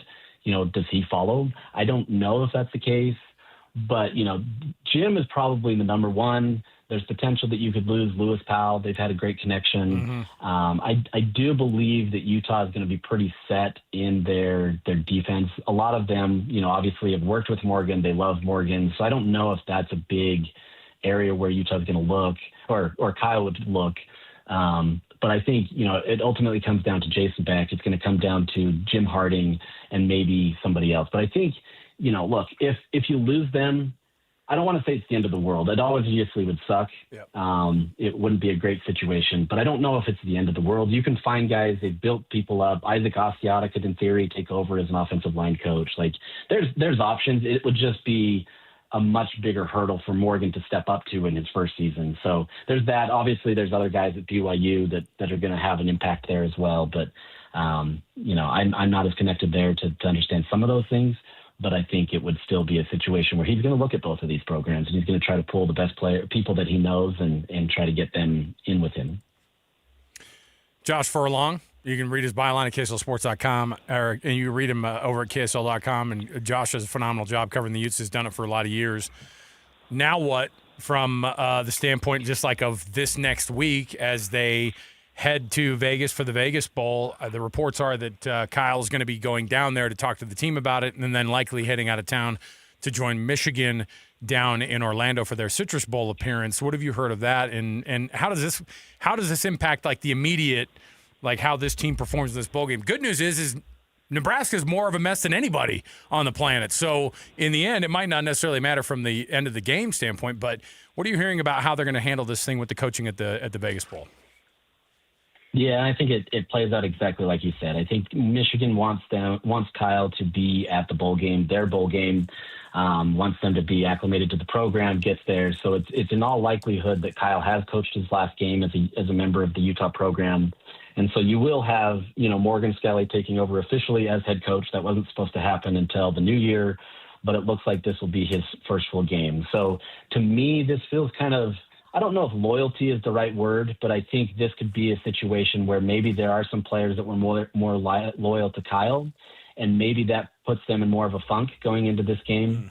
But I do believe that a majority of the players and the coaching staff have all rallied around Morgan. This is the guy that they love. They knew that this was going to happen. So I don't know that there's going to be necessarily anything that changes other than now kind of that big motivating factor of, hey, we want to win one for the guy as he goes out. So, talking to him last week, a lot of the players said that. Like, they talked about wanting to send Kyle Whittingham out with a win. Does that change the optics now of where this becomes just another meaningless bowl, or is this now another rallying cry for Morgan and saying, hey, let's go out on a high note for him and kind of start his career out on a better path? So, look, there's a lot of motivating factors you can have here. Bowl games are always tough to gauge, but I don't think there's any shortage of situations where you can find motivation, but I think you can also find ways to kind of take yourself out of this too based on the news and the distractions. So as if Vegas isn't a distraction alone. I know. So, look, it's gonna be fun. It's gonna be entertaining. Instead of seeing Kyle out the last time, you maybe get your first opportunity at Morgan. So, it's still a great opportunity for the fans that are traveling. It's just gonna be a different one. Do you think, Josh, are we going to hear from, I guess, Mark Harlan anytime soon? You think right now, I mean, the more you don't hear from Mark Harlan, it just feels like people are going to want answers for sure. Yeah, people want answers, and they wanted answers. They got the answers on the whole, private equity thing before this whole thing went down with the following Friday with Kyle Whittingham. But I feel like people want to hear from Mark Harlan, and do you think that happens anytime soon? I don't. I mean, just kind of the conversations that I've had with different people, I don't think Utah likes to stick its neck out there in these types of things. They like to just let it run its course. With that said, this would be a perfect time to do that. At the very least, it's supporting Morgan and giving him kind of, if he's already got his staff, somewhat laid out, it's moving with that quickly and giving him the support that he needs. That way, maybe before the bowl game to say, hey, Colton Swan's going to be the DC, or this guy's going to be that. Like, if they can maybe give that I feel like gives much more of a steadying of the ship type thing. I quite honestly, I don't know that you're going to hear from Mark Harlan on this. I would be very surprised, let's say. So I think Utah's just going to let it run its course. It's going to be, this is a Michigan thing. We handle what we have. We already have our head coach. We don't really have to worry about what Kyle does. But, it definitely would be something to hear publicly why the administration felt the need that they did. And I don't know that we're going to get that on a public level. Josh Furlong. Josh, we appreciate it, man. As always, always on top of anything University of Utah athletics related. Josh, thanks for the updates. And, man, we're going to try to wrap our heads around this thing. And I know when it goes official, it's going to be even more bonkers. So we appreciate it, man. Thanks for hanging out with us. Hey, thanks, guys. Appreciate it. Have a good one. There you go. Josh Furlong. Yeah, Mark Harlan's going to have some explaining to do. Yeah, and you know what? Him saying what he did about the coaching staff, obviously Michigan players are they have the pick of the litter when it comes to recruits. Yeah. They're not necessarily don't get me wrong. There will be that 5-star he mentioned about that they just got offensive lineman, their first 5-star ever. Mm-hmm. I could totally see that being something. Maybe somebody like and I only thought of it because I saw Will Snowden, quote tweet the news or whatever, and like, wow, what a big hire for Michigan. It's like, oh, well, maybe Smith Snowden, maybe, I don't know. I don't know how much Smith have another 2 years. I think he does. Close to 2. Yeah. Yeah. Obot, Kelvin Obot. That's the 5-star lineman. Yeah, they have. Michigan has the pick of the litter, so I don't know how much they're taking as far as players, but. Staff, absolutely. Yeah. They are going to be looking at staff, and it's guys who Kyle Whittingham's comfortable. We've talked about it. His inner circle is very tight, and so he will look at Utah and BYU. And like we've said it all day long, it will be a domino. Well, we're going to take another break here. And then we'll come back. I think we're still working on some. We still got some stuff. Yeah, let's take a quick break because I think we have some more folks we want to talk to about this, get involved. And we're still waiting for the official word. I mean, it's one of those things where it's a done deal, but it's not because we're in the news business and we don't want to say that it's a done deal until it's actually officially a deal. So, hey, not normal. I'm on the other side of the glass working this stuff, and now on this side of the glass trying to do both. That's fine. That's fine. We'll take a quick break here. We'll come back and we'll get you wrapped up with this news, and we'll get you some more insights here, as many as we can get, walking up to the official announcement of Kyle Whittingham. So we'll see. More to go around the corner. Kyle Whittingham is poised to be the next head football coach at Michigan. Sources reporting it's a 5-year deal. We'll have to find out more information about it, but when it becomes official, you'll hear it right here on 97.5 the KSL Sports Zone. Let's take a quick break. We'll be right back. Want to get the latest info on Utah's newest sports franchise? Sign up for the Utah Mammoth newsletter. Get exclusive analysis, plus the latest news and notes on the Utah Mammoth. Sign up today at KSLSports.com for the Utah Mammoth newsletter. Whether you're stuck in the office, I believe you have my stapler, in your car, or at your in-laws. You want a piece of me? You bet I do. The Zone is with you every step of the way. Download the KSL Sports app to get live streaming of your favorite shows and access to all the latest updates on your favorite teams. Your home for the best coverage of the Utes, Cougars, Jazz, and Mammoth is on air, online, and on the KSL Sports app. This is 97.5, the KSL Sports Zone. Attention Jazz Nation. The long wait is finally over. Mountain basketball is back and better than ever. Let's go! All tickets are on sale now, and you won't want to miss the action. Jump on the opportunity to watch your favorite players live and in person. Whether you're after season tickets, mini plans, or single game matchups, the Utah Jazz has got your back. There's a plan for every fan. Don't miss out. Secure your seats today and be part of the excitement all season long. Let's go! Visit UtahJazz.com today. Hi, this is Derek Overstreet, president of the New Millennium Group and co-host of Stop Working, Start Living with KSL News Radio. Can you imagine what your life would be like if you could retire 3 to 5 years earlier than you thought possible? The things you could do, the loved ones you could spend time with, the memories that you could create. That's what our team at the New Millennium Group does. We'll walk you through the entire process every step of the way. If you'd like to get a copy of the 5-step proprietary plan that will help you retire 3 to 5 years sooner than you thought possible, give us a shout right now. 888-999-6370. That's 888-999-6370 or utahsfinancialplanner.com. Listen, most of our listeners right now have a tax problem, not a money problem. There's not enough money in Social Security Medicare as it is. Let us show you how you can significantly reduce your taxes. That's 888-999-6370. 888-999-6370 or utahsfinancialplanner.com. Hey, Dud, I hear you're giving out free test drives. Yeah?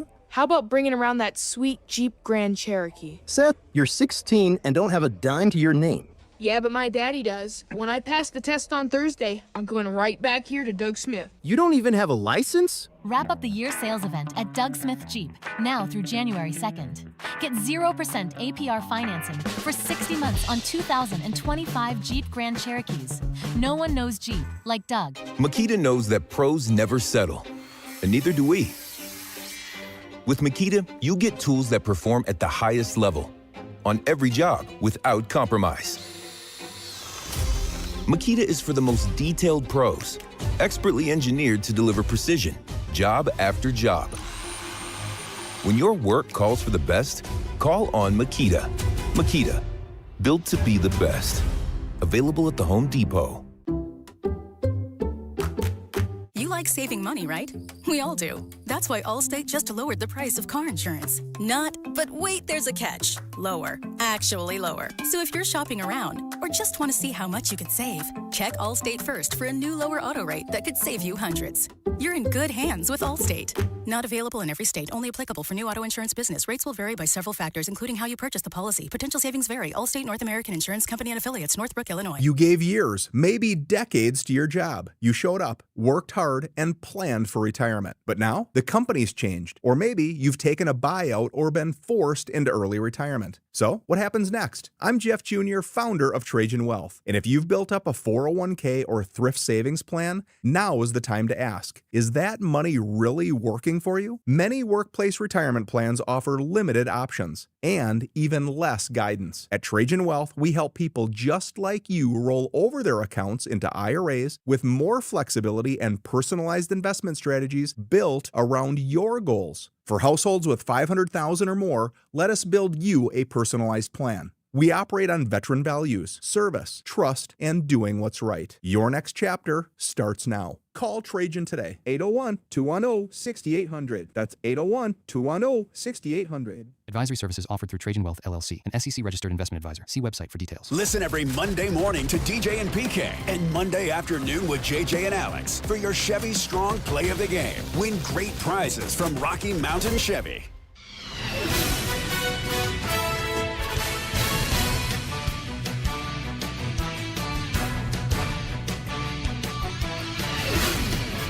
Well, like I said, I don't want to overstay my welcome. Somebody once told me that every year that goes by you're a coach, 10% of the fan base starts to hate you. And so after 20 years, they all, plus their kids and grandkids, probably hate me. So anyway, but it was a good run. It was a good run. And I'll say it one more time. I didn't want to be that hanger-oner that just kept, people just got sick of it. Oh, for all those folks out there who wanted Kyle Whittingham out the door, careful what you wish for, because it's not just about sending him out the door. What makes it different, Lloyd Cole, is sending him out the door when he was ready to coach for a longer period of time, sending him out the door when he wasn't ready to be done, and now Kyle Whittingham is set to become the next head coach of the University of Michigan, according to all these sources that are involved now. It's gotten to the point now where that we even have heard tale of a timeline, a possible 5-year deal. Deal that, according to all these other sources, also is in the books, ready to go. I don't know. These days, you got to sign around the DocuSign, right? Could do all that virtually. Come on. Send the DocuSign over. I'll have my people sign it. Let's take a look at it. You go through there. You hit the old initial button. It's fine. So Kyle Whittingham looking likely that he's going to become Michigan's 22nd head coach officially at the end of today. So what does that mean? Well, it means that from all the sources that we've heard, and I think we chatted with Tony Garcia from the Detroit Free Press who mentioned something about this, and I kind of was like, no way, because the idea was, hey, Kyle Whittingham will be headed to Las Vegas to reveal the idea of him being the head coach of the University of Michigan, and then he'll head out to Orlando and won't coach, and it'll be officially the first time Morgan Scalley will be the head coach at the University of Utah. It'll be for the bowl game, but whether or not that was, I was wondering too. It might have been because they were just heading down the road. I mean, that was it. They're flying out to Vegas, or they're already in Vegas, and he was going to address the team and then fly out to Orlando. So that's the kind of timeline I think that people are looking at. And maybe they're waiting for him to have that discussion with the team, and then they'll make it official. I doubt it, just because these days, once the news gets leaked to the level that it has been, then I think a lot of these programs just go, hey, look, let's rip the Band-Aid off here, get the press release ready. And if you're Michigan, you can't wait to send that press release out about something non-scandal related. In fact, it's the exact opposite. You've got a guy who comes with no scandals in Kyle Whittingham. You got a guy who comes along, as somebody pointed out earlier in the day, hey, I just checked Kyle Whittingham's Instagram. He only follows his wife and daughters and hasn't posted in 10 years. I think we're good. I think that's phenomenal. It's a great way to look at it. That might be the reverse way of doing the investigatory work on a background. You're like, I want to see no post from you in the back. I want to see zero interaction with fans. I don't want you. You haven't posted in 10 years. Perfect. You're perfect. You're hired. Jamie is your number one follow on Instagram. Perfect. We don't have to worry about you. And I think that that's a huge part of it. We chatted with Tony Garcia earlier from the Detroit Free Press, and he goes, that's so much of this deal is that they just have to get in the clear on how they look with this whole thing. Joining us on the program right now, Frank Dolce, live with us. Nice to join us, Frank, on short notice. Quite a day here, as it's now almost official that Kyle Whittingham is going to be the next head coach of Michigan football. What do they get with Kyle Whittingham? Well, they get someone who understands how to build a football program based on foundational principles, based on what I think Big Ten football is all about, in terms of blue-collar kind of work ethic, win at the line of scrimmage, run the football, play devastating defensive football, and without, like you guys were talking about, without any of the nonsense. I mean, he's completely 100% focused on football, on his players, on creating an atmosphere for success, and nothing else. Frank, obviously, we've discussed it. Since 11:30, we've been on kind of talking about this. Is that press conference, and I know the press conference seemed a little odd to you. The whole stepping down, is he retiring?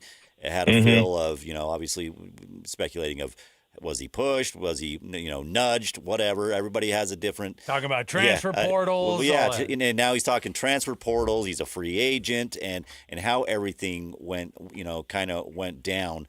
What does this, the way it's all gone down? What does this mean for, I guess, for Kyle Whittingham's legacy with the University of Utah? I mean, because.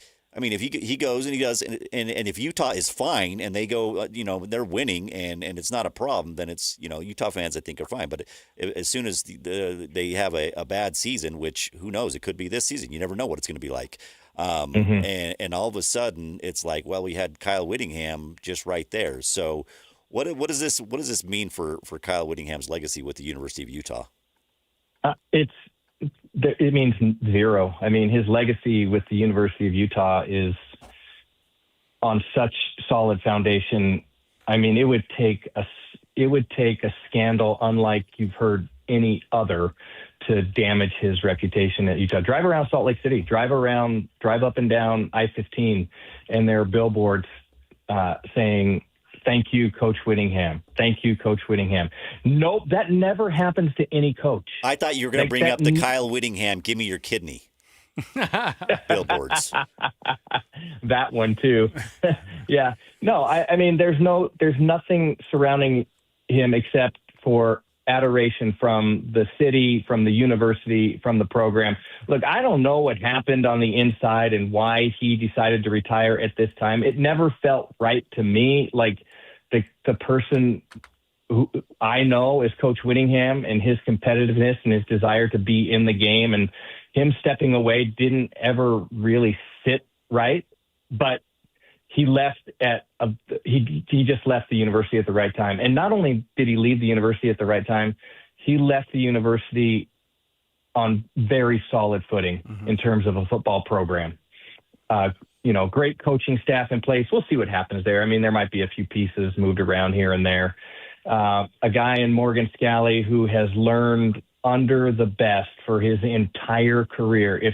If there's a guy who hasn't been a head coach as prepared as Morgan Scalley to take over, I don't know who it is. I can't think of anyone who's been better prepared under the scenario with Coach Whittingham at the helm. And so his legacy at the University of Utah has been forged over the last 21 years or so.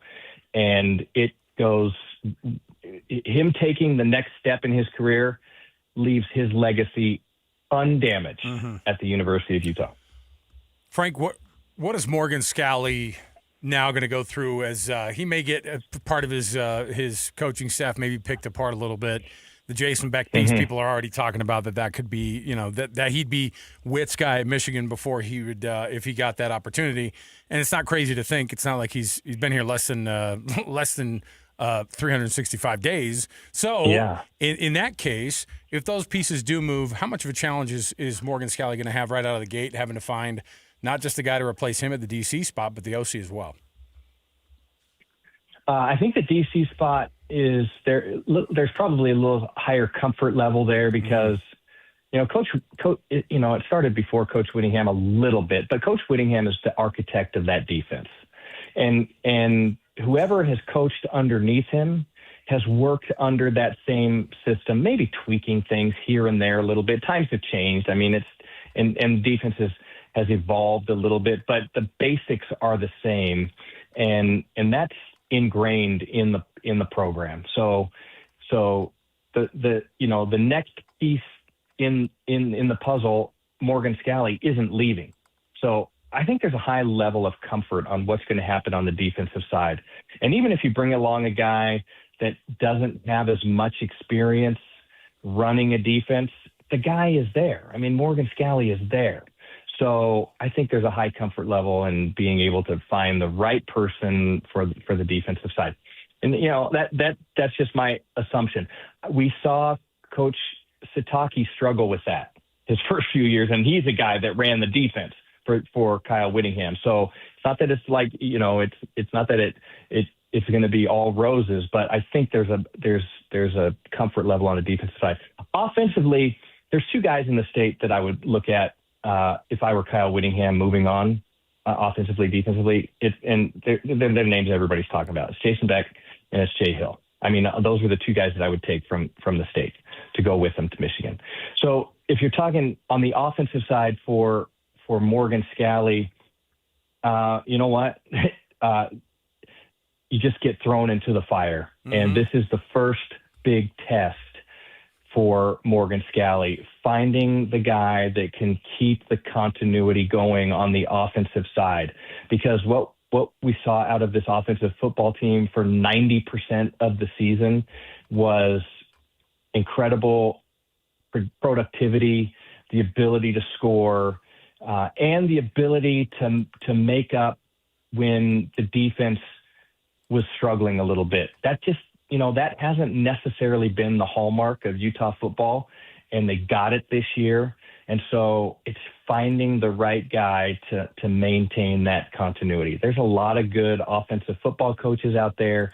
The University of Utah is at a level where when you say, if Morgan Scalley said, hey, offensive coordinator position open, I mean, he's going to have a wealth of talent to choose from.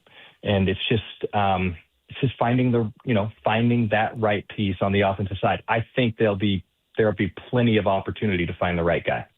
Frank, how quickly does Michigan become immediately able to not just compete, but to do the two big ones, which is beat Ohio State and then get back to that national championship game? I mean, those are dreams for Kyle Whittingham, right? I mean, this is a guy who got to two Rose Bowls, and I know it irked him that he didn't win those two games, despite the fact that he's a championship level coach.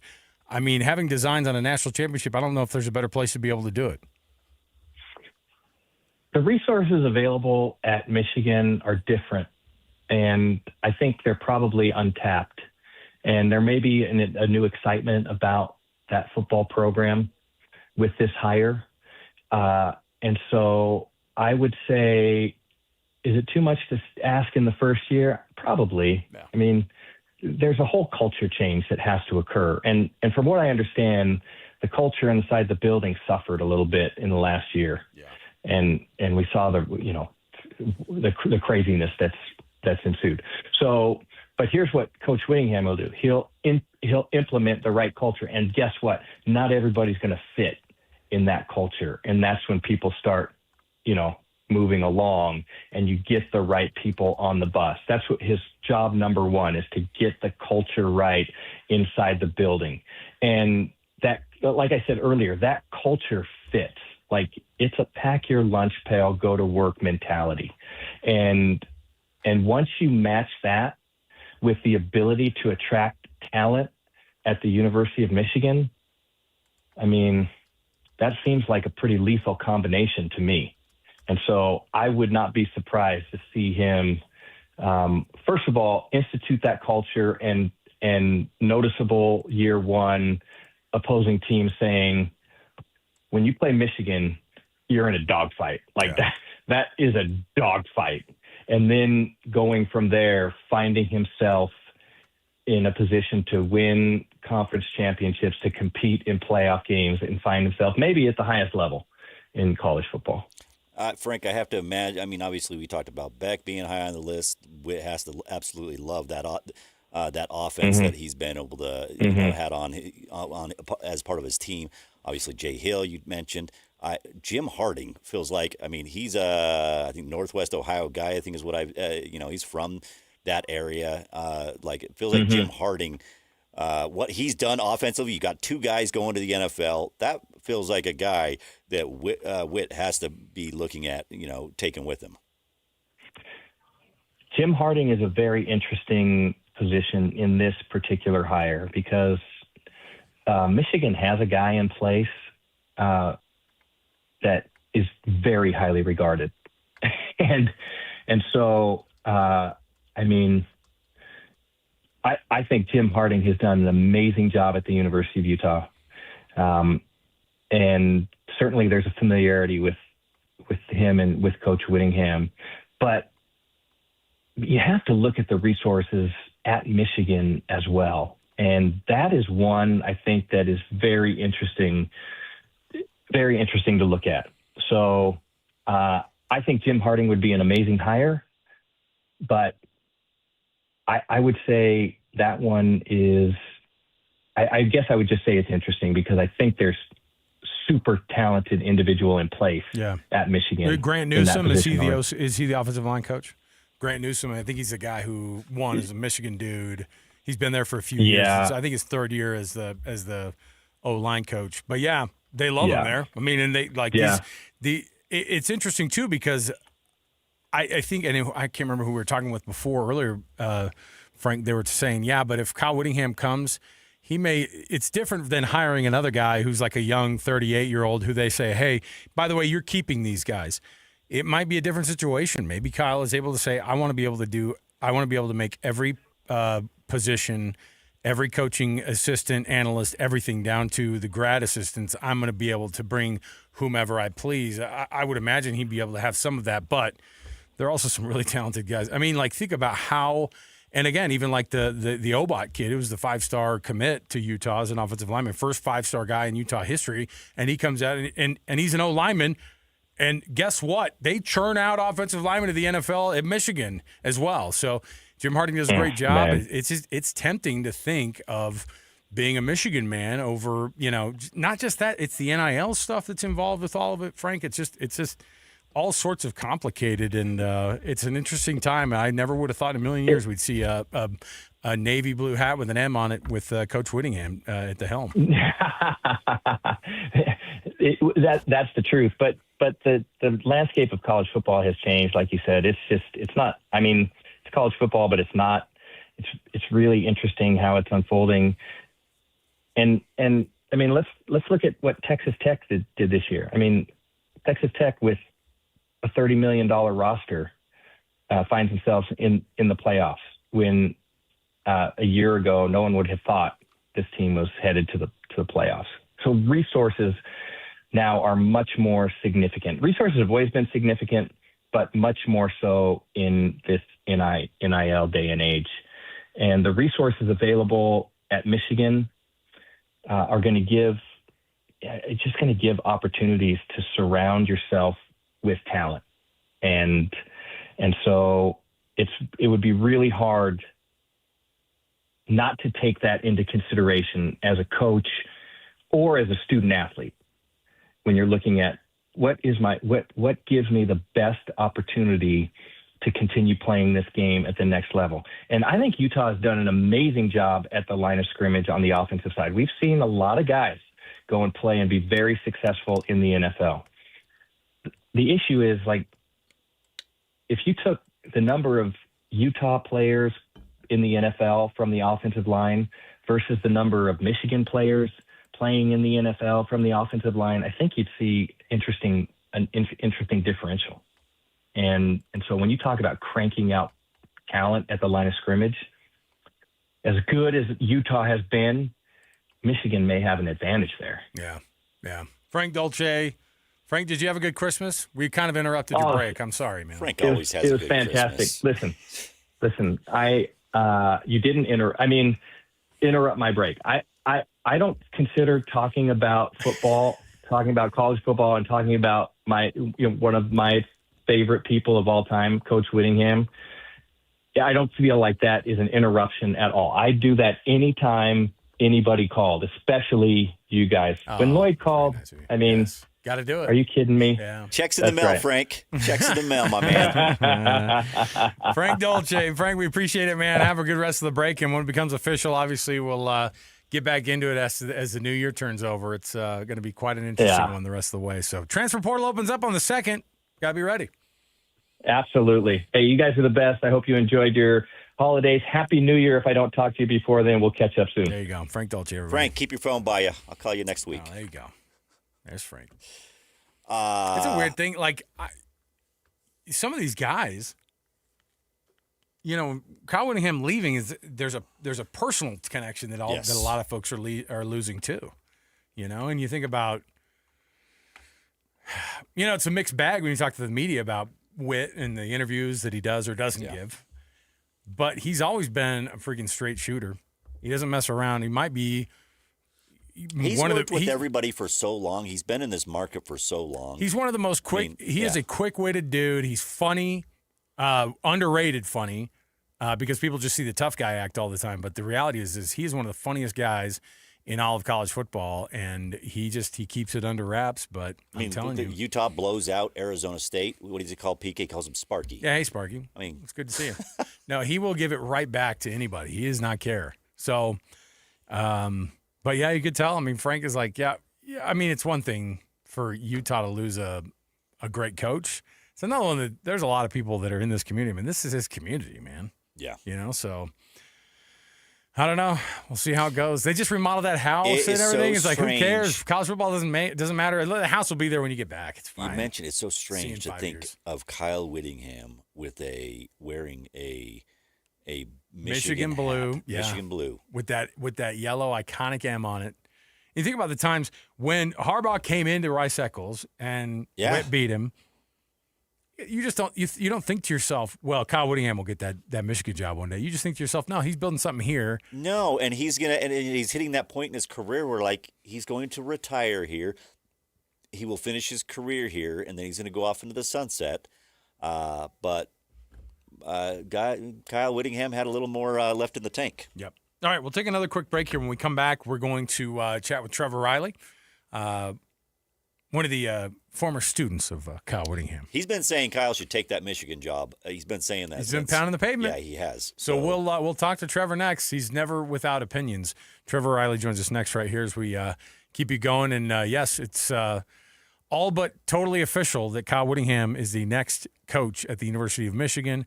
Reportedly a 5-year deal being reached between the two parties, and it just takes Kyle having to break it to his former team and then likely going out to see his new team, Michigan, who's going to be playing in the Citrus Bowl in Orlando come next week. All right, we'll take a break. We'll come back. 97.5 the KSL Sports Zone. Get the latest Utah sports headlines delivered to your inbox with the KSL Sports Newsletter. From the Jazz, Utah Hockey Club, BYU, Utah, Real Salt Lake, and more. Be in the know of all things sports in the state of Utah. Visit KSLSports.com to sign up for the KSL Sports Newsletter. Stay up to date with everything Utah Jazz related with the new Jazz Notes newsletter. Get draft updates, analysis, and be the first to know about every off-season move. Visit KSLSports.com to sign up for the Jazz Notes newsletter. The Utah Mammoth and Smiths are teaming up to get you to the game with qualifying Smiths purchases. You can score single goal view tickets, hot dog and a bottle of water included for just $15. The catch? These tickets go fast. Download the Utah Mammoth app, enable push notifications, and be the first to know when new tickets are released. Shop at Smiths, then snag your seat for $15. Simple. Grab the Utah Mammoth app today and watch for the next release. Tusks up. Be advised, this is your opportunity to save up to 40 to 80% on a hot tub or swim spa this weekend only, today through Sunday. Mountain America Expo Center. Be advised, this is your opportunity to save up to 40 to 80% on a hot tub or swim spa this weekend only, today through Sunday. Mountain America Expo Center. 18-month interest-free financing. Our factories have demanded we sell 1,000 hot tubs and swim spas this weekend. Mountain America Expo Center. Huge factory incentives, factory rebates, this weekend only. Mountain America Expo Center. We can remove your old hot tub. Free delivery of your new hot tub. Hot tub starting at $2,999. Mountain America Expo Center. Free delivery of your new hot tub. Just relax and enjoy. Mountain America Expo Center. Today, 2 p.m. to 8 p.m. Saturday, 10 a.m. to 8 p.m. Sunday, 10 a.m. to 6 p.m. Free admission, free parking, free delivery. Mountain America Expo Center. Call 833-SPA-SALE or visit hottubandSwimSpaSale.com. I am dedicated. I am TNT. With Team in Training, you will reach your best physical self so blood cancer patients can reach theirs.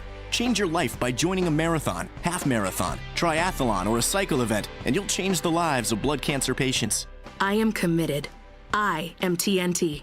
After 600,000 participants and almost $1 billion raised for treatments, TNT has helped the Leukemia and Lymphoma Society make a significant impact in the advancement of blood cancer therapies that save lives every day. I am making a difference. I am TNT. Join TNT. Expand your circle of friends to be part of a very special community. Train with world-class trainers and have the chance to be part of the most exciting endurance sports events in the country. Or train on your own schedule with TNT Flex. Join TNT and fundraise while you train and take part in getting us all closer to a world without blood cancers. Join TNT now. Go to teamintraining.org. Is your financial advisor offering you up to a 30% upfront bonus? Or are they promising you up to 10% growth per year, all for your retirement income? If not, then you need to come to Trajan Wealth. I'm Jeff Jr., founder of Trajan Wealth. If you have a plan to retire within the next 10 years, don't wait only to find out it's too late. I've seen hardworking folks like you retire only to be required to go back to work, all because their advisor told them guarantees like these were too good to be true. They're not. That's up to $30,000 upfront or up to $10,000 per year on $100,000, all guaranteed for retirement income. Don't keep working when you're supposed to be retired, and don't let any financial advisor tell you it's too good to be true. Call Trajan today, 801-210-6800. That's 801-210-6800. Annuities, not advisory products. DBA Trajan Wealth Insurance Solutions. Additional disclosures at TrajanWealth.com. Gear up for the holidays and conquer that to-do list in a new Chevy truck. Now is the time to get red tag savings on the 2026 Silverado. With 4 powerful engine choices, impressive towing capability, and legendary dependability. Or choose from other great offers on Colorado, giving you clever and convenient bed and tailgate functionality, plus outstanding torque for big adventures. This holiday season, it all comes together in a Chevrolet. See your Rocky Mountain Chevy dealers. All right, Utah, this is your shot. KSL and Ivory Homes are teaming up to send you to the big game in Santa Clara on February 8th. If you've ever dreamed of stepping onto football's biggest stage, the time to play is now. To qualify, just stop by any Ivory model home between now and January 31st. Walk through and ask about Ivory's super low rates, as low as 4.99% for a 30-year fixed. So get off the sidelines, visit an Ivory model home today, and enter for your chance to see the most incredible halftime show and the ultimate football experience. Start now at ivoryhomes.com/super. That's ivoryhomes.com/super. This sweepstakes is open until January 31st, 2025 for residents of Utah who are at least 18. No purchase necessary. See the official rules at ivoryhomes.com/super. Okay, Joy, let's go for a ride. So the car lights are on. You got it. And to adjust your seat, you got to. Have you driven this car before? Nope, never driven this car in my life. Hey, Doug, you want to buckle up? Funny, usually I'm the one that has to tell the customer to buckle up. Free test drive for the new 2025 Mitsubishi Outlander at Doug Smith and American Fork. Get 0% APR financing for 60 months on all new 2025 Mitsubishi models. No one knows Mitsubishi like Doug. The KSL Sports Zone is your home for live local sports. Tonight, the Utah Jazz host the Detroit Pistons. The game tips off at 7:30 on 97.5 The Zone. Tomorrow, BYU in the bowl game versus Georgia Tech. The Pop-Tarts Bowl kicks off at 1:30 on 102.7 FM. And the Jazz will be in San Antonio to play the Spurs at 6 o'clock on 97.5 The Zone. If you want to hear your company's name here, email Stephanie Palmer at spalmer@ksl.com and join the winning team at the KSL Sports Zone. The KSL Sports Zone and Hercules Credit Union are highlighting people that impact youth sports. Nominate the youth sports volunteer you know for the Hercules Hero of the Week at kslsports.com. Broadcasting from the Mountain Home Services Studio, this is 97.5 KZNS FM Colville, 1280 KZNS AM Salt Lake City, and 102.7 KSL FM HD2 Salt Lake City Midvale. This is 97.5, the KSL Sports Zone.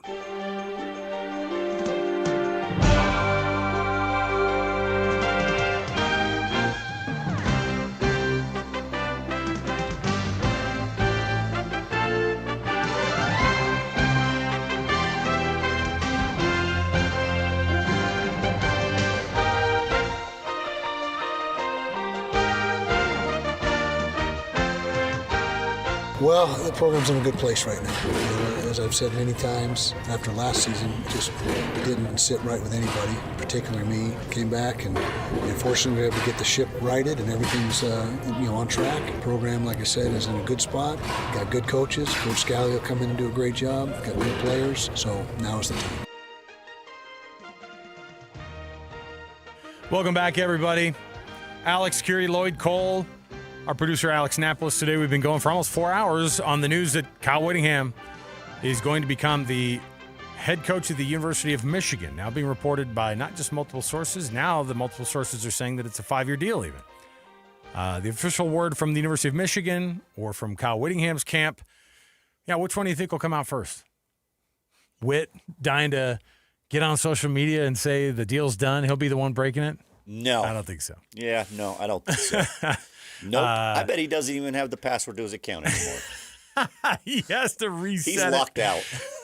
Jamie, you're going to get a code sent to your email. You tell me what that code is, and I got to sign back into my account. Can't send it to my Utah email because that doesn't work that anymore. Doesn't work anymore.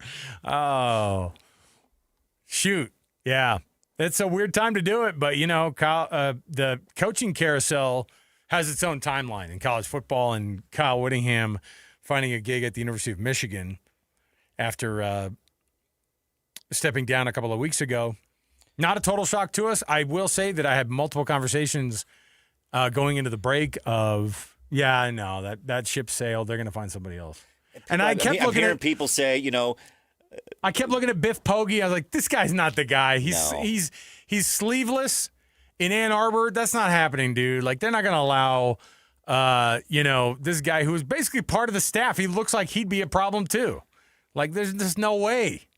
It's wild. I know Kyle Whittingham has some gas in the tank. I did not think that, wanting to go deal with that Michigan headache would I didn't have that on my bingo card. I just didn't.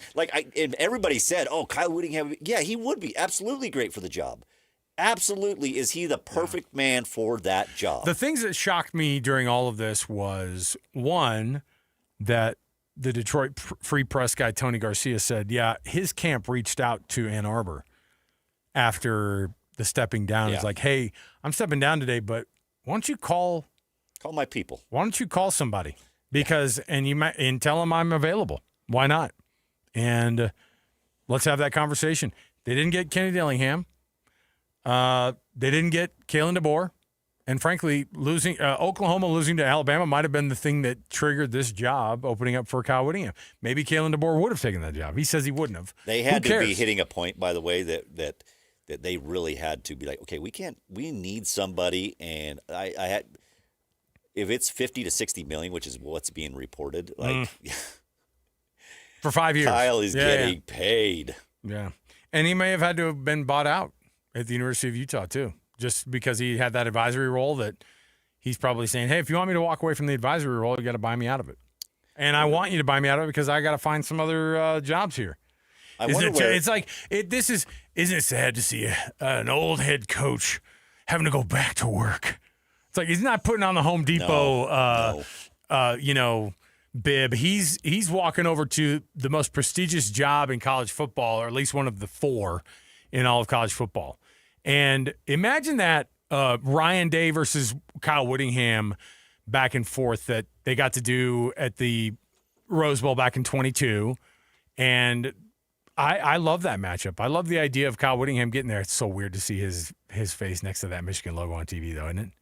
Yeah. It's so weird. Won't get used to it. No, we'll see. I did want to get out to one of the biggest Michigan fans on the planet and let you know what Provo Dave thinks about Kyle Whittingham coming to Michigan, because as a Michigan alum, he has a little bit of skin in that game. He might even actually have NIL skin that he's thrown into the game as well. But here's what Dave Portnoy took to social media to say. I think the cuss words are bleeped out, but guess what? This is the kind of guys you get, and he was pretty excited. We are so back, I don't even know what to do about it. Listen, I was a little worried about this Michigan coaching search. Not gonna lie, I was saying, I hope we know what we're doing. I hope these guys in charge, I don't even know who that is, but I hope we have a plan because time is a ticking and I'm getting nervous. You saw Kalen DeBoer. No, I didn't want him. You saw Dillingham didn't get offered. I was like, oh, I would have loved Dillingham. And then what happens? Kyle Whittingham. Yes, Kyle Whittingham from Utah. 2 decades at Utah. One of the greatest coaches in the history of college football. Listen, Provo Dave knows him well. He built a powerhouse, tough, physical, man, Michigan-type football. I've heard Urban Meyer, he never dreamed this. I heard Urban Meyer whisper in production meetings at Big Noon Kickoff, man, that Whittingham's the best coach I've ever seen. And now he comes to Michigan. This isn't just rebuilding, restarting. This is the beginning of a dynasty. The Michigan ethos, the Michigan man mantra, it's back. This is an upgrade. I never wish ill will on anything. I never want my head coach to be having an affair with his executive assistant and then run into her house with a butter knife and threaten to kill himself in front of her and harm. Nobody wants that. But when you put your bet on a pillow, a Michigan man pillow at night, and you think how this thing shook out, honestly, it couldn't have shook out better. We now have one of the best coaches in the history of college football leading the best program in the history of college football. This thing, I couldn't be happier to welcome Kyle Whittingham to the Michigan Man family. He is an honorary instant Michigan man. And if I'm Ohio State, I'm not worried about the playoffs. I'm worried, will we ever beat this team again? It is great to be a Michigan Wolverine. Say it together. It's great to be a Michigan Wolverine. It's great to be a Michigan Wolverine. I think he's excited. Yeah. You might be excited. Just a little bit. I love the hyperbole, though. The best coach, one of the best coaches in the history of college football, going to the best program in all of college football. You got to love the confidence from Provo Dave. Now, look, you can't deny the fact that Michigan, I mean, on paper, they have the most wins in college football history. And it's one of the few who have 1,000 wins, if not the only team who have 1,000 wins all time. And so it's a legendary program. Massive. It is. And it's the blue blood of blue bloods. If Kyle Whittingham is able to not just do well, but in that first 5 years, I say the first 5 years because 5 years he'll be 71. And a Kyle Whittingham 71 years old is the rest of us at 60. I'm convinced. and you could see them signing him up. He could do a solid 8 years at Michigan by the time it's all said and done. And if the deal is done today, like they're saying, and he has 5 years, you're only extending him for about 3 to be able to get there. So I feel like he's gonna coach in this Michigan Ohio State rivalry, and he's gonna think it's tame compared to the Utah. Oh, BYU you know rivalry. what? I don't know about that. This is the game, dude. This isn't like this one doesn't have a fun, quirky name to it. This is the game, dude. Yep. So, all right, Lloyd, you have fun? You know what? I had a good time. I don't think you and I have ever done almost 5 hours together. No. It was fun. Yeah. We got to the point where they pretty much it's official. Yeah. We tried to make it as far as we could, and it's like, we got people come on that came on to talk about it. A big thanks to literally everybody on staff. All of our staff, yep. All of our staff. We had Frank Dolce check in. We checked in with a Michigan beat writer. Yeah. All of our insiders from Utah to BYU. Like, it was all hands on deck, and that's why you listen to the KSL Sports Zone, because nobody breaks it down and covers it better than us. Okay. For Lloyd Cole, I'm Alex Curie, our producer today, Alex Napolis, nice enough to come in and also do some extra time as well. Big time shout out to Alex Napolis. Hey, how was that sandwich, Alex? How was that ham? Delicious. I brought in Alex a ham sandwich. Yeah. Listen, Napolis and I have been talking about pozole and tamales, and I'm sure the ham sandwich comes in a distant third, but I'm sure it was good. It's fine. I'm going to go down. No tamales, no pozole. You think I'm not going to roll by the KSL fridge downstairs and have myself a gander? Some of that ham in the fridge? I might go make me Freaking another ham sandwich. Absolutely. All right. We appreciate you joining us here. You're going to get the biggest breakdowns, of course, right here on the KSL Sports Zone. A College Football Saturday Bowl edition is going to be tomorrow. I'm sure they will be talking a little bit of Kyle Whittingham in Utah. I don't think it'll be just a BYU bowl breakdown. I think you're going to get a little bit of all of it. We're going to get a lot, and we'll get you rolling there. So stay tuned in here. More to go, and you don't want to miss, of course, as we turn the corner on Monday as well. Across the station, you're going to get the full breakdowns, and we'll have a ton to talk about. So for Lloyd and Alex, I'm Alex. We'll see you next time, everybody. 97.5 the KSL Sports Zone.